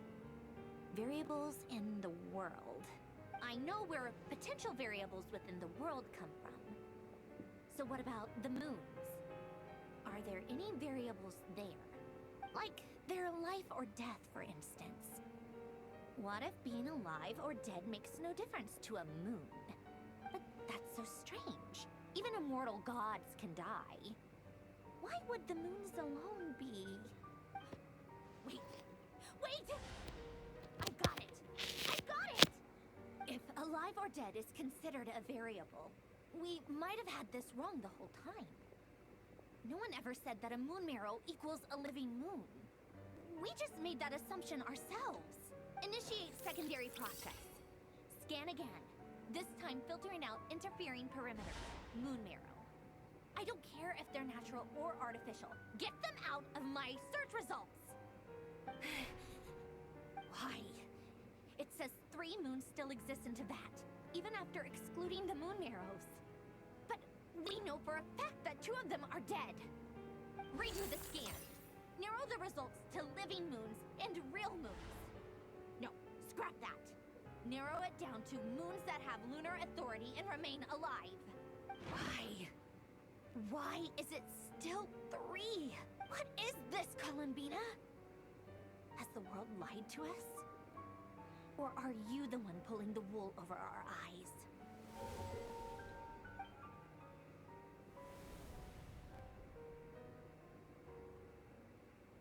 So, you think that the moon's reflection might be where Nibelung imprisoned the 3 Moon Sisters? Yes, it would explain a lot, such as why that space would respond to a moon goddess's power, opening the moon gate at her command.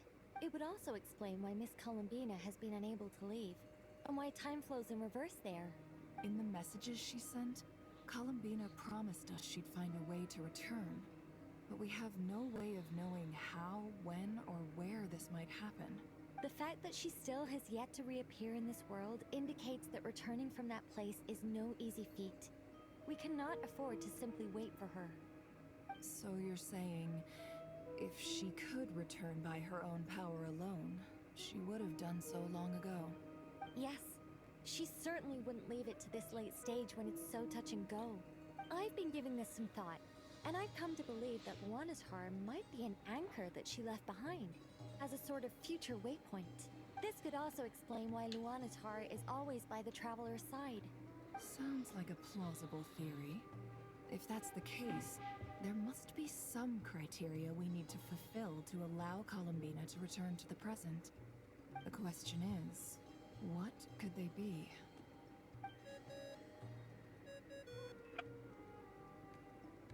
Hello? Listen up! This is extremely important!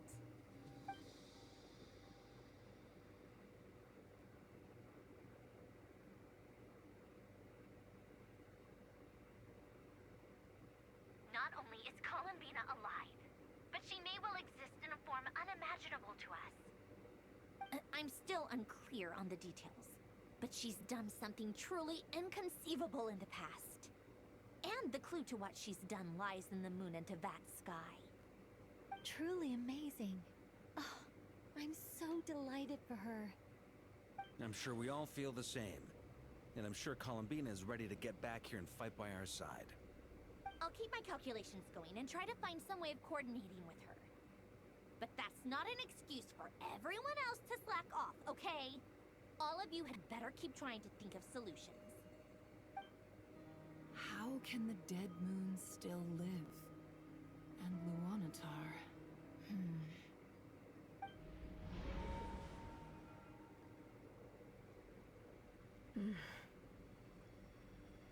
It's hard to believe that's what will happen in the distant future.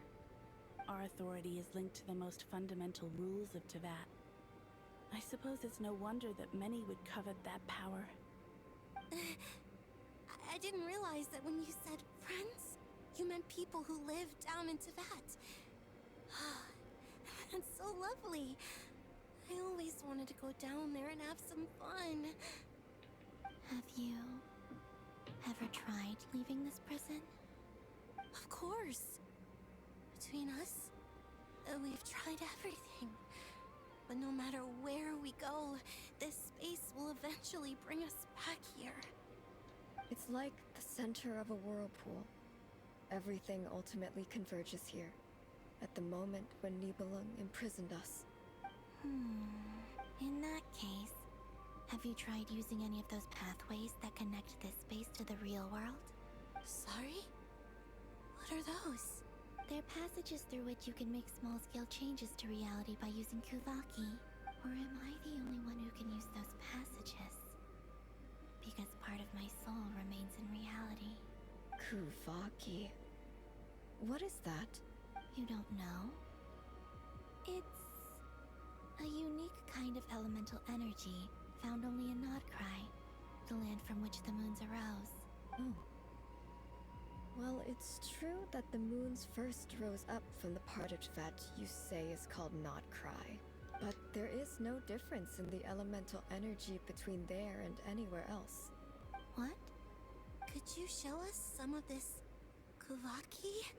Hyposelenia? Maybe if we see it, it'll make more sense.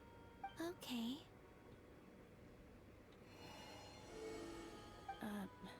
Isn't that just your power?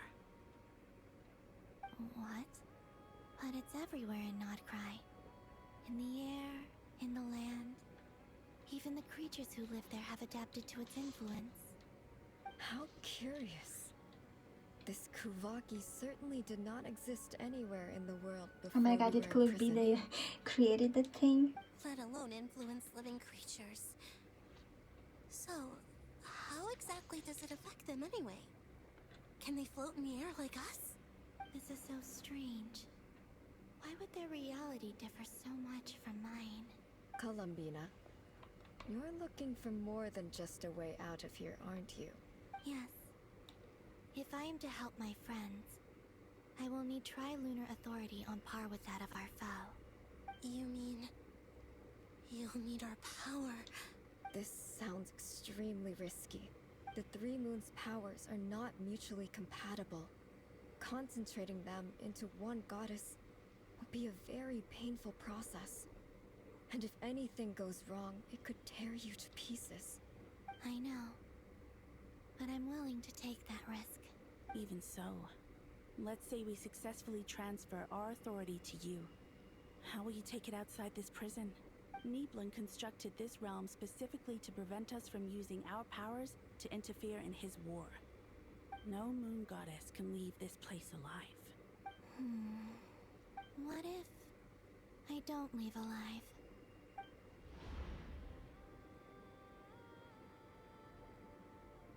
Where do we even start? How are we supposed to figure out what we're meant to do to help Columbina?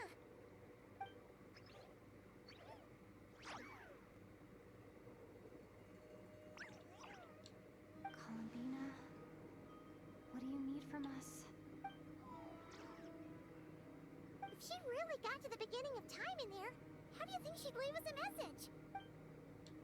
You don't think she'd write it down on a stone tablet somewhere in the hopes that we'd find it, do you? Seems unlikely. Columbina may not talk a lot, but she thinks deeply about issues like this.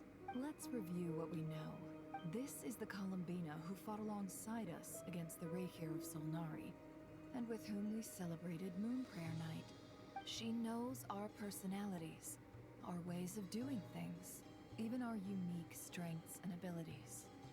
So, if she wanted to tell us something from a long, long time ago, what would she do? Oh.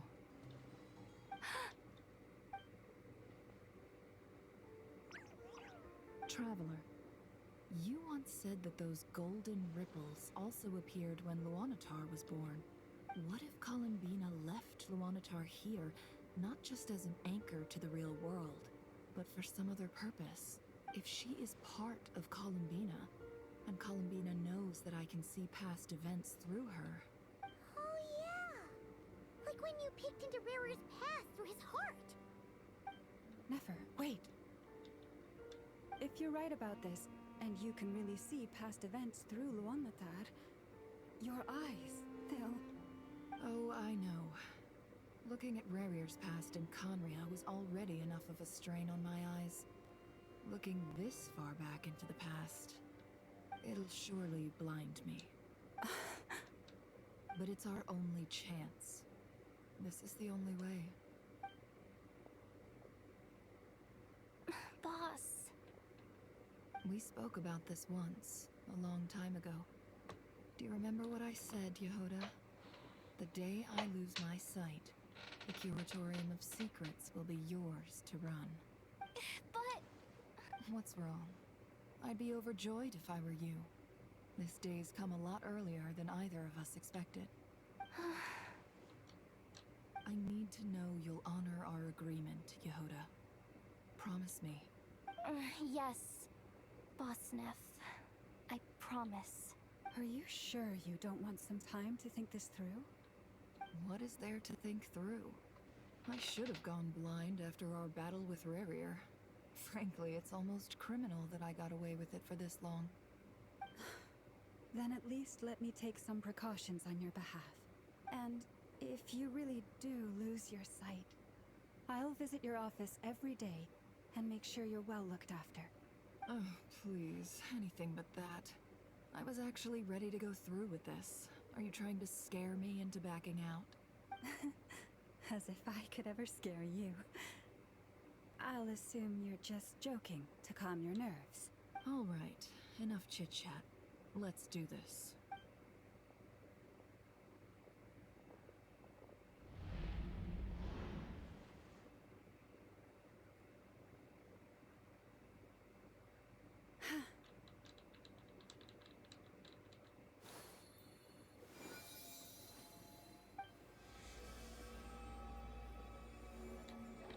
All done. Good. Now give me some space. Come on then, little one. Show me what happened in the past.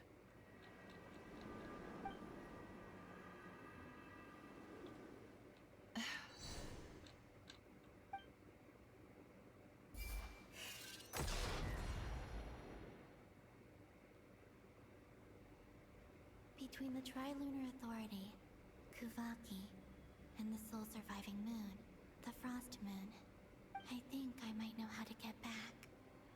But I will need my sister's help. Time to go talk it over with them.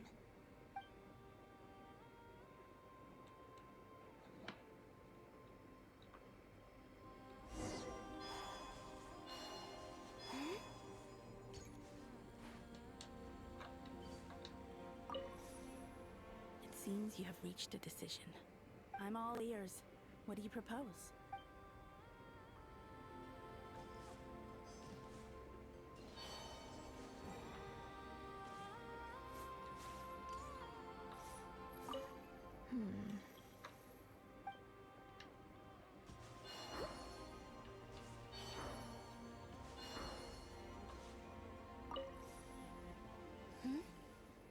Have you decided what to do? I hope it's not too dangerous. You really scared me when you said that thing about not leaving here alive. Come on, let's go find the other two.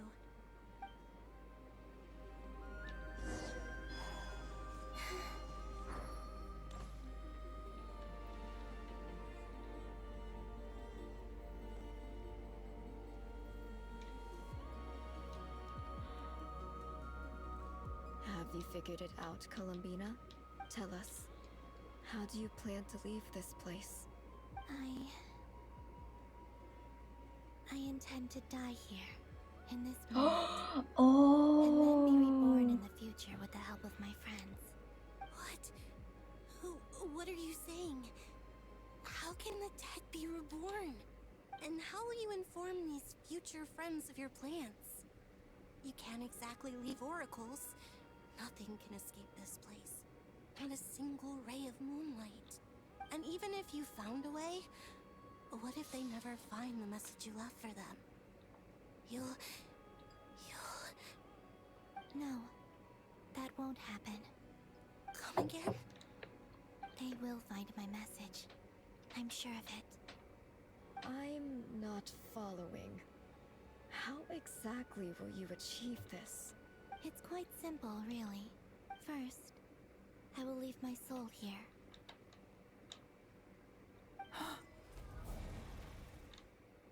I see it. Your soul? You mean you're a divinity? Yes. I once left a portion of my soul in the future. One so small that this prison barely noticed anything. In this very moment, she can resonate with my soul across time. When the time comes, I believe that she can serve as an anchor to pull my soul from here back to the future reality. Just as gravity connects the world to the moon. Exactly. In the future, where I came from, the moon has been cast beyond the false sky, but I can still feel that it is there. In a similar way, I can feel a connection to the soul fragment I left behind even now. My friends can use it to detect my presence. But how do you just leave your soul here? Is that even possible? On my way here, I met an ordinary mortal who entered this place long before I did. Her body is long gone, but her soul remains. And before that, I encountered an old enemy whose entire soul survives here intact, while the power that once corrupted his body has faded away. So, perhaps this space is specifically designed to imprison divinity and authority, but not the physical body. Still, even if your body can escape, would it not just be a lifeless husk without the soul inside? Wait, is that what you meant when you said you wouldn't leave alive? Yes. I shall turn my body into moonlight and pour it over Nodgride. Oh, that's how Kubaki was. That power shall protect the land and quietly blend into it, awaiting my soul's return in the future. However, I cannot do this on my strength alone. I would need your help to do this. So I'm humbly asking for your assistance. Oh, dear sister, you need not be so formal. As I said before, we are but remnants of a bygone age. You, on the other hand, were born alone in that distant future, and you have walked a long and lonesome road since then. How could I bear to let your story end here in this dungeon? Don't forget, we are your sisters, your family. Aria's right. Actually, I've always wanted a little sister. Can you imagine how it's been for me? Getting nagged by two older sisters all the time. Now, I finally get to be the big sis. And not just that, but I get to help you return to your world, too. How could I say no to that? Sonnet. Canon? I'm sorry. I know this is a bold request. The Frost Moon is rightfully yours, and it remains intact. Oh, no, please, don't misunderstand me, Columbina. I was just thinking back on the years that the three of us once spent together. You cannot imagine how happy I am to hear of the future world you describe. The Frost Moon Scions, your lovely, kindly friends. For the three of us, whose purpose in life was to maintain the peace in Teyvat. It is a great relief to know that the people of this world live in such an abundant future. If your plan can save them, and save not cry, I will gladly give you all that I can. Besides, the three of us have been together since the day we were born. I could never abandon them to live on alone without them. Canon. Still, I do have one question I would like to ask you before we proceed. Certainly. What is it? Why do you cover your eyes?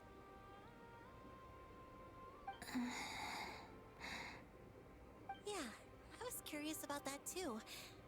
But it seemed personal, so I didn't want to intrude. There was a time when I refused to look upon the world. I believed it was full of nothing but lies and falsehoods. I wished to hide my feelings, seal my heart, until I could return to my true home. I see. Perhaps that decision saved you from ever having to see the false sky again. But at the same time, you likely missed out on many true and precious things, like the smiles on your friends' faces. Promise me this, Columbina. When you return to the future, open your eyes, take a look at the world around you, and see your friends. I'm sure that you know this already, given that you long to return, but that is your true home. Give me your hand, Columbina. Arya, Sonnet, you too. Okay. All right. Oh my god, excuse me. I'm trying to kill our little sister. How would it even work?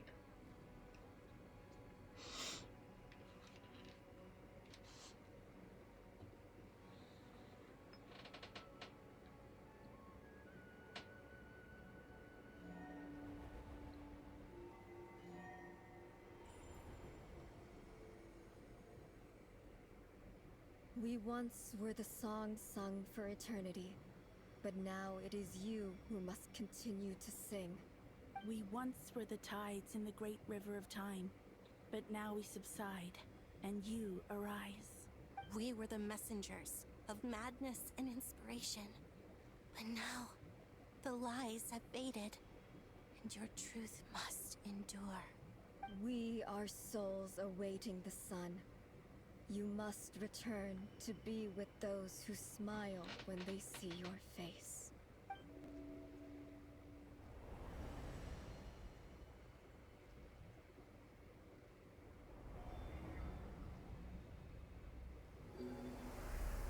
Oh, so they gave the power to Columbina? Is it done? Yes. We have transferred the authority over all three moons to Columbina Hyposelenia. From this moment on, she is the Tri-Lune Goddess, the one and only moon goddess of this world. Let's go, Columbina. You're the big shot now. Thank you. Thank you, my sisters. Now go, and do what you believe is right, Columbina Hyposelenia. Be aware that we cannot grant you the power of the three moons beyond these prison walls. The conflict that arose over their remains following our disappearance will still take place. I understand. Sisters! Oh, my body. It feels... Now that we have given up our power and authority, our bodies are merely mortal shells. This prison is dissolving them as we speak. It's okay, Sonnet. The end must come for every god, just as it does for every human. That's all this is. The final destination of our lives. Canon and I will be by your side the whole way. We have one final request, Columbina. Could you use the Three Moons' power to send us back into the real world. Now that we have lost our powers, I doubt this space will seek to hold us further. It's just... we would like to spend our final moments together in the only place we ever called home. Of course. Gladly. Sonnet. Yes. Don't... I wish I could tell her not to give in to the abyss. Not to be afraid. But is this really what I should say at this moment? Don't forget. I'm so glad to have a big sister like you. No, Hypo. Thank you. I'm okay. I'm not afraid. As long as my sisters are with me, I won't be afraid. It looks like this is goodbye, sisters. Goodbye, Columbina. Take care of this world in our stead. I will. Okay, this is a satisfying climax. And now, it's time for me to bid farewell to my body, too. May it become the moonlight that keeps Notcry company through the long years ahead. So this is why Notcry was not always home to Kuvaki. It only appeared after I poured my body out upon this land, and only this land. Kuvaki responds to me because it is me, my body, answering the call of my soul. And the golden energy I've encountered on my way here was, in fact, that very soul, which I am about to leave here to guide me. O power Triloon, eternal moonlight. I, Columbina Hyposelenia, lay aside my body. Let it be cast into the dark night to illuminate the future. May it be a companion to all who dwell beneath the moon.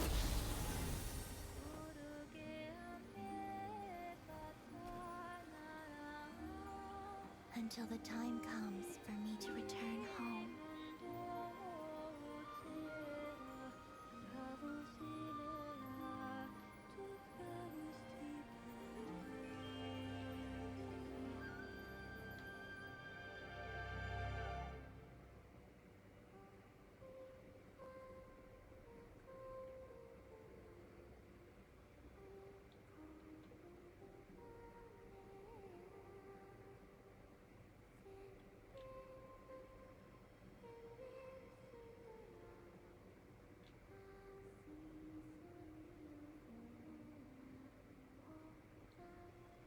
Wait, this is Sumeru, right?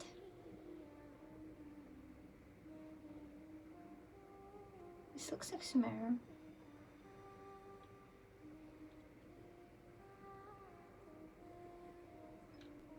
You know what this makes me think about? The second part of the Frozen. This is like the second Frozen if it was done good. Like hearing like a calling and then realizing that the calling was you all along. I feel like Boss! That was crazy! Were we even allowed to see that? Is anyone?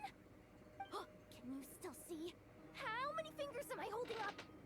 I see 2 fingers. And a look of sheer terror on your face. Truly astounding, Miss Nefer. Your eyes have glimpsed the very ends of the world, and yet they remain as sharp as ever. Or is the credit for this miracle due to Miss Lauma? It seems that even time itself is no match for your medical skills. Surely you jest, Mr. Flint. I suspect we have Columbina to thank.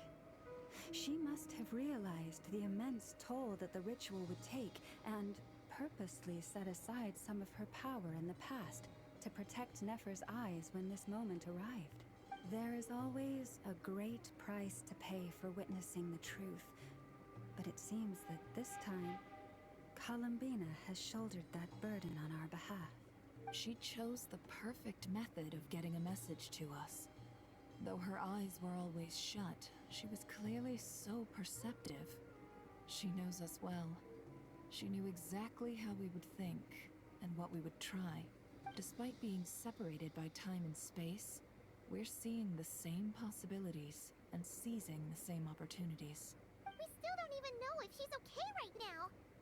But as long as there's a chance we can do something, we'll fight to make it happen. We'll get you back somehow, Columbina.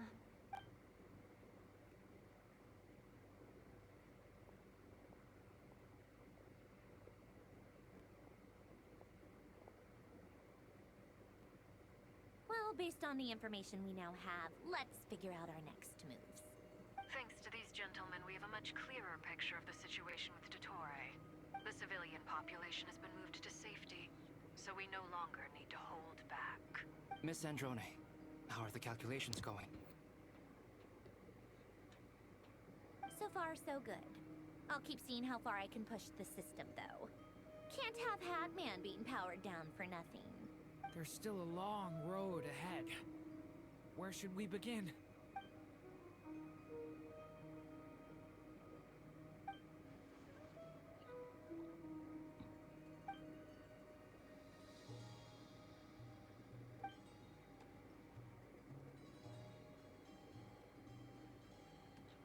Our plan is clear.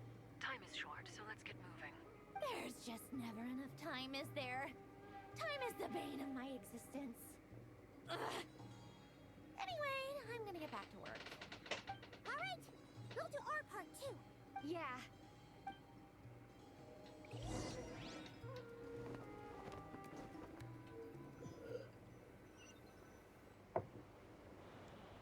Albedo's theory says that elemental energy can dilute the Light Realm's power. But I'm no expert in building elemental defenses. Sounds like something out of the Advanced Elemental Theory section of the library. Whew.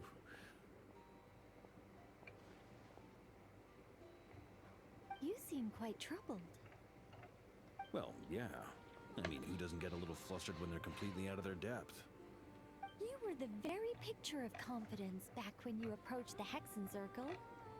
Yeah, I could have been faking it through that whole meeting for all you know. Who's to say I'm not just a ball of nerves in a charming and gregarious package? Oh gosh, really? I'm so sorry, I had no idea. Well, you're all the braver for it.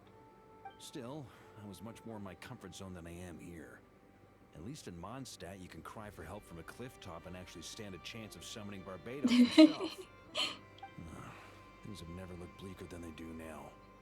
If we don't pull this off, Tevat's doomed, isn't it? Oh, you think so? Actually, yes. Yes, it probably is. It's a shame. Don't put too much pressure on yourself. Tevat has faced annihilation many times in the past, but it also gave us you, didn't it? Hey, don't give me that. It's not like I'm anyone special. I disagree. Every human born in this world is special. We angels have always believed that. In that case, this humble human being has a big favor to ask of you. I thought you might say that. I'm sure Alice, in her great wisdom, sent you here precisely to help us in this difficult time, yes? Well, that has less to do with her wisdom, and more to do with my power. Of course, of course. Well, the thing is, these elemental defenses we're about to build, I don't think it's a question of if they'll fail, but when. Durin's findings from his patrols make it clear that Dottore is constantly expanding his territory. First it was his lab, then the design bureau, and now this. It's not realistic to completely stop him encroaching on the rest of Nokrai. Rather, our goal should be to stall him for as long as possible. If Miss Androne's calculations are correct, well, they're the closest thing to certainty we have in this situation, so let's assume they are. Anyway, her calculations suggest that our best hope for victory lies in Miss Columbina's return. It's up to us to slow Dotori's advance and buy time for her to make a return. Are you asking me to help you with building the defenses? No. I'd like you to prepare for what comes next. When he eventually reaches us, we will have to fight him. You were an angel once and a mage now. I'm asking you to lend us your protection. Oh. Can I take it that you're triggering the terms you fought for during our three-way talks? Well, technically those terms were about protecting Mondstadt.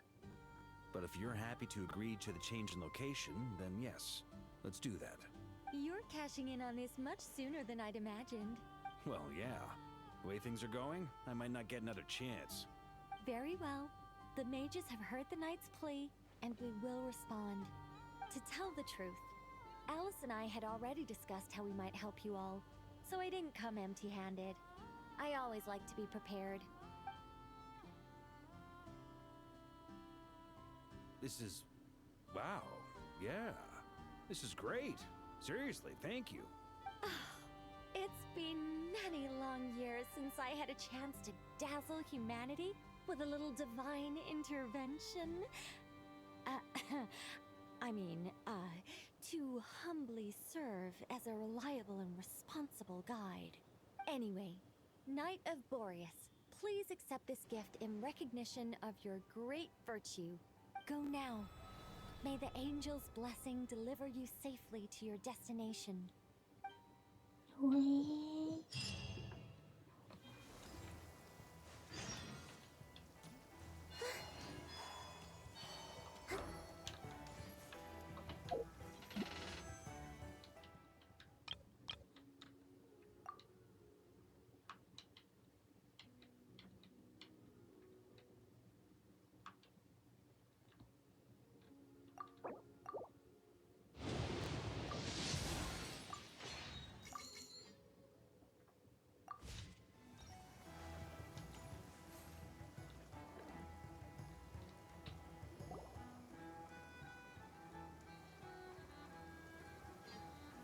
You're here.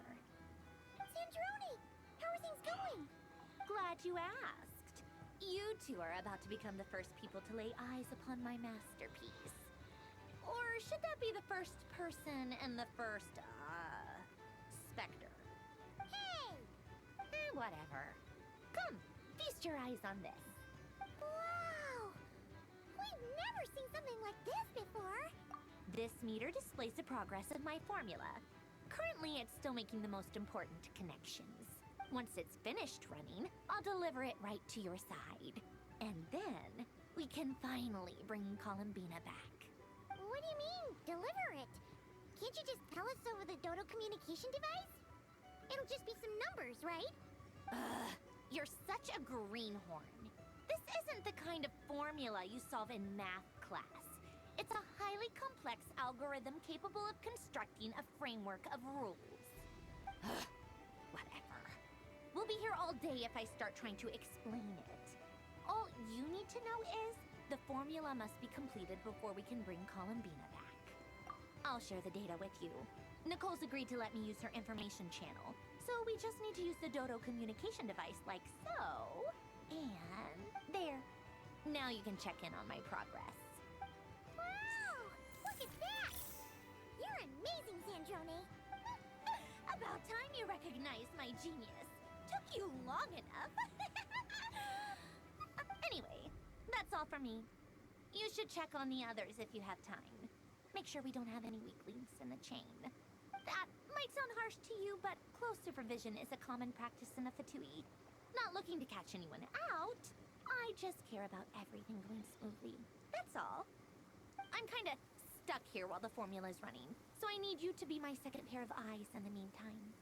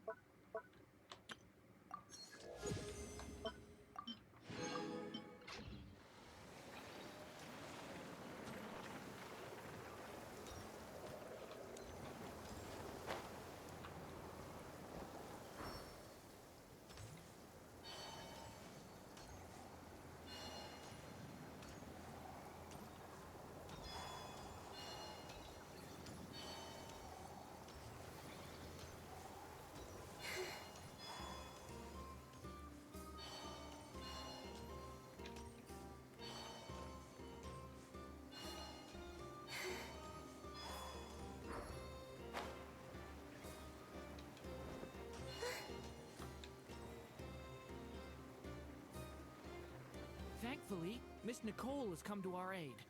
Nasha Town is now looking very well defended. Golden Flame. Yes, that's Nicole's power, all right. Based on the latest message from Grandmaster Varka, it sounds like they've reached an agreement. The situation should be more stable with her assistance.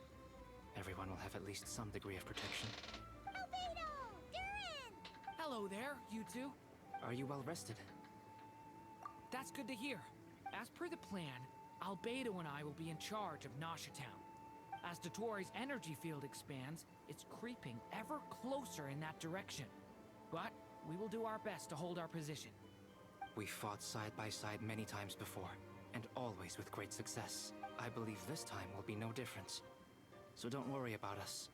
Focus on fighting Dottore.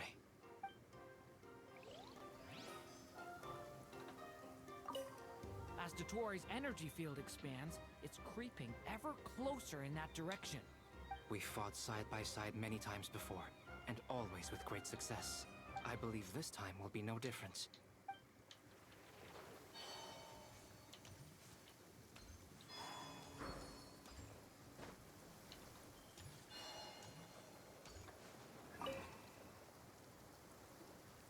Traveler, Paimon, a pleasure to see you both.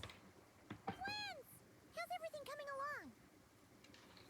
Fairly well, if I do say so myself. Personally, I am ready to confront Dottore head-on.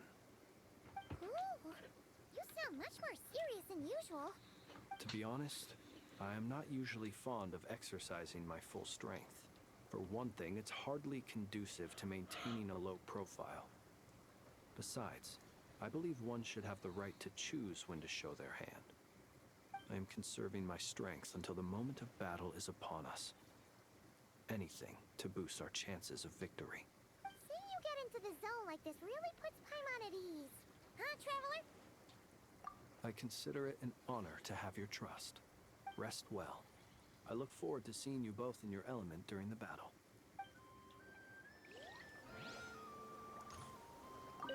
Rest well. I look...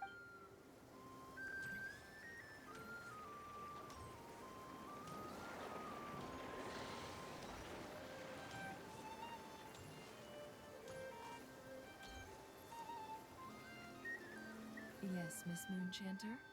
What are you staring at? You always address me in the strangest ways. Lady Moonchanter one minute, Miss Moonchanter the next. Yes, and? Are either of those incorrect? Not as such. It's just that I simply call you Nefer nowadays. Uh-huh. That's my name. What's your point? The point is I don't add any honorifics or titles. Meaning what?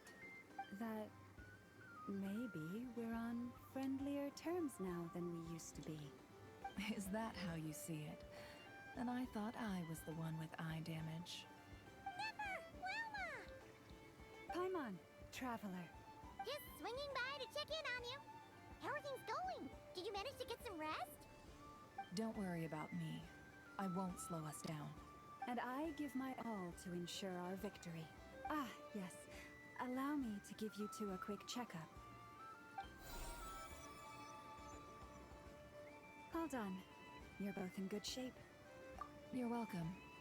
You'll have your work cut out for you in this battle against Dottore, so make sure to get some rest in first. Paimon will keep an eye on her. Don't you worry.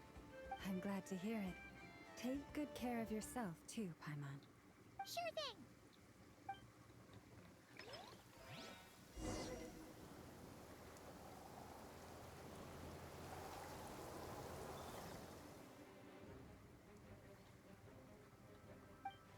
What's Karing? Are these the doctor's minions? Here they come. That's quite a horde. As we expected. Get ready, everyone. Take your positions and prepare to engage. Let's begin. I'm at the ready.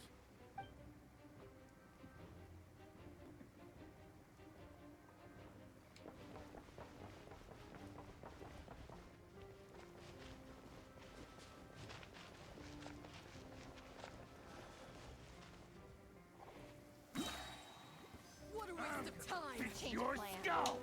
The long sleep beckons. So quiet. Big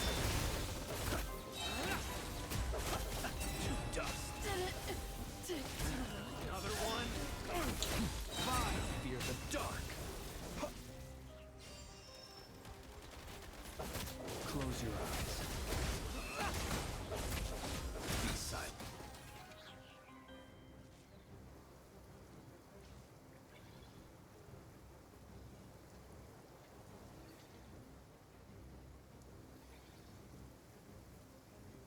I like that it's raining. I feel like it enhances the atmosphere. Leave this fight. The mystery unravels. Can I the truth? These creatures cannot stand against us. Oh, fighting talk. Just don't let your guard down. That goes without saying. I'm hardly the risk taker in this room. Excuse me?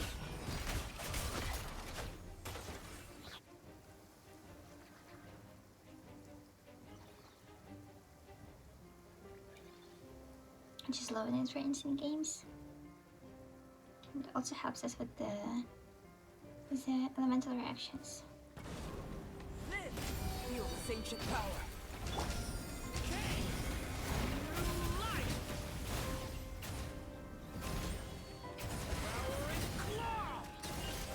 That was easier than I thought. Naturally. What do you mean? Is it because as created beings go, we're...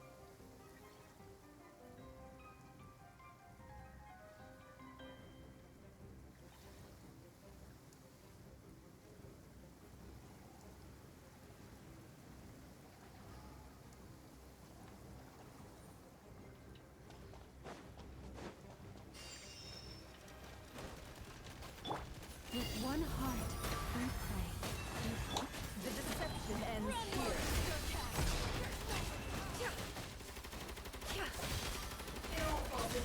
People have always used fire to drive away wild beasts. Wouldn't a lantern work just as well? You read my mind, my dear friend. I was just about to say that. All right then, dear friend. Bring the light. By the frost moon of old. The mystery unravels. It all adds up.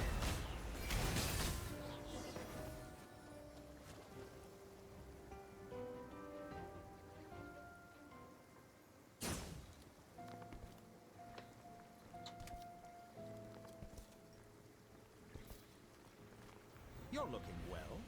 I trust you've had a good couple of days. Dottore. It's actually a good thing, in my view. If the subjects of my experiment were to die prematurely, it would throw quite a wrench in the works. And so, I must thank you all for your resilience.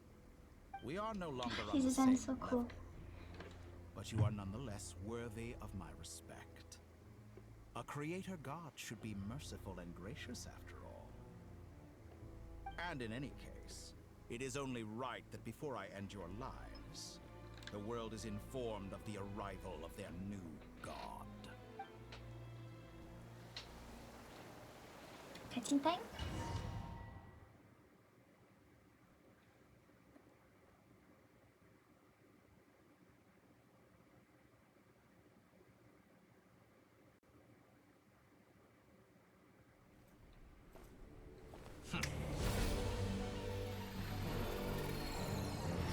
Oh my god.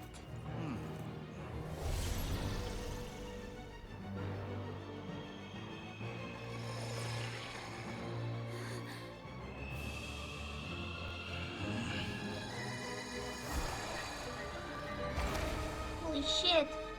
Is this a person? That is such a cool bus design.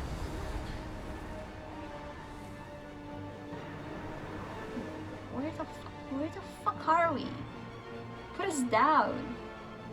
You're so weird. The experiment begins.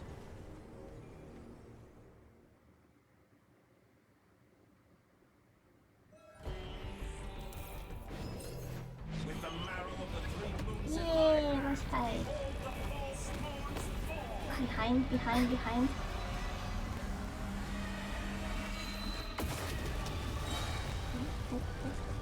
the thank.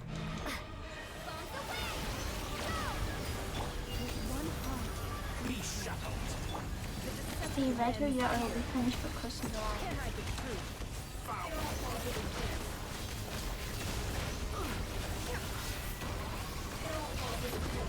Keep it up. I'm still collecting data. Entropy.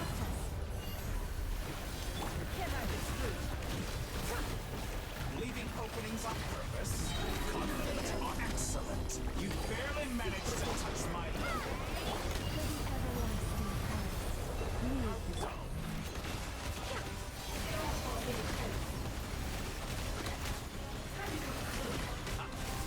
Shut up. Like an ant in my palm.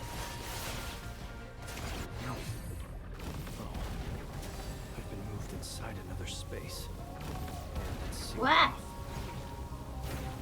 The structure of it. It seems like the Tory intends to trap us here. There's no exit. Our endurance is about to be put to the test.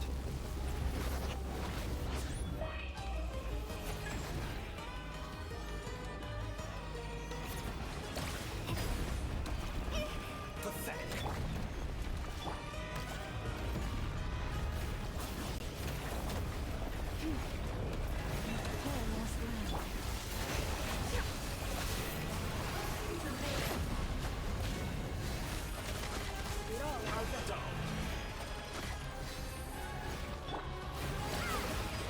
Reverse.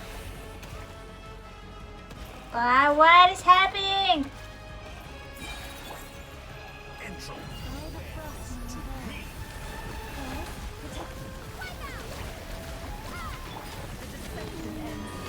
That's more like it. Some results of that. Go. Keep it up. I'm still collecting data.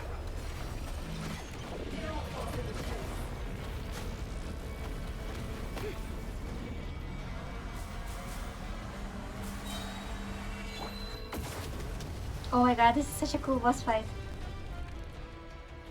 Tell me, where will you try scurrying off to next? Oh no, my support. Dottore has opted for a divide and conquer strategy. But we will not allow him to triumph. Now, I shall pray for our victory. I said that while inverted, I'm like better dodging the attacks. Entropy bends to me. No more love.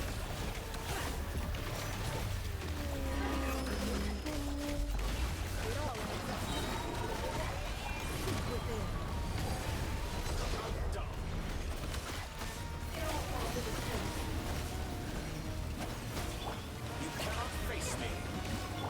No more love.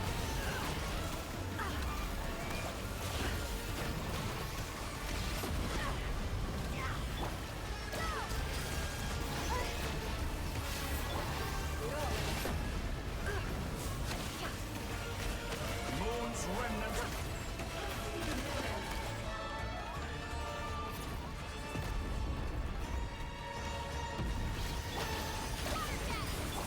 No more love.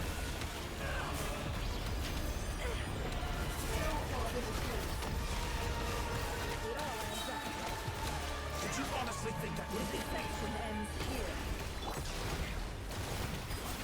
Be annihilated, that which cannot stand against me. What's this supposed to be? A knockoff version of the space carabiner by Schmalti? There really is no way out. We'll see about next, Dottore.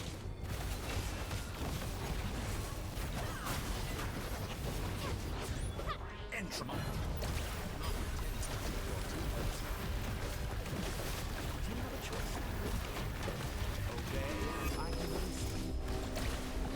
An excellent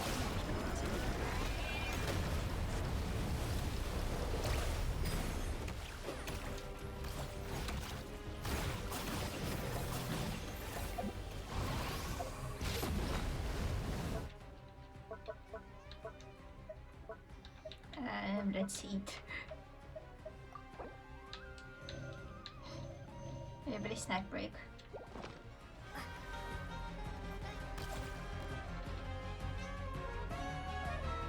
I'm aware you've been working on some little tricks to surprise me with, but it appears that none of them have come to fruition.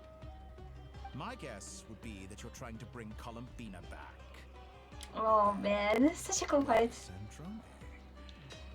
Or are you trying to buy time for Or did she literally left? I don't know where she is. I always found their friendship to be a curious phenomenon. Two highly incongruent personalities, and yet they share a deep They're just lesbians.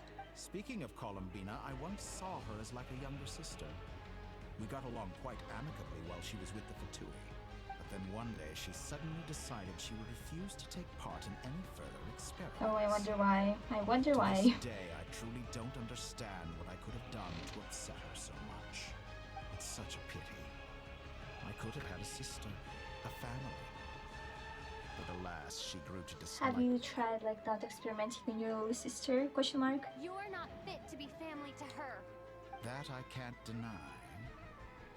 So many people, all obsessed with playing out the same tired old dramas. This world is rotten to the core. And then there's you. You had every opportunity to reach the right conclusion. The thought of killing you off like this? But I maintain that I approached you in good faith, so I will offer you another chance. Will you work with me? You have until I count to 10 to make your choice. 1, 2, 3. Not in a million years.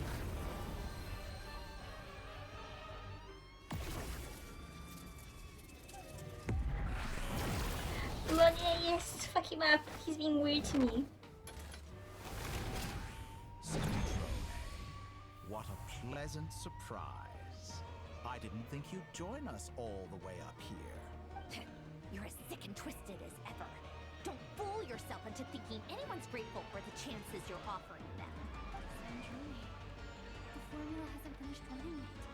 Funnily enough, I was just discussing a collaboration opportunity with the Traveler, and then I saw Oh, I don't like his design. Oh my god. say is a good example of an opportunity gone to waste. Gone to waste? I said that everyone would get one chance, and you've used yours to march right back into the lion's den. So yes, it's an utterly wasted opportunity. And what makes you think I believe a word that comes out of your mouth? I was planning on disposing of your little formula after wrapping up more urgent business here. Since you've taken the trouble of serving it to me on a silver platter, I can simply bring it forward in the schedule.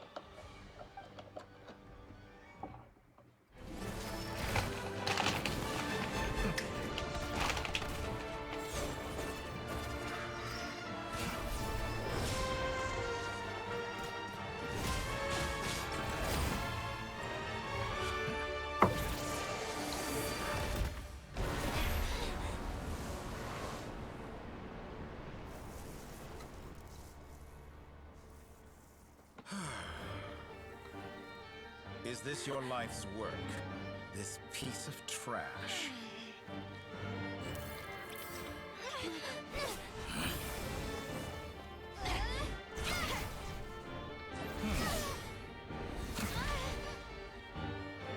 I respect Sandrine just running up to him, just throwing hands. No weapon, no nothing. Your formula runs too slowly, Sandrone.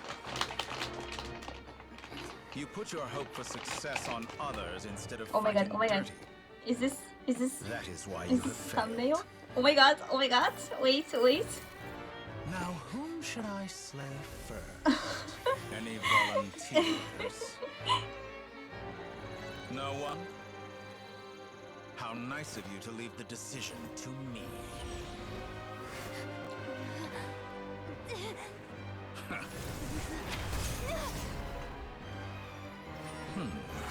Oh no!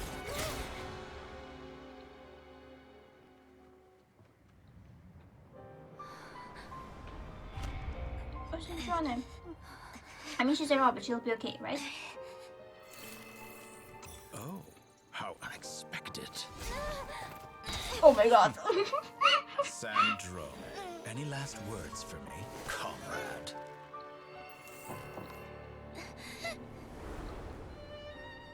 Is there anything you wish for?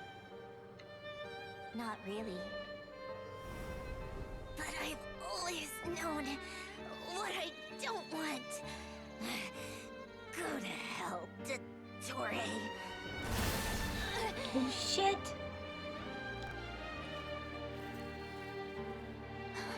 No!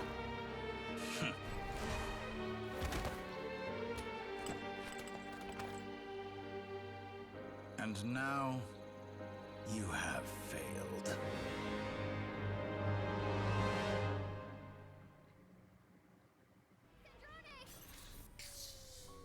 Now you see how fragile mechanical contraptions are. Just a gentle tap, and they fall to pieces. However keen of an inventor Sandrone may have been, her death spells the end of the formula that was running inside her body. I heard that formula wasn't running inside her body. Her for making it this far. As her colleague, I have to admire her stubborn tenacity. Now, it is time for you to take your place. Well, leave me alone. I don't wanna. My count was interrupted, but the second chance I extended to you still stands. Once again, you are welcome to join me. By now, I'm sure you have gained a greater appreciation for the power and authority I wield. What is stopping you from embracing a new world of endless possibilities? Not in the mood to talk? As you wish. You seem less talkative than usual today. I'll change the topic to something more apropos. Sandrone was always like this, never trusting anyone, always so reluctant to share her research with them. Objectively speaking, she had her strengths. It is remarkable how she extracted and even optimized the world formula from so much data. But her inability to trust was her undoing. Had she allowed someone else to monitor or run the formula for her, you might still have a chance at victory even now. But regrettably, she was a stubborn fool. As much as it pains me, she had to go. Dottore. Maybe this is news to you, but people can change. Columbina surprised you when she escaped, and I think Sandrone would surprise you too. Change? You can twist the truth however you want, but I see it clear as day. You're the one who can't trust other people. Is that how you see me? By this point, what can you hope to do about it? It is pointless to fight on. You've already lost. Wrong. You can't win this, Dottore. Damn, Genshin came such a long way.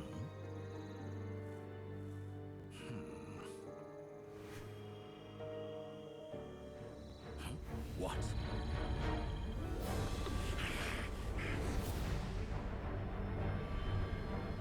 Oh shit!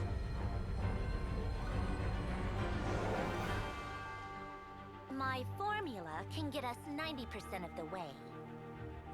It will connect you to Columbina. Then, I will bring the formula's output to the Traveler's side. For the last 10%, do whatever it takes. Just bring the moon down.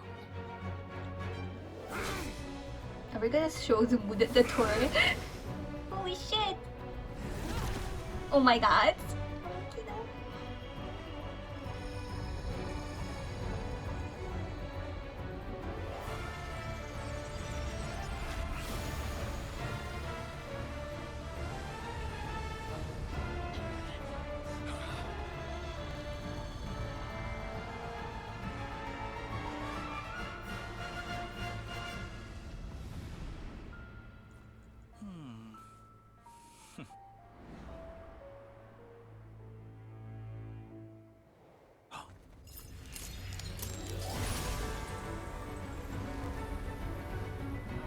But we really are going to serve the freaking at him. The moon will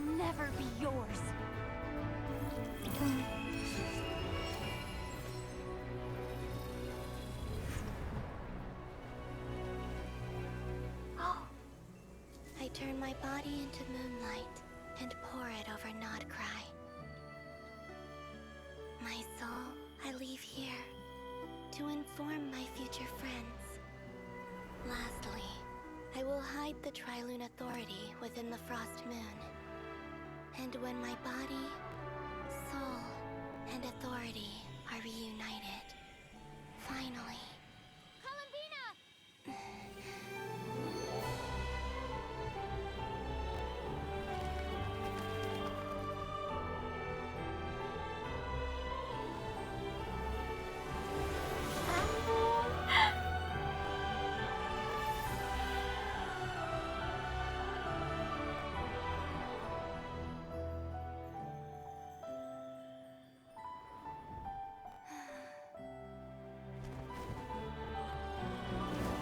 That's beautiful.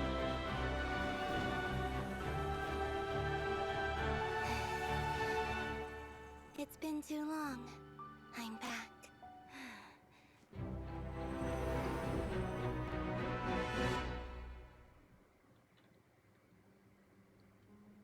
Stay focused on the battle, Traveler. What a touching reunion.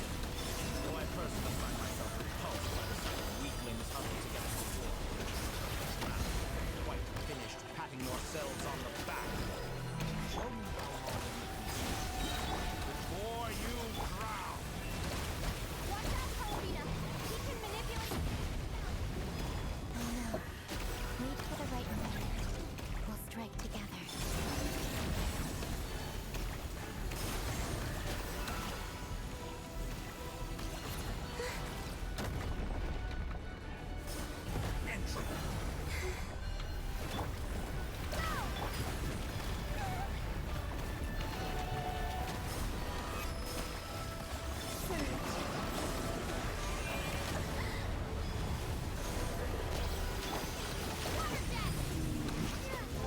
Good. Keep it up. Outdone.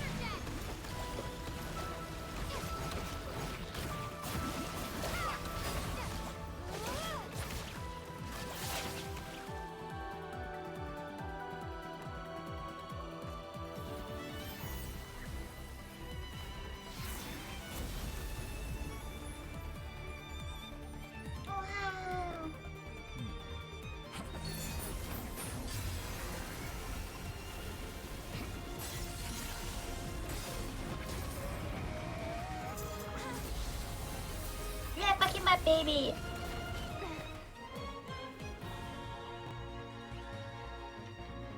I grant you the new moon's blessing.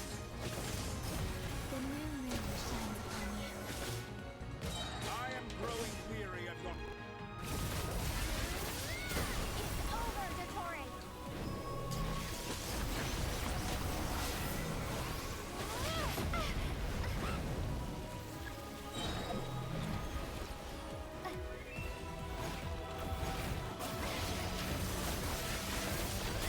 Time!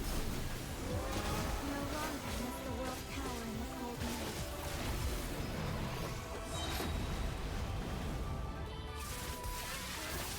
Our future is not... Oh my god, so cool. The fucking the way music reverses.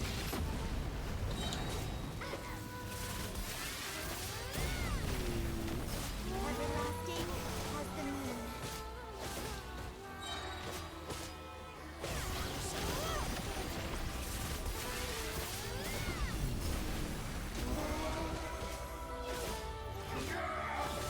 So close. I'm so close to the new world.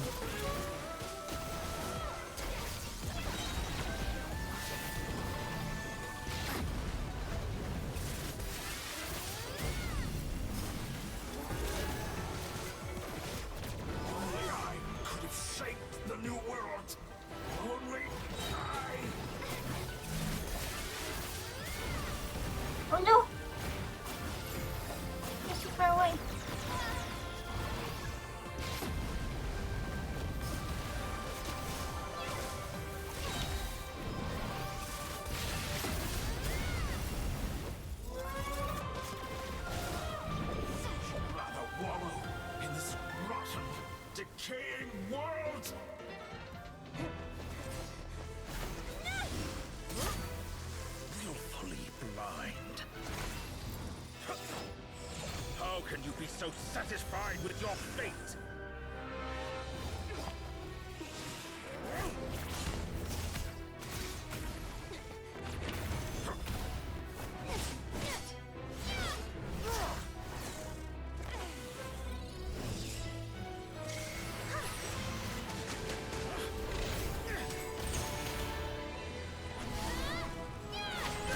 Yeah, let's go.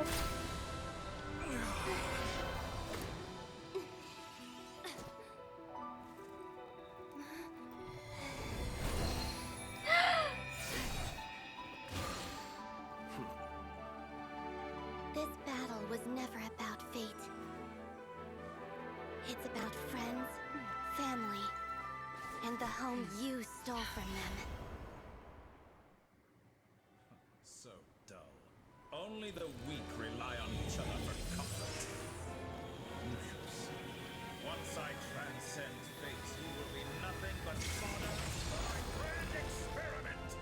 That will never happen.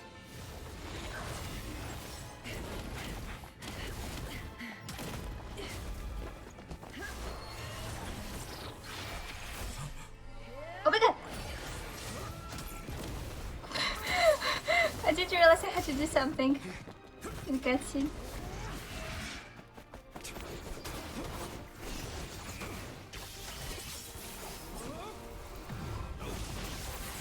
Can I fail them?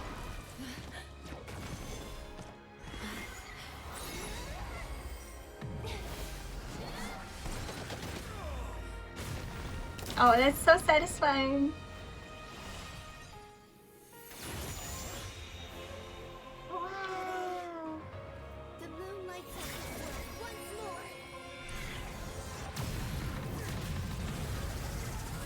more. Just fucking nuke him into oblivion. Yeah, this is where being weird to me.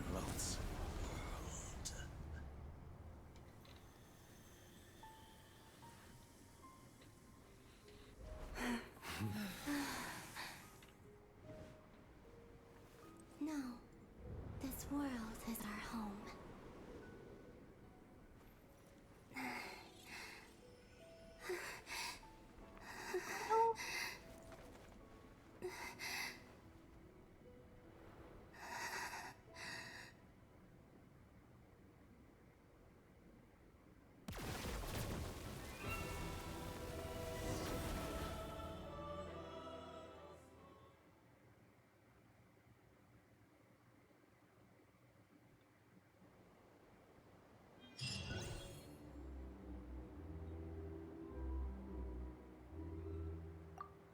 There's a bodily return to Nasha Town. The scars left do not cry, but the doctors slowly begin to heal. After learning of the crisis end, people gradually return to not cry. And the first moon in the sky also remains within this world. Oh! No, you're doing it wrong. What are you trying, The children? moon is like this now? The new moon, Mom. It looks different than before, doesn't it? Also, can I go buy a sugar sculpture today? Please? Just one? All right. I suppose today is a special day after all. Almost like a festival. Extra, extra! Get the latest Nasha Express here! Post-disaster report! Nasha Town reborn beneath a new moon! The voyage begins today! The future looks bright thanks to the League. Want a copy? I knew things would be different. But I didn't think that would include the moon. They say a new moon goddess has been born. A new moon goddess? Who's saying that? Frost moon scions? I guess so. I'm not too clued up on the details. As far as I'm concerned, the moon's still in the sky and it's business as usual. Hey, since we've come all this way, shall we grab ourselves a free meal while we're here? Are you a convert now? Or are you just here for the free lunch? Oh, come on. What does it matter? After everything we've all just been through? That smells good. All right, that's it. I'm hungry. Time to eat. Come on! We gotta get there early! Shh, keep it down. This is a residential area. What if people are still sleeping?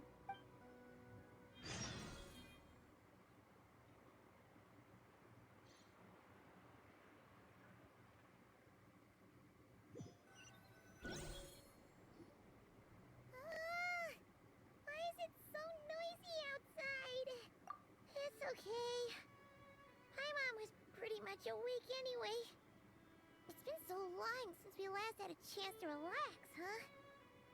Feels like time is moving slower than usual. What about you? Did you rest well?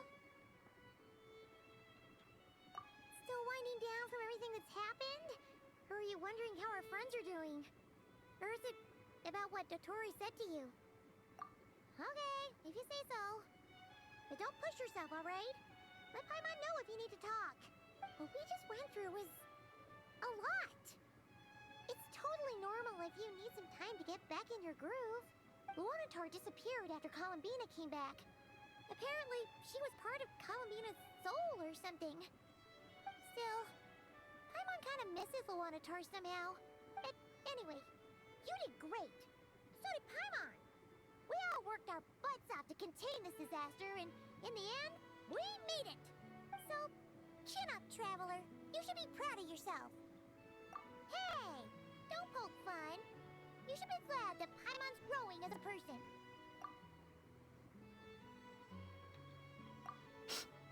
Aww.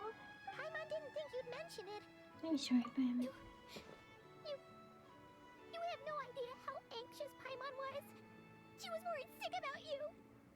Well, if you really want to show Paimon you're sorry, you're gonna need to make it up to her.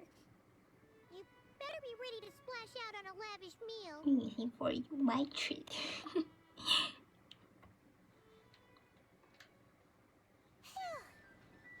Okay. Paimon's full now. Huh? Oh, well... Hey there, Traveler and Paimon. Good morning. Morning, Yehuda. Here for some breakfast? Oh, I've already eaten. Just need some water. I was mostly worried you might forget what day it was today. So, I came over to remind you. Careful there, Paimon. Too much food will make you drowsy. Don't let anyone catch you hiding at the back and nodding off during the League meeting. Yeah, she'd probably be saying that to Aino. She's the baby of the group, if anyone. True.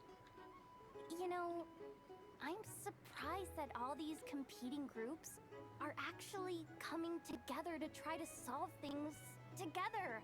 Definitely a first for Nodcry. Well, nothing like a region-wide calamity to bring people together. After that, surely even the most self-interested people have to realize that going it alone isn't worth the risk, right? Try telling Boss Neff that. She's not exactly convinced that people are gonna get with the program. Really? But if she's so pessimistic about it, why'd she agree to be the Curatorium's representative in the League? Probably 'cause even though Unity sounds like a pretty far-fetched idea, the benefits it would bring make it worth a shot. I think things will work out, though. I swear, Nodcry feels like one big family now with everything that's happened. More than it used to, anyway. Paimon's with you on that one. And it seems like plenty of other people agree, too. Just listen to the bustling streets. All right. Everyone's been rebuilding these last 2 weeks, and the evacuees have been coming back. Life's slowly returning back to normal. All right. Everyone's been rebuilding these last 2 weeks, and the evacuees have been coming back in droves. Life's slowly returning back to normal. Which means my workload's probably gonna shoot back up. Were you about to head out? There's still some time before the ceremony begins, you know. Yeah, we were gonna take a stroll around the square and say hi to some friends first. Sounds good. See you later then.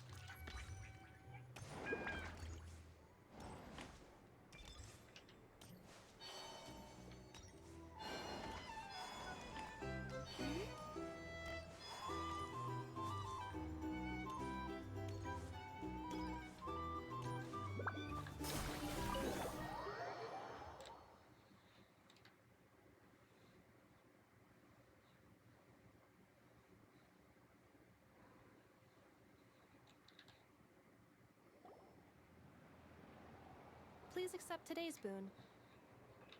Have a nice day. Are Paimon's eyes deceiving her? Or is that Inefa handing out food for the Frost Moon Scions? Hello there. Would you like a feast of the moon, along with some snacks of the day? So, what's new, Inefa? It was only a few days ago when we last saw you, but it looks like you've joined the Frost Moon Scions in that time. And I know too? What are you talking about, Paimon? We're just here to help. Duh. In the wake of the disaster, it's all hands on deck. We responded to Lama's request for support. At times like these, the smallest good deed can inspire others and help them through the hard days ahead. And we're using eggs and heating tubes to make that a reality. In true Krumkake Craft Shop style! Inefa! Did you hear that? The Traveler sounded good. The Traveler! That's because it's true, I know. Proposal. If you can resist eating today's dessert, I will provide you with compliments, too. No way! Well, that proposal got shot down quickly. I need something to get me through the hard times too, you know. Mom! Yes, dear. Go right ahead. Excuse me. Could I take a photo with the robot lady? She helped us get safely out of Notcry, and she helped us get back home too. She's the best. Of course she is. And since I'm the whiz kid who built her, that makes me even better than best, right? But you stole my snacks though. Oops. Shall we move to the open space near the center? The view there is better. Thank you.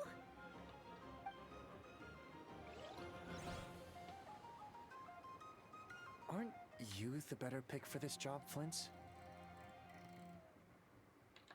You underestimate yourself yet again, Master Ilua. Not at all. I rarely come by Nasha Town. I don't know any of the big shots here.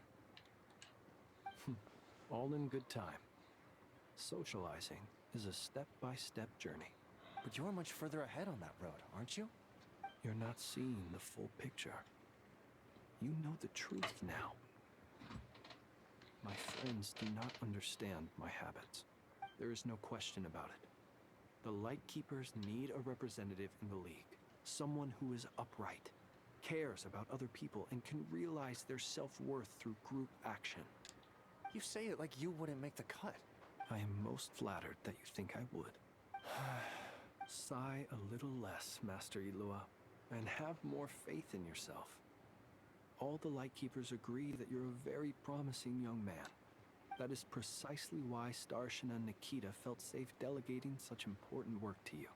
I'm sure we all also agree that we would sooner die of dehydration than manage to wrangle anything out of you in a discussion. My apologies. I am not in the habit of bringing water with me when I go out. Whatever. I'll take the job. By the way, who else is part of this? Oh, it's quite the who's who of Notcry. There's the Moon Chanter of the Frost Moon Scions, the boss of the Curatorium of Secrets, a representative of the Voynich Guild, and even someone from the adorable Krumkake Craft Shop. I'm sure you will find speaking with them to be a genuine pleasure. If you say so. I've never done this work before, so I'm honestly a little scared of making mistakes. What the fuck is a Voynich Guild? I'll do it. Not only is it our duty as Lightkeepers, but because I want to make Notcry a more welcoming place. An admirable attitude to take. The beacons are lit, Itlua. We're but one step away from breaking through the blizzard. We have the chance to band together and build our shared homeland into an Elysium. This is unprecedented for Notcry. An opportunity not to be missed. Yeah. You're right. I'll do my best. Quite a few familiar faces have arrived. Let's go, shall we?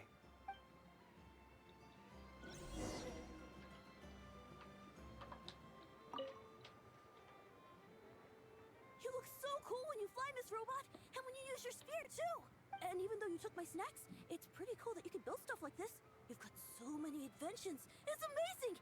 Also, Micah, we need to go now. 1 second. Please take this Feast of the Moon, as well as some snacks. Share them with your mother and your lovely family.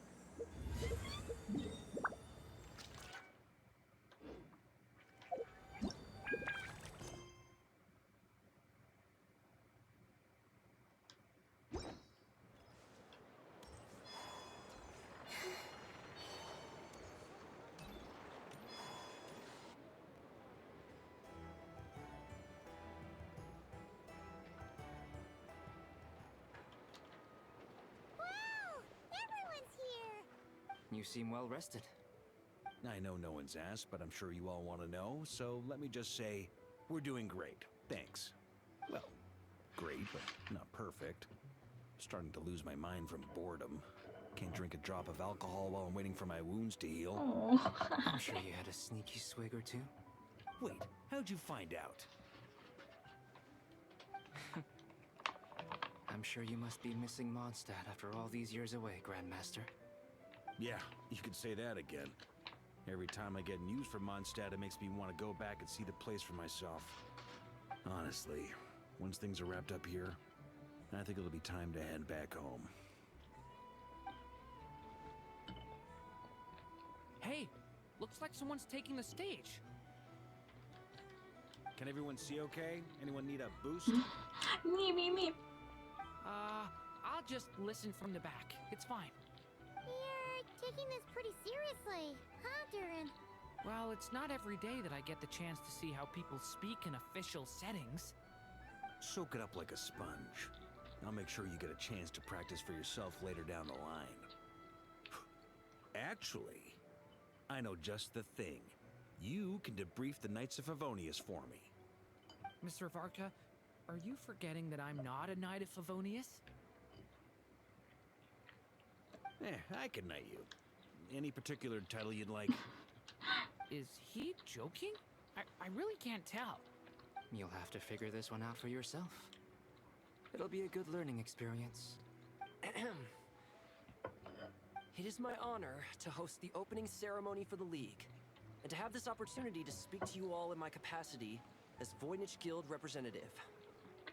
Could this person also have been pushed onto the big stage by the real big shots? Guess I'm not the only one then. We come here today, having weathered the trials and hardships of yesterday, and having learned from them the importance of unity and cooperation. All right, here we go. Uh-oh, looks like Aino's off in dreamland already. Wait, boss is looking kinda drowsy too. What's up with Probably all her? the fucking Lauma. Come on, get this speech over with already. Nodcry is our home, the land we rely on for survival. And as we chart a course for the future, may we persevere through the storms ahead as we sail towards a new era of prosperity, freedom, and hope.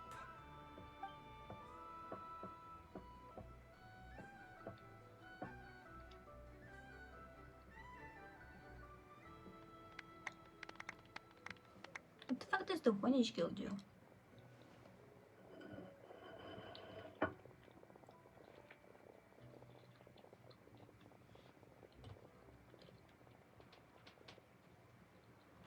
Looks like we'll have more opportunities to visit each other going forward.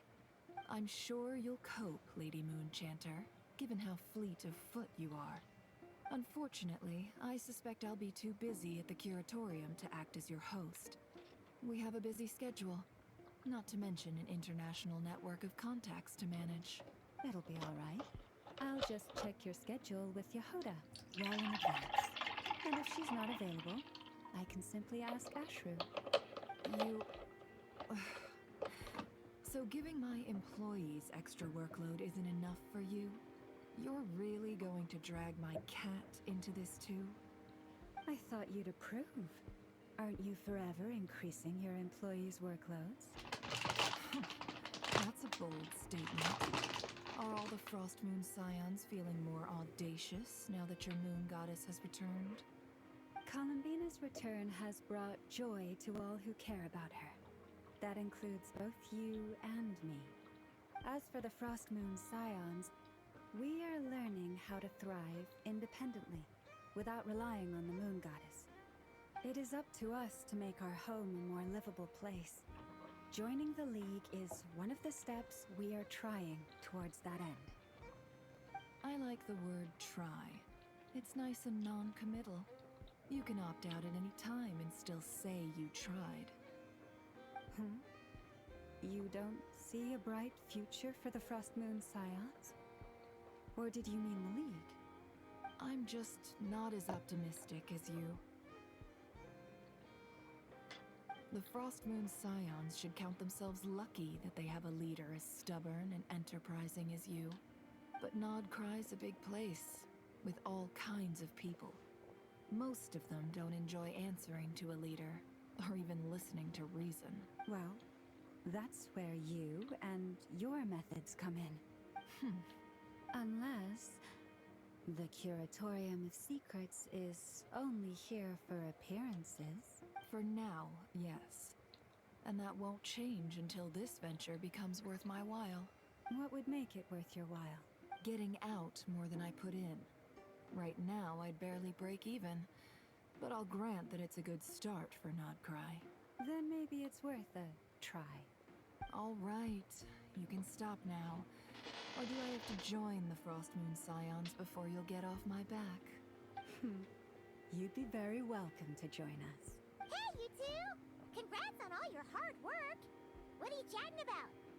Nefer was trying to dissuade me from adding to her employees' workload. Also, she's considering joining the Frost Moon Scions. Sorry, what? Your conversations are always the most interesting. Would you two care to join me for some tea before heading to your next destination?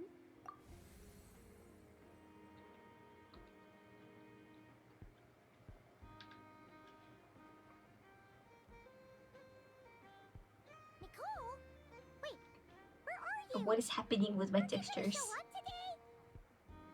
Sadly not. I'm otherwise occupied right now. I'm sorry, Paimon. I can hear how disappointed you are. If it's any consolation, let me say that how things appear on the surface is a far cry from what they are at their core. Perhaps you'll feel better if you focus on the fact you have a special line of communication with the great mage herself. Okay? Has something happened? No, or not yet, anyway. Well, that's not ominous at all. Not for the time being. Just think of this as a general check-in to make sure this communication system is still running smoothly. Besides, it's good to chat once in a while if we want to maintain our friendship. You could have just said so. Paimon got all worked up for nothing. Still, the best friendships are built through face-to-face interaction, you know? It's never gonna stop being weird having tea with you when you're not there and just talking to thin air. All right, fair point. I'll bear that in mind for next time. Yeah. Any update on that crisis at the world's borders? Alice just informed me that they had their work cut out for them. And now everyone's thoroughly exhausted. But they did finally get things back under control. Still, we can't let our guard down yet. The disruption caused by this disaster has made Teyvat easier to detect from the outside universe. She plans to wait for things to stabilize, then reschedule. As for me, I agree with Hat Guy's perspective. This is a time when many new variables are emerging, and the situation is changing constantly. Plus, most of this change is for the worse. She plans to wait for things to stabilize, then reschedule her Mondstadt vacation plans. Oh. We have to remain vigilant and ensure that the embers of chaos are not rekindled. I did notice that the energy in Nodcry changed somewhat after the War of Funerary Flame. But since it was still aligned with the Light Realm, I never gave it a second thought. It looks like I'll have to examine the connections between phenomena I observe more closely in the future. Just doing my duty. It's more or less second nature by now. Of course. To give you the full picture, I'd have to start with the substance from which angels were formed. Never mind. Paimon's right. Showing off my knowledge would be much more satisfying in person. By the way, you did receive the gifts from the Hexen Circle, yes? I'm not trying to claim credit or anything, but my pride demands that I at least mention it. They're quite similar to the protective talisman that Alice gave Dory, but with some very special enhancements. Oh! So that's what kept our friends safe when Dotori trapped them. Indeed. We went to great lengths to make sure they were invisible to his eyes. I'm so happy they came in handy. Still, not fishing for gratitude, by the way. I just want you to be aware that sometimes your friends may be protecting you in ways you cannot perceive. Anyway, I'll contact you if anything else crops up. If not, you know what they say, no news is good news.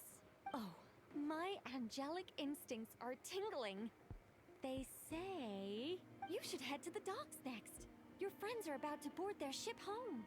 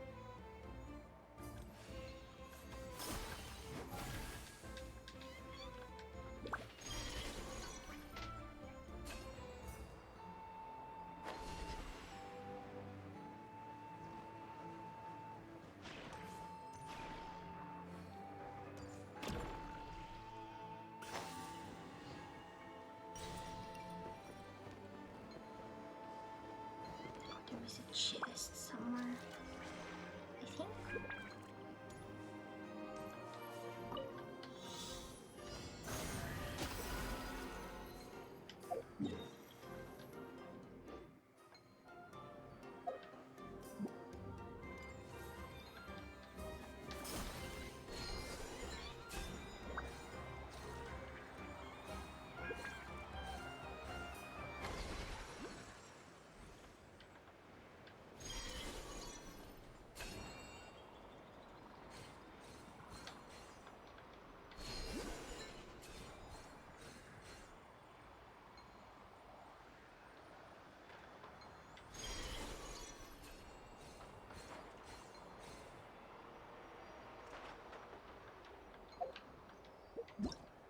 What? I didn't touch it.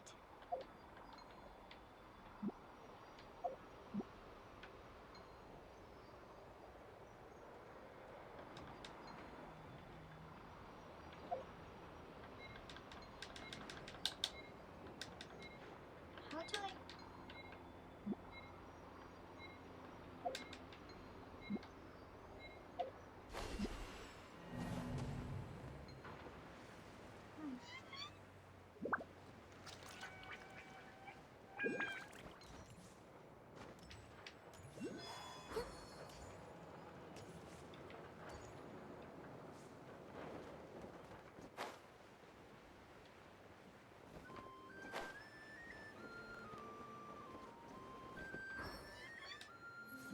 Ad Astra. Thank you for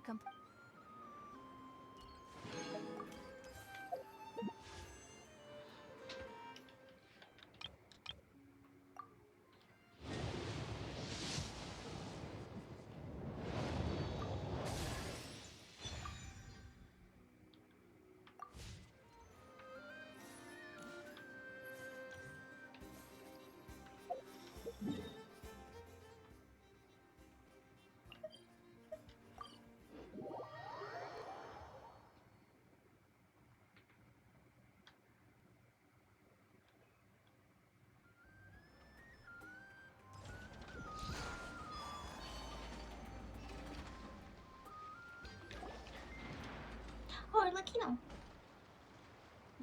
Are you guys so awkward? You're here. You're here too, Hat Guy.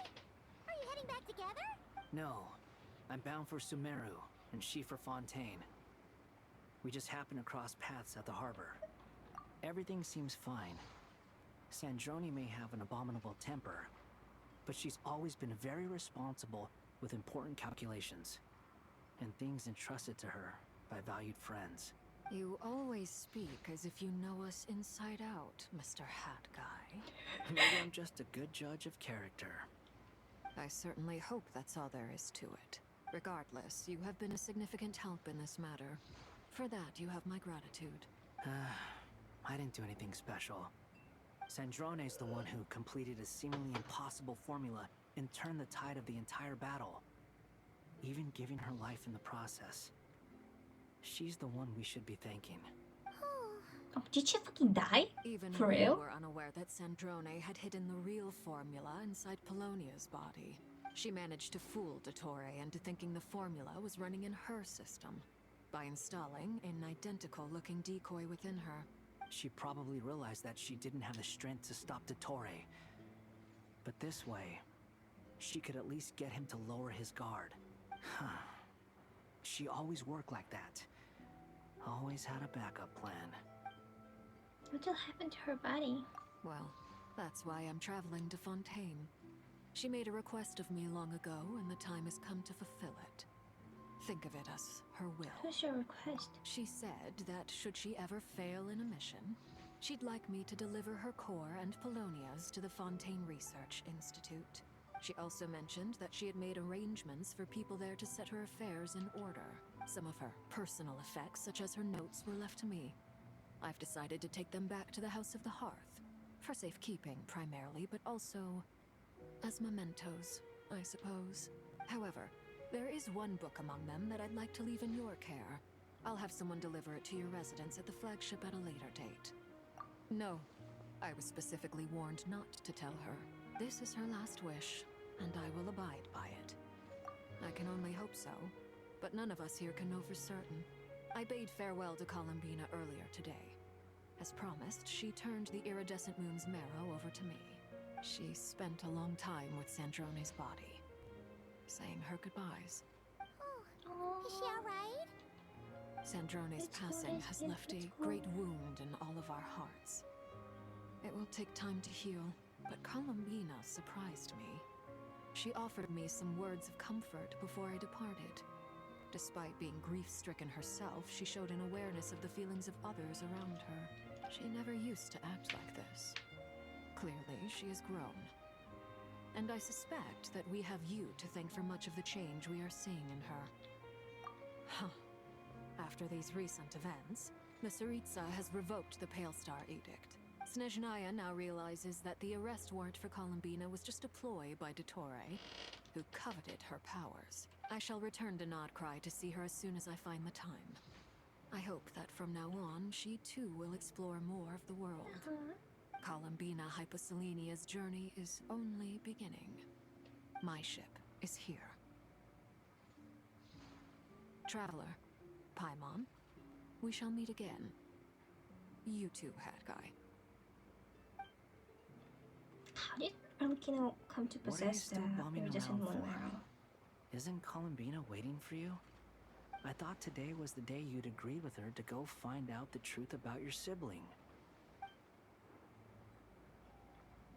You're afraid you won't like the truth when you see it. Well, this is new. I was starting to think that nothing could scare you. Don't say that! Wouldn't you be if you were in this situation? Fair point. But I'd say I have more experience facing up to unpleasant truths than the Traveler.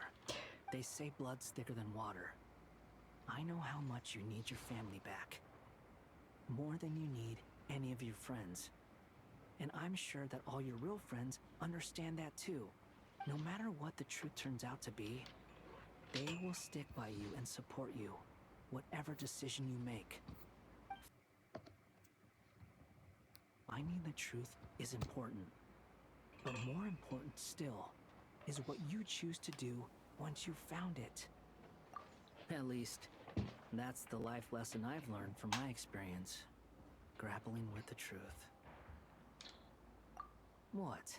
Now that Dottoro's dead and gone? A little, I guess. But it hasn't solved everything. Maybe I regret not getting to end his life with my own hands. Or maybe it's something else. But for whatever reason, I still feel like I have a chip on my shoulder. Either way, I'm going back to Sumeru. Lesser Lord Kusanali is gonna need help dealing with all the chaos Dottori left in his wake. Not just from this incident, but everything he did in the past, too. You should continue with your journey, as you've always done. Who knows? Maybe we'll meet again someplace else. So, what should we do now? If you want to explore a bit more to steady those nerves, Paimon's game! After all, when Columbina said she knew where your ship was hidden, Paimon promised to give you two some alone time with the truth. It hasn't been all that long since we were last apart, sure, but with Columbina there, Paimon's sure things will be just dandy. Ain't no biggie. Paimon might be all about that food and fun, but she knows how to do right by people. Paimon's sure you'd prefer to digest the news about your brother in peace. But, no matter what you see, just know you can share it with Paimon. Of course, as long as it's not super private. If you can't make sense of something, let's give it some thought together. And even if we both can't figure it out, Paimon can at least treat you to a nice meal. Okay, Paimon's voice actually started to grow on me. Glad to hear it. Feel better now? Alrighty. Next up, time to meet with Columbina. I think her delivery at first was way too fast, but now she's finding her pace that feels natural, and the pitch of her voice feels more natural too.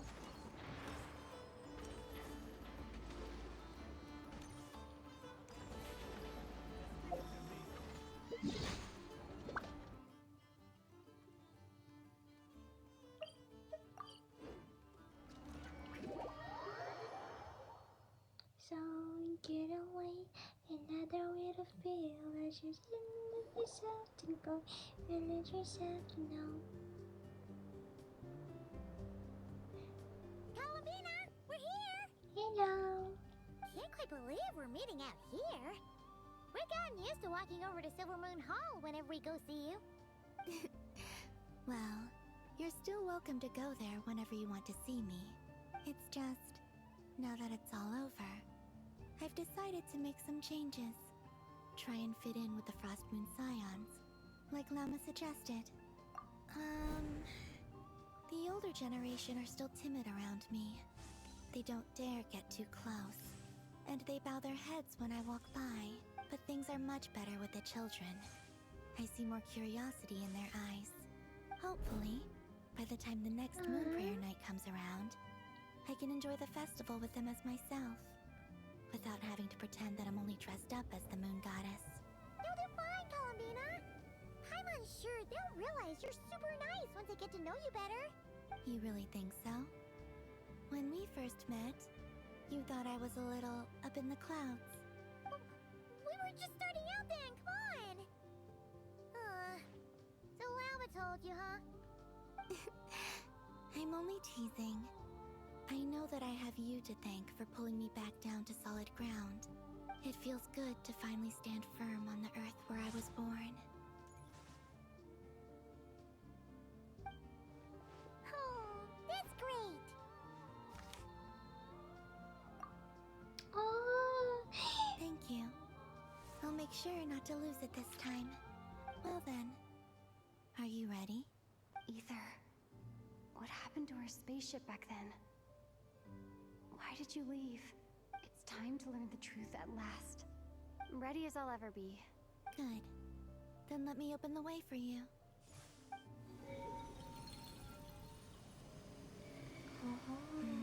Where does this lead? To our shared destination. Huh? What? Do you remember me telling you about my missing prologue back when we just met? I said that my story began on the moon, But while I was inside the moon's reflection, I realized that my prologue was really hidden in the future. I just had yet to discover it at that point.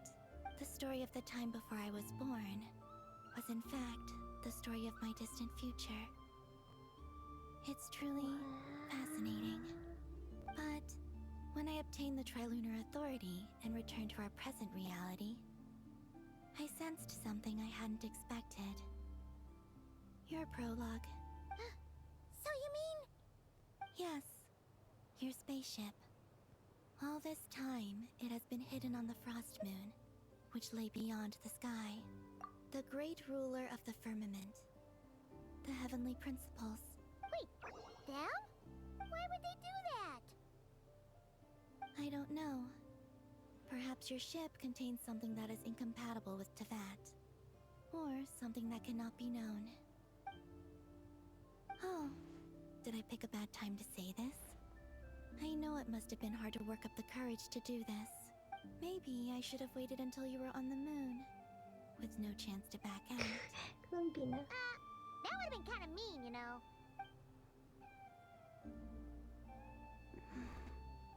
Take me there. Oh? Whatever is hiding in that ship, it belongs to me and Ether. Those memories belong to us. To the moon. No one else has the right to decide whether I should or shouldn't know about it. Not even the heavenly principles. Very well. Then let's go. You two take care, alright? And don't forget to Why come back can't we soon. take Paimon to the moon? Rest assured, Paimon. We will. Is Traveler. moon Paimon and Thinking Paimon? about the story that we'll find hidden on the moon? Yes. Is Paimon moon And hoping that allergic? it has a happy ending. Stories like that don't exist, you know? You don't believe in happy endings? I don't believe in endings. Oh.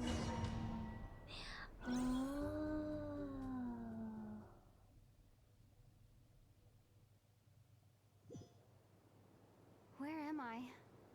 This is the pathway I built between Teyvat and the Frost Moon. The moon is very far away from us, so it could be a long journey.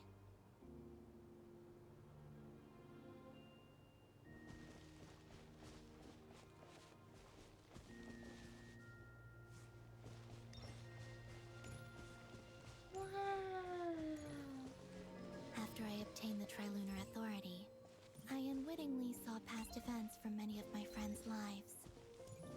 One was Lauma. She was so young when they chose her to be the Moon Chanter.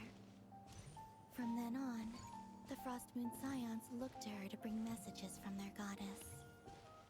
But, for better or worse, I had left Hisi Island before she was ever born. It was not until much, much later that she met me. I think it's for the best. Because of the way things turned out, you had the opportunity to become friends. You're right. In that sense, I think we were both very lucky.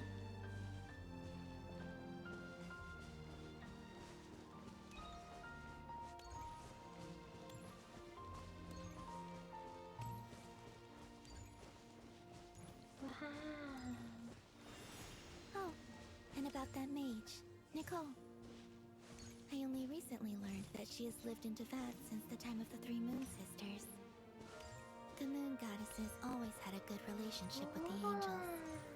I suppose our friendship continues that tradition.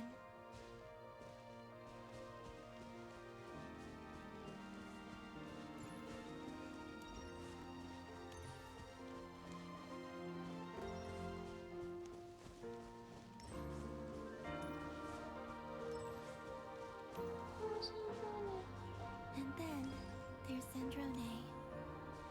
I never knew that much about her, beyond the fact that she was created by someone called the Lord Artificer. She, too, suffered for a long time before joining the Fatui.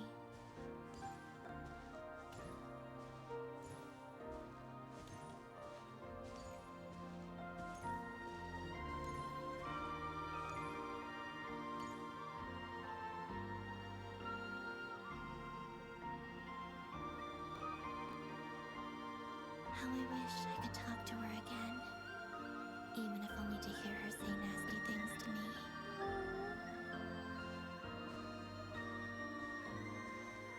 Pink. I like pink.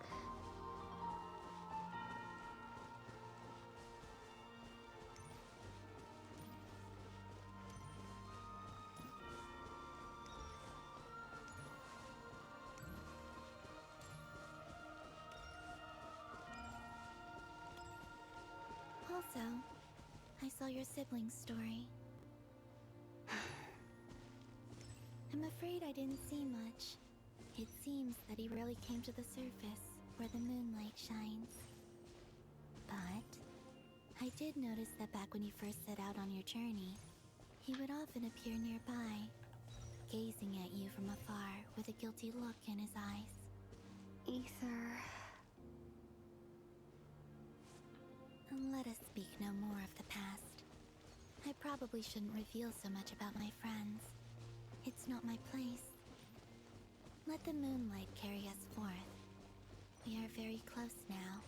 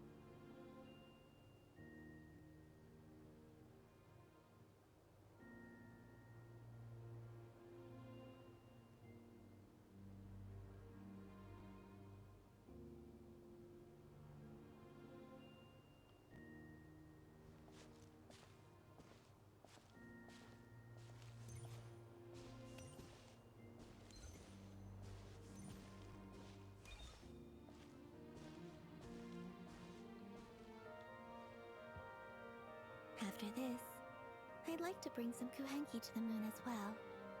If they're willing, of course. What about your other friends? Will you bring them to visit too? Certainly.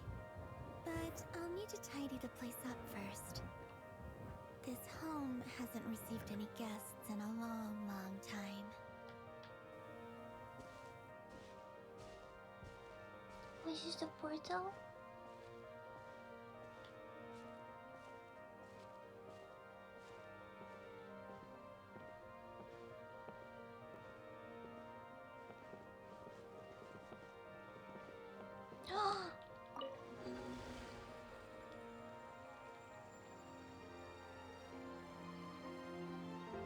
I remember writing something similar with you on Moon Prayer Night.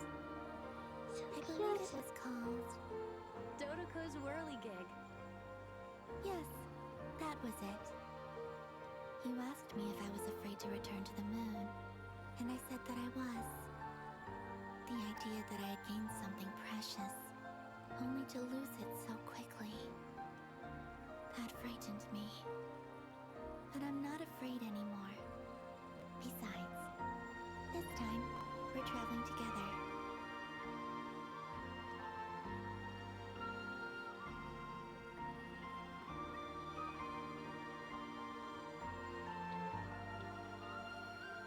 This is so pretty with the hip.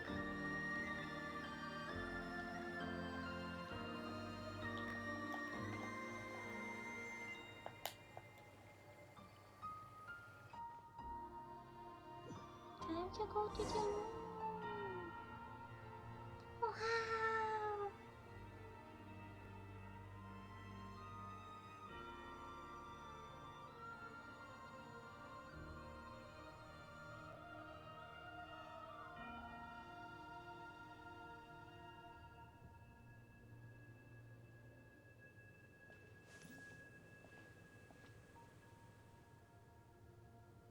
We're here. The moon. Over there. Wow! Moon time. Wow!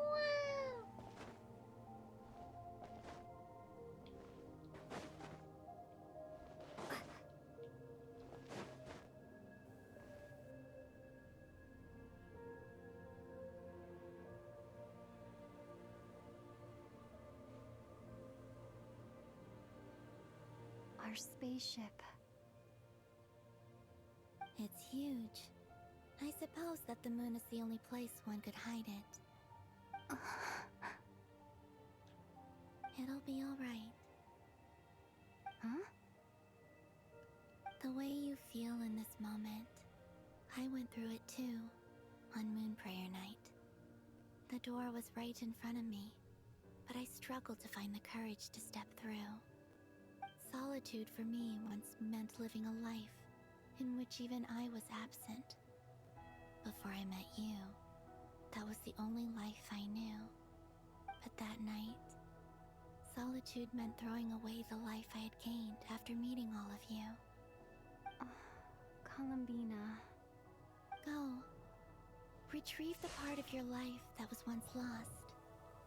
Trust me, you will lose nothing by doing so. Look, Teyvat is right there. All of our friends are down there, waiting for us. You're right. Thanks, Columbina.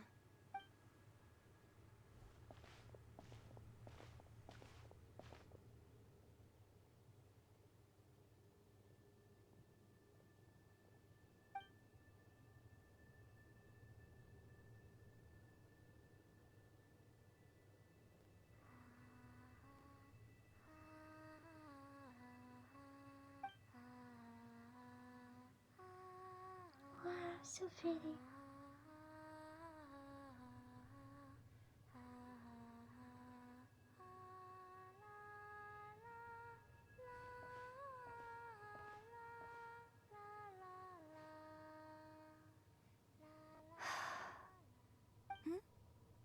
Finished?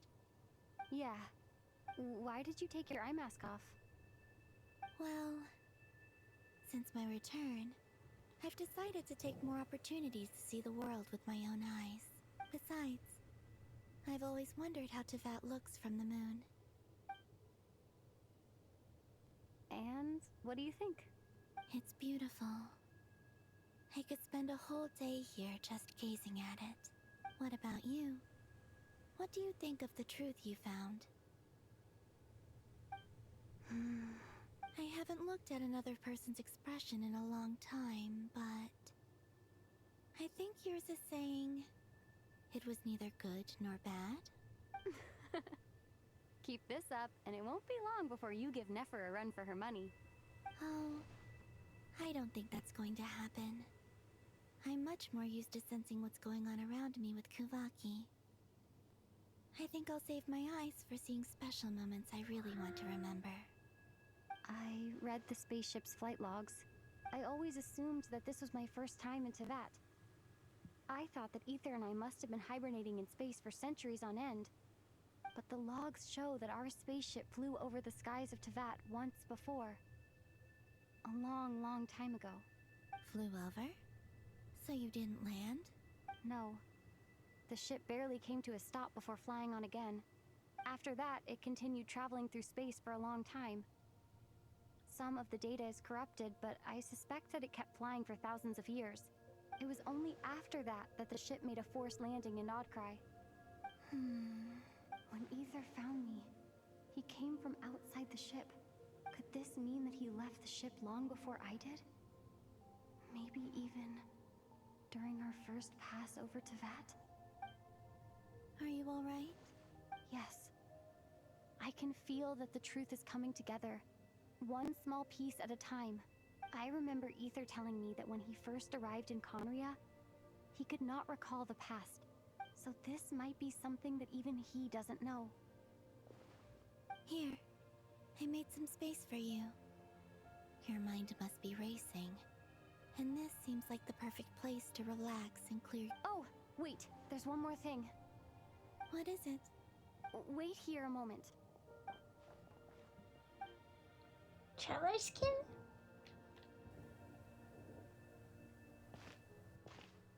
Yeah. Hey, Columbina.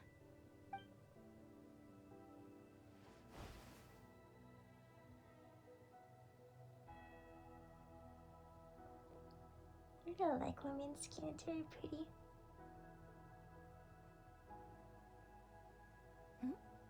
Is that a new outfit?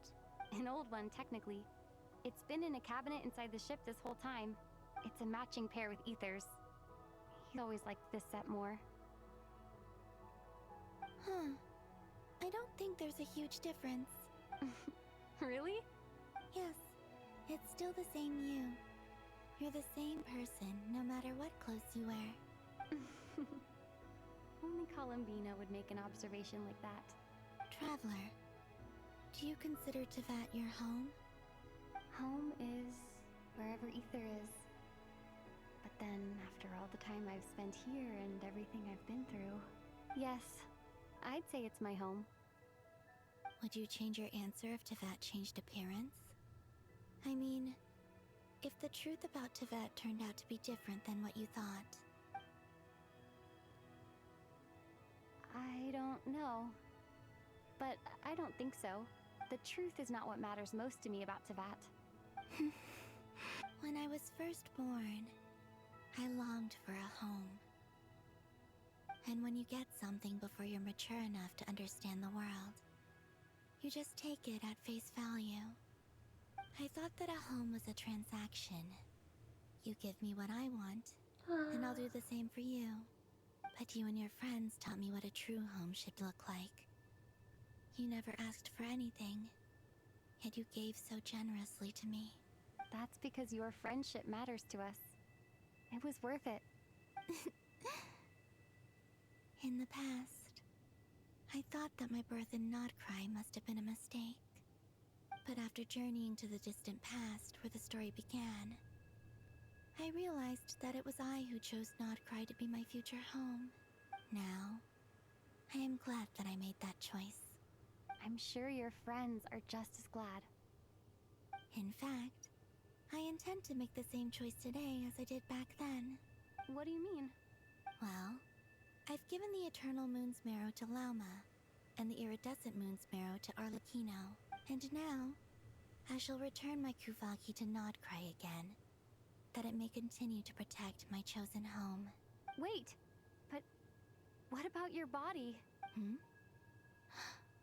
Oh, are you worried that I'll disappear again? I won't. Not this time. The Frost Moon has now entered the false sky, and I am the Trilune Goddess. I am only returning to Nodcry the part of me that it needs. I am giving what I can, because my home is worth it. Oh, and I have something for you, too. For me? Is this a kiss? Yes. Come closer. It is a kiss!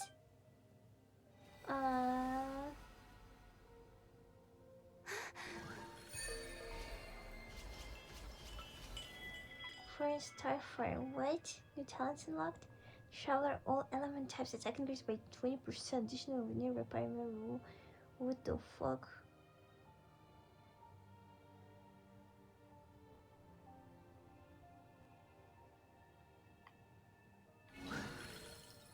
Holy shit.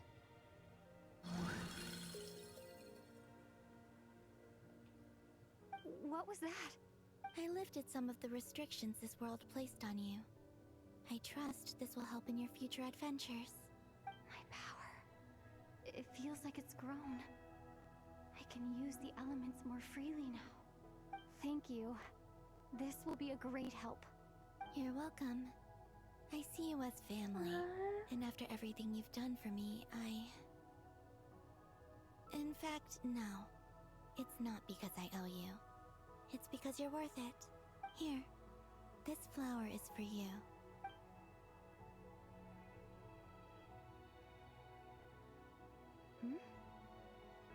Isn't this a moon prayer blossom? Yes. Don't worry. You will never see these flowers lose their color again. I'm finally discovering the joy of giving.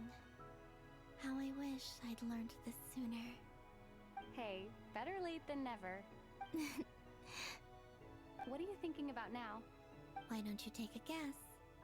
You get one shot. I don't think I'll get it in one guess. But I'm sure it's a happy thought. That's kind of a sneaky answer. I can't say you got it wrong. Down into that. The moon seems so far away. I felt it might always lie beyond my reach. But on the moon, everything feels so close by. The haze that once enshrouded the skies has finally been dispersed. I feel like a traveler on a winter's night, starting a new chapter in my tale by the warmth of a bonfire. I don't have a lot of luggage, but I do have a lot of hope for the future. Well, what's next? Next, to start with, I want to stay here just a little longer. After that, let's return home and continue our journey. Yay!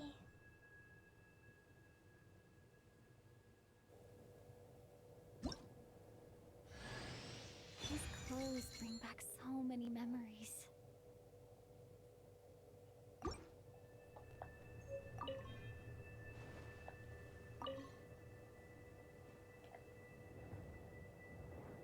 The journey goes on, for you and for me. Like I said, this is not the end. Yay! I don't believe there has to be an ending.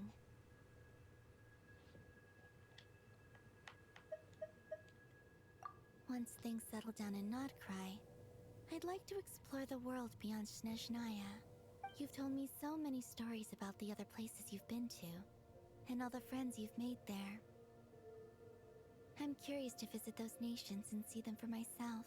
It would also help me learn more about the journey that has made you into the person you are today. There's Regrator, the Rooster, and the Jester. Between them, they control a lot of what happens in Snezhnaya. But I can never wrap my head around how exactly power is split between them. I just know they are each responsible for many specific domains. I noticed that the Rooster and Regrator often appeared to get along on the surface, while working against each other in secret. And theirs is not a friendly rivalry. But I wasn't particularly interested, so I tended to keep my distance. Now that I think about it, the term Mistelton often seemed to come up in connection with Project Stuja. Mistelton?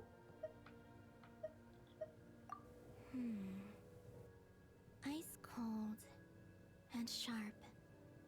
Crystal clear in some ways, yet profoundly unfathomable in others. Like the thick layer of ice on top of a frozen lake. That's just the impression that Tsaritsa gives me. I was never able to glimpse what truly lies beneath that icy exterior. In fact, I don't think the people of Snezhnaya even know what kind of power their god wields. Maybe that's because the Tsaritsa herself has never acknowledged, nor accepted that power. Oh, is that your next destination? Most people would probably tell you to pack some warm clothes. But I experience things differently than most people, so I can't know how cold it is. In fact, it is home to quite a wondrous heat source. I think they call it Kreshnik's torch. Every city in Snezhnaya is built around one of those. I sensed the energy it gave off as I was passing by on a railway train. It felt grand and distant. I also recommend the Korolievsky troupe in Snezhnograd.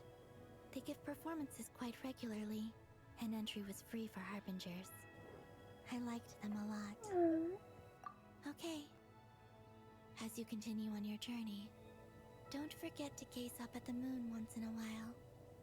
It is, after all, no longer an illusion. It shall cast down its true moonlight, connecting us in truth.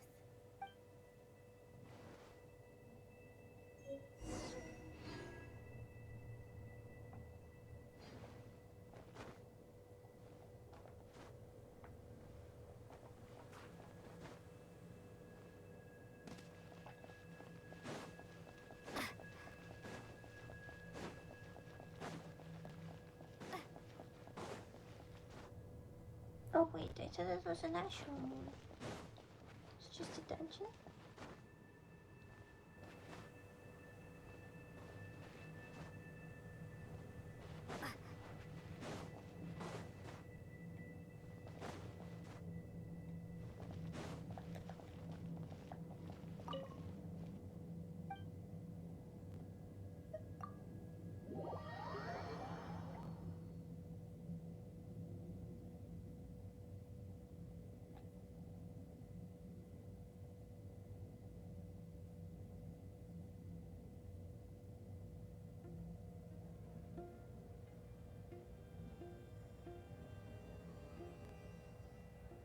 To Jean, acting Grand Master of the Knights of Favonius. Ugh, this preamble is such a pain to write. It's probably high time we got rid of this acting business. I trust that Dern has updated you all on recent events. Hope we didn't worry you too much. The good news is, we managed to come together and put a stop to the Doctor's evil schemes. With that, I think it's safe to say that Nodcry is finally out of the woods. As for the Fatui, not counting the Damselette, aka the Moon Goddess, who has left their organization, we found ourselves allied in this instance with both the Knave and Marionette. May she rest in peace. As ever, we find ourselves better off for making friends rather than enemies. But until we can ascertain the Tsaritsa's true intentions, the future remains uncertain. In a short while... Wait. How am I meant to surprise everyone if I tell them in a letter that I'm heading home? Well, that would be a huge waste. Okay, got it. I will begin sending the expeditionary team back home in waves. I'm sure they'll be able to answer any questions you still have. I hope they won't gloss over the details of my many heroic deeds. But if they do, I'm sure it'll be because they're just too exhausted from the long journey. I think of Mondstadt daily. Please give everyone my best regards. P.S. The honorary knight went above and beyond this time. Are there any other honors we can give her? I'll leave it with you. P.P.S. Please be extra nice to Klee for the foreseeable future. I cashed in on the last favor that the Hexen Circle owed us, so we need to earn some more goodwill. If there's any serious problems, feel free to stick me in solitary confinement when I get back. I'll do the time for her. Whew. And that, as they say, is all she wrote. End of an era. And with the moon shining down brighter than ever, I think everyone is gonna sleep well tonight.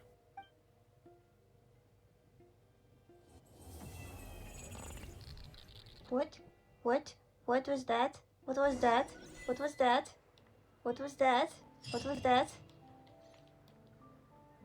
Are you being weird?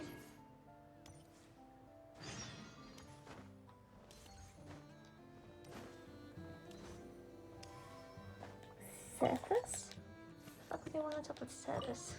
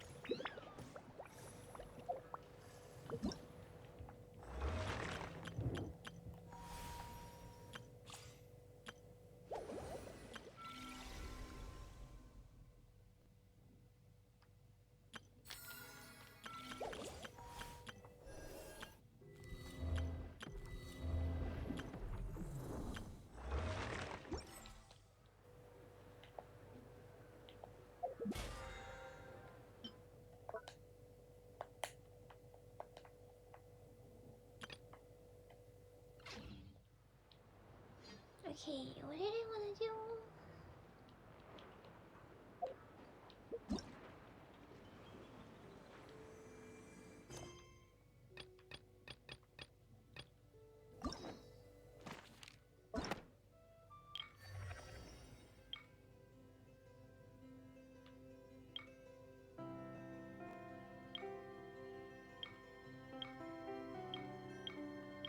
This has been very productive 2 days.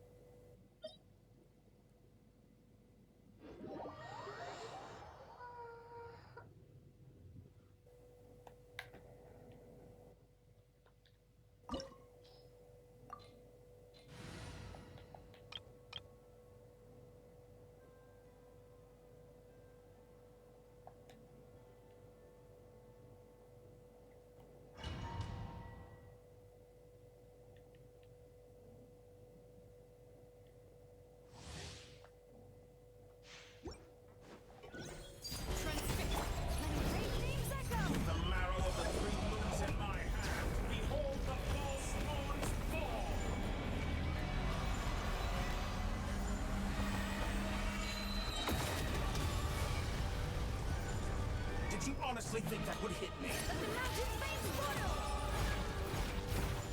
Beat. Suffer the wrath of Eastleigh! Show no mercy! Here comes the test. Quiet.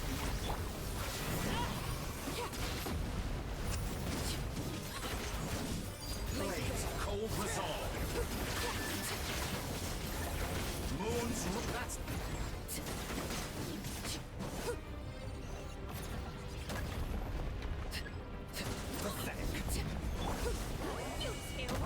Time to end them! Cutting great names echo! Bring it! Gotcha. These are about to get dicey.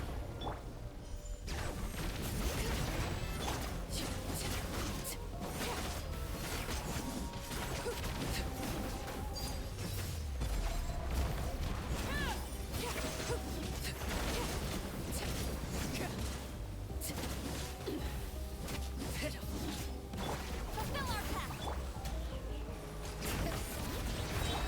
Quiet. Transfixed! Show no mercy!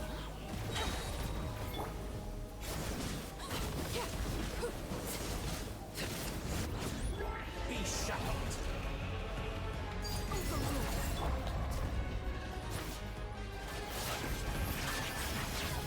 Fulfill our path! Busted! Bring it!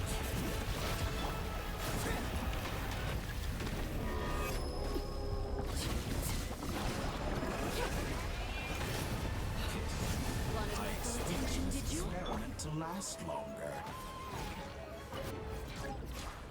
Get to work! Transfix! Quiet. Lolly, eat Papa!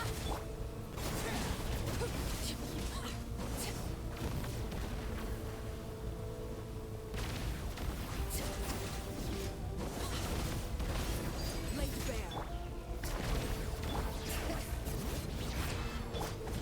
Gotcha!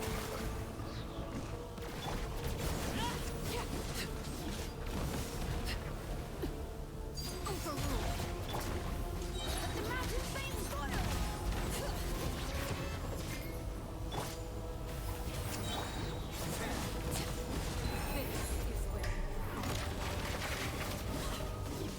Busted!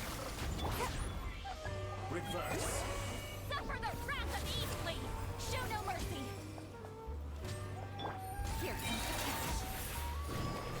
With the marrow Letting great names echo! behold the false moon's fall.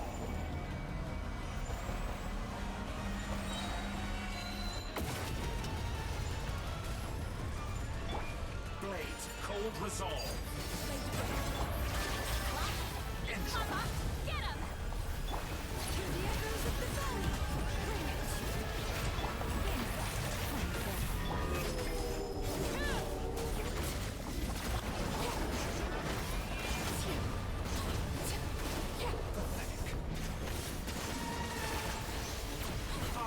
And here I thought you dodged that. You cannot face me.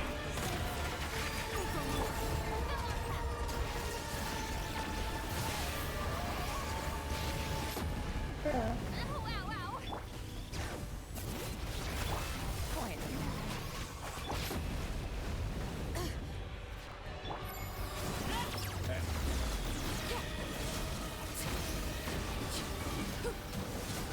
So you rather wallow in this rotten, decaying world?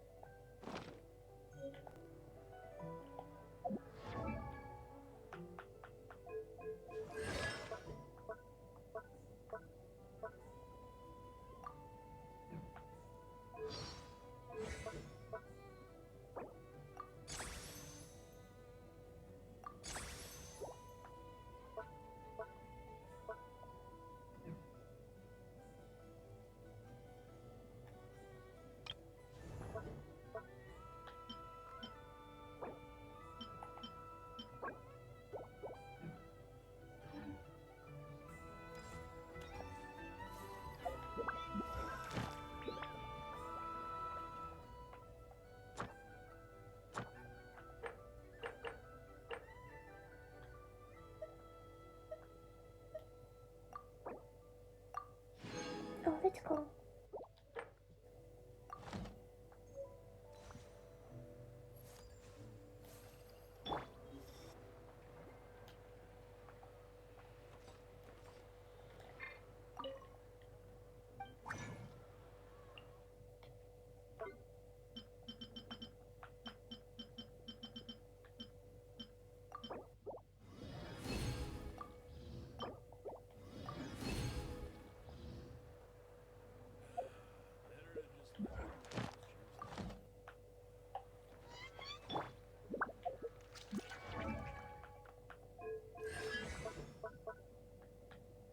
Oh, I'm stupid.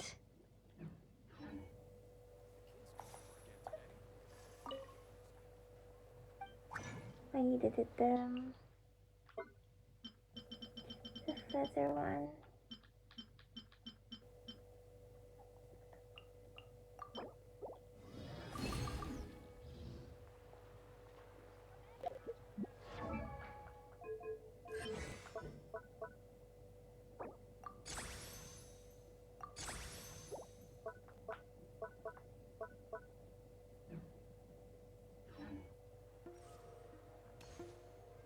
Yay!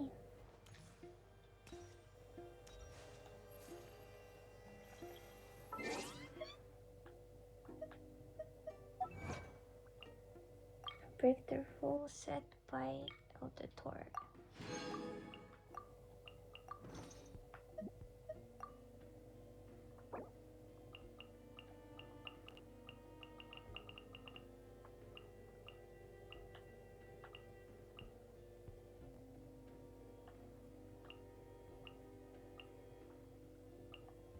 Well, I actually like this one better. I like how her hair is splashier in this one.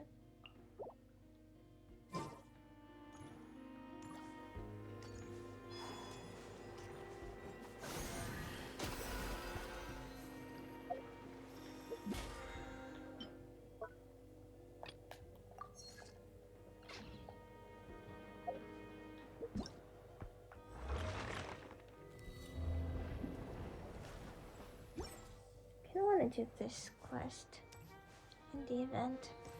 I have the time. Unfortunately, Sandron is dead now, so I don't know what are we gonna do about that. Well,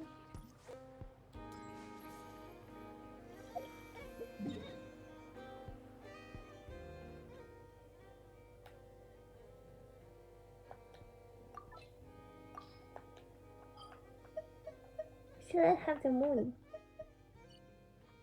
This is unfortunate.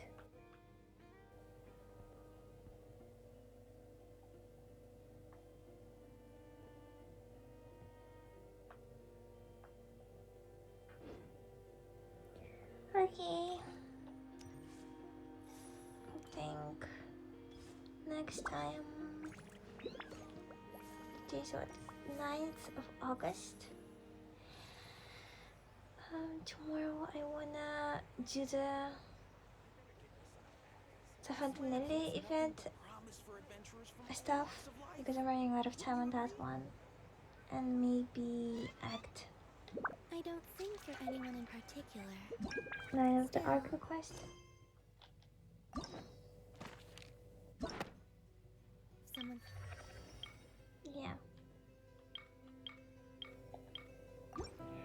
Okay, no more stream. Bye bye.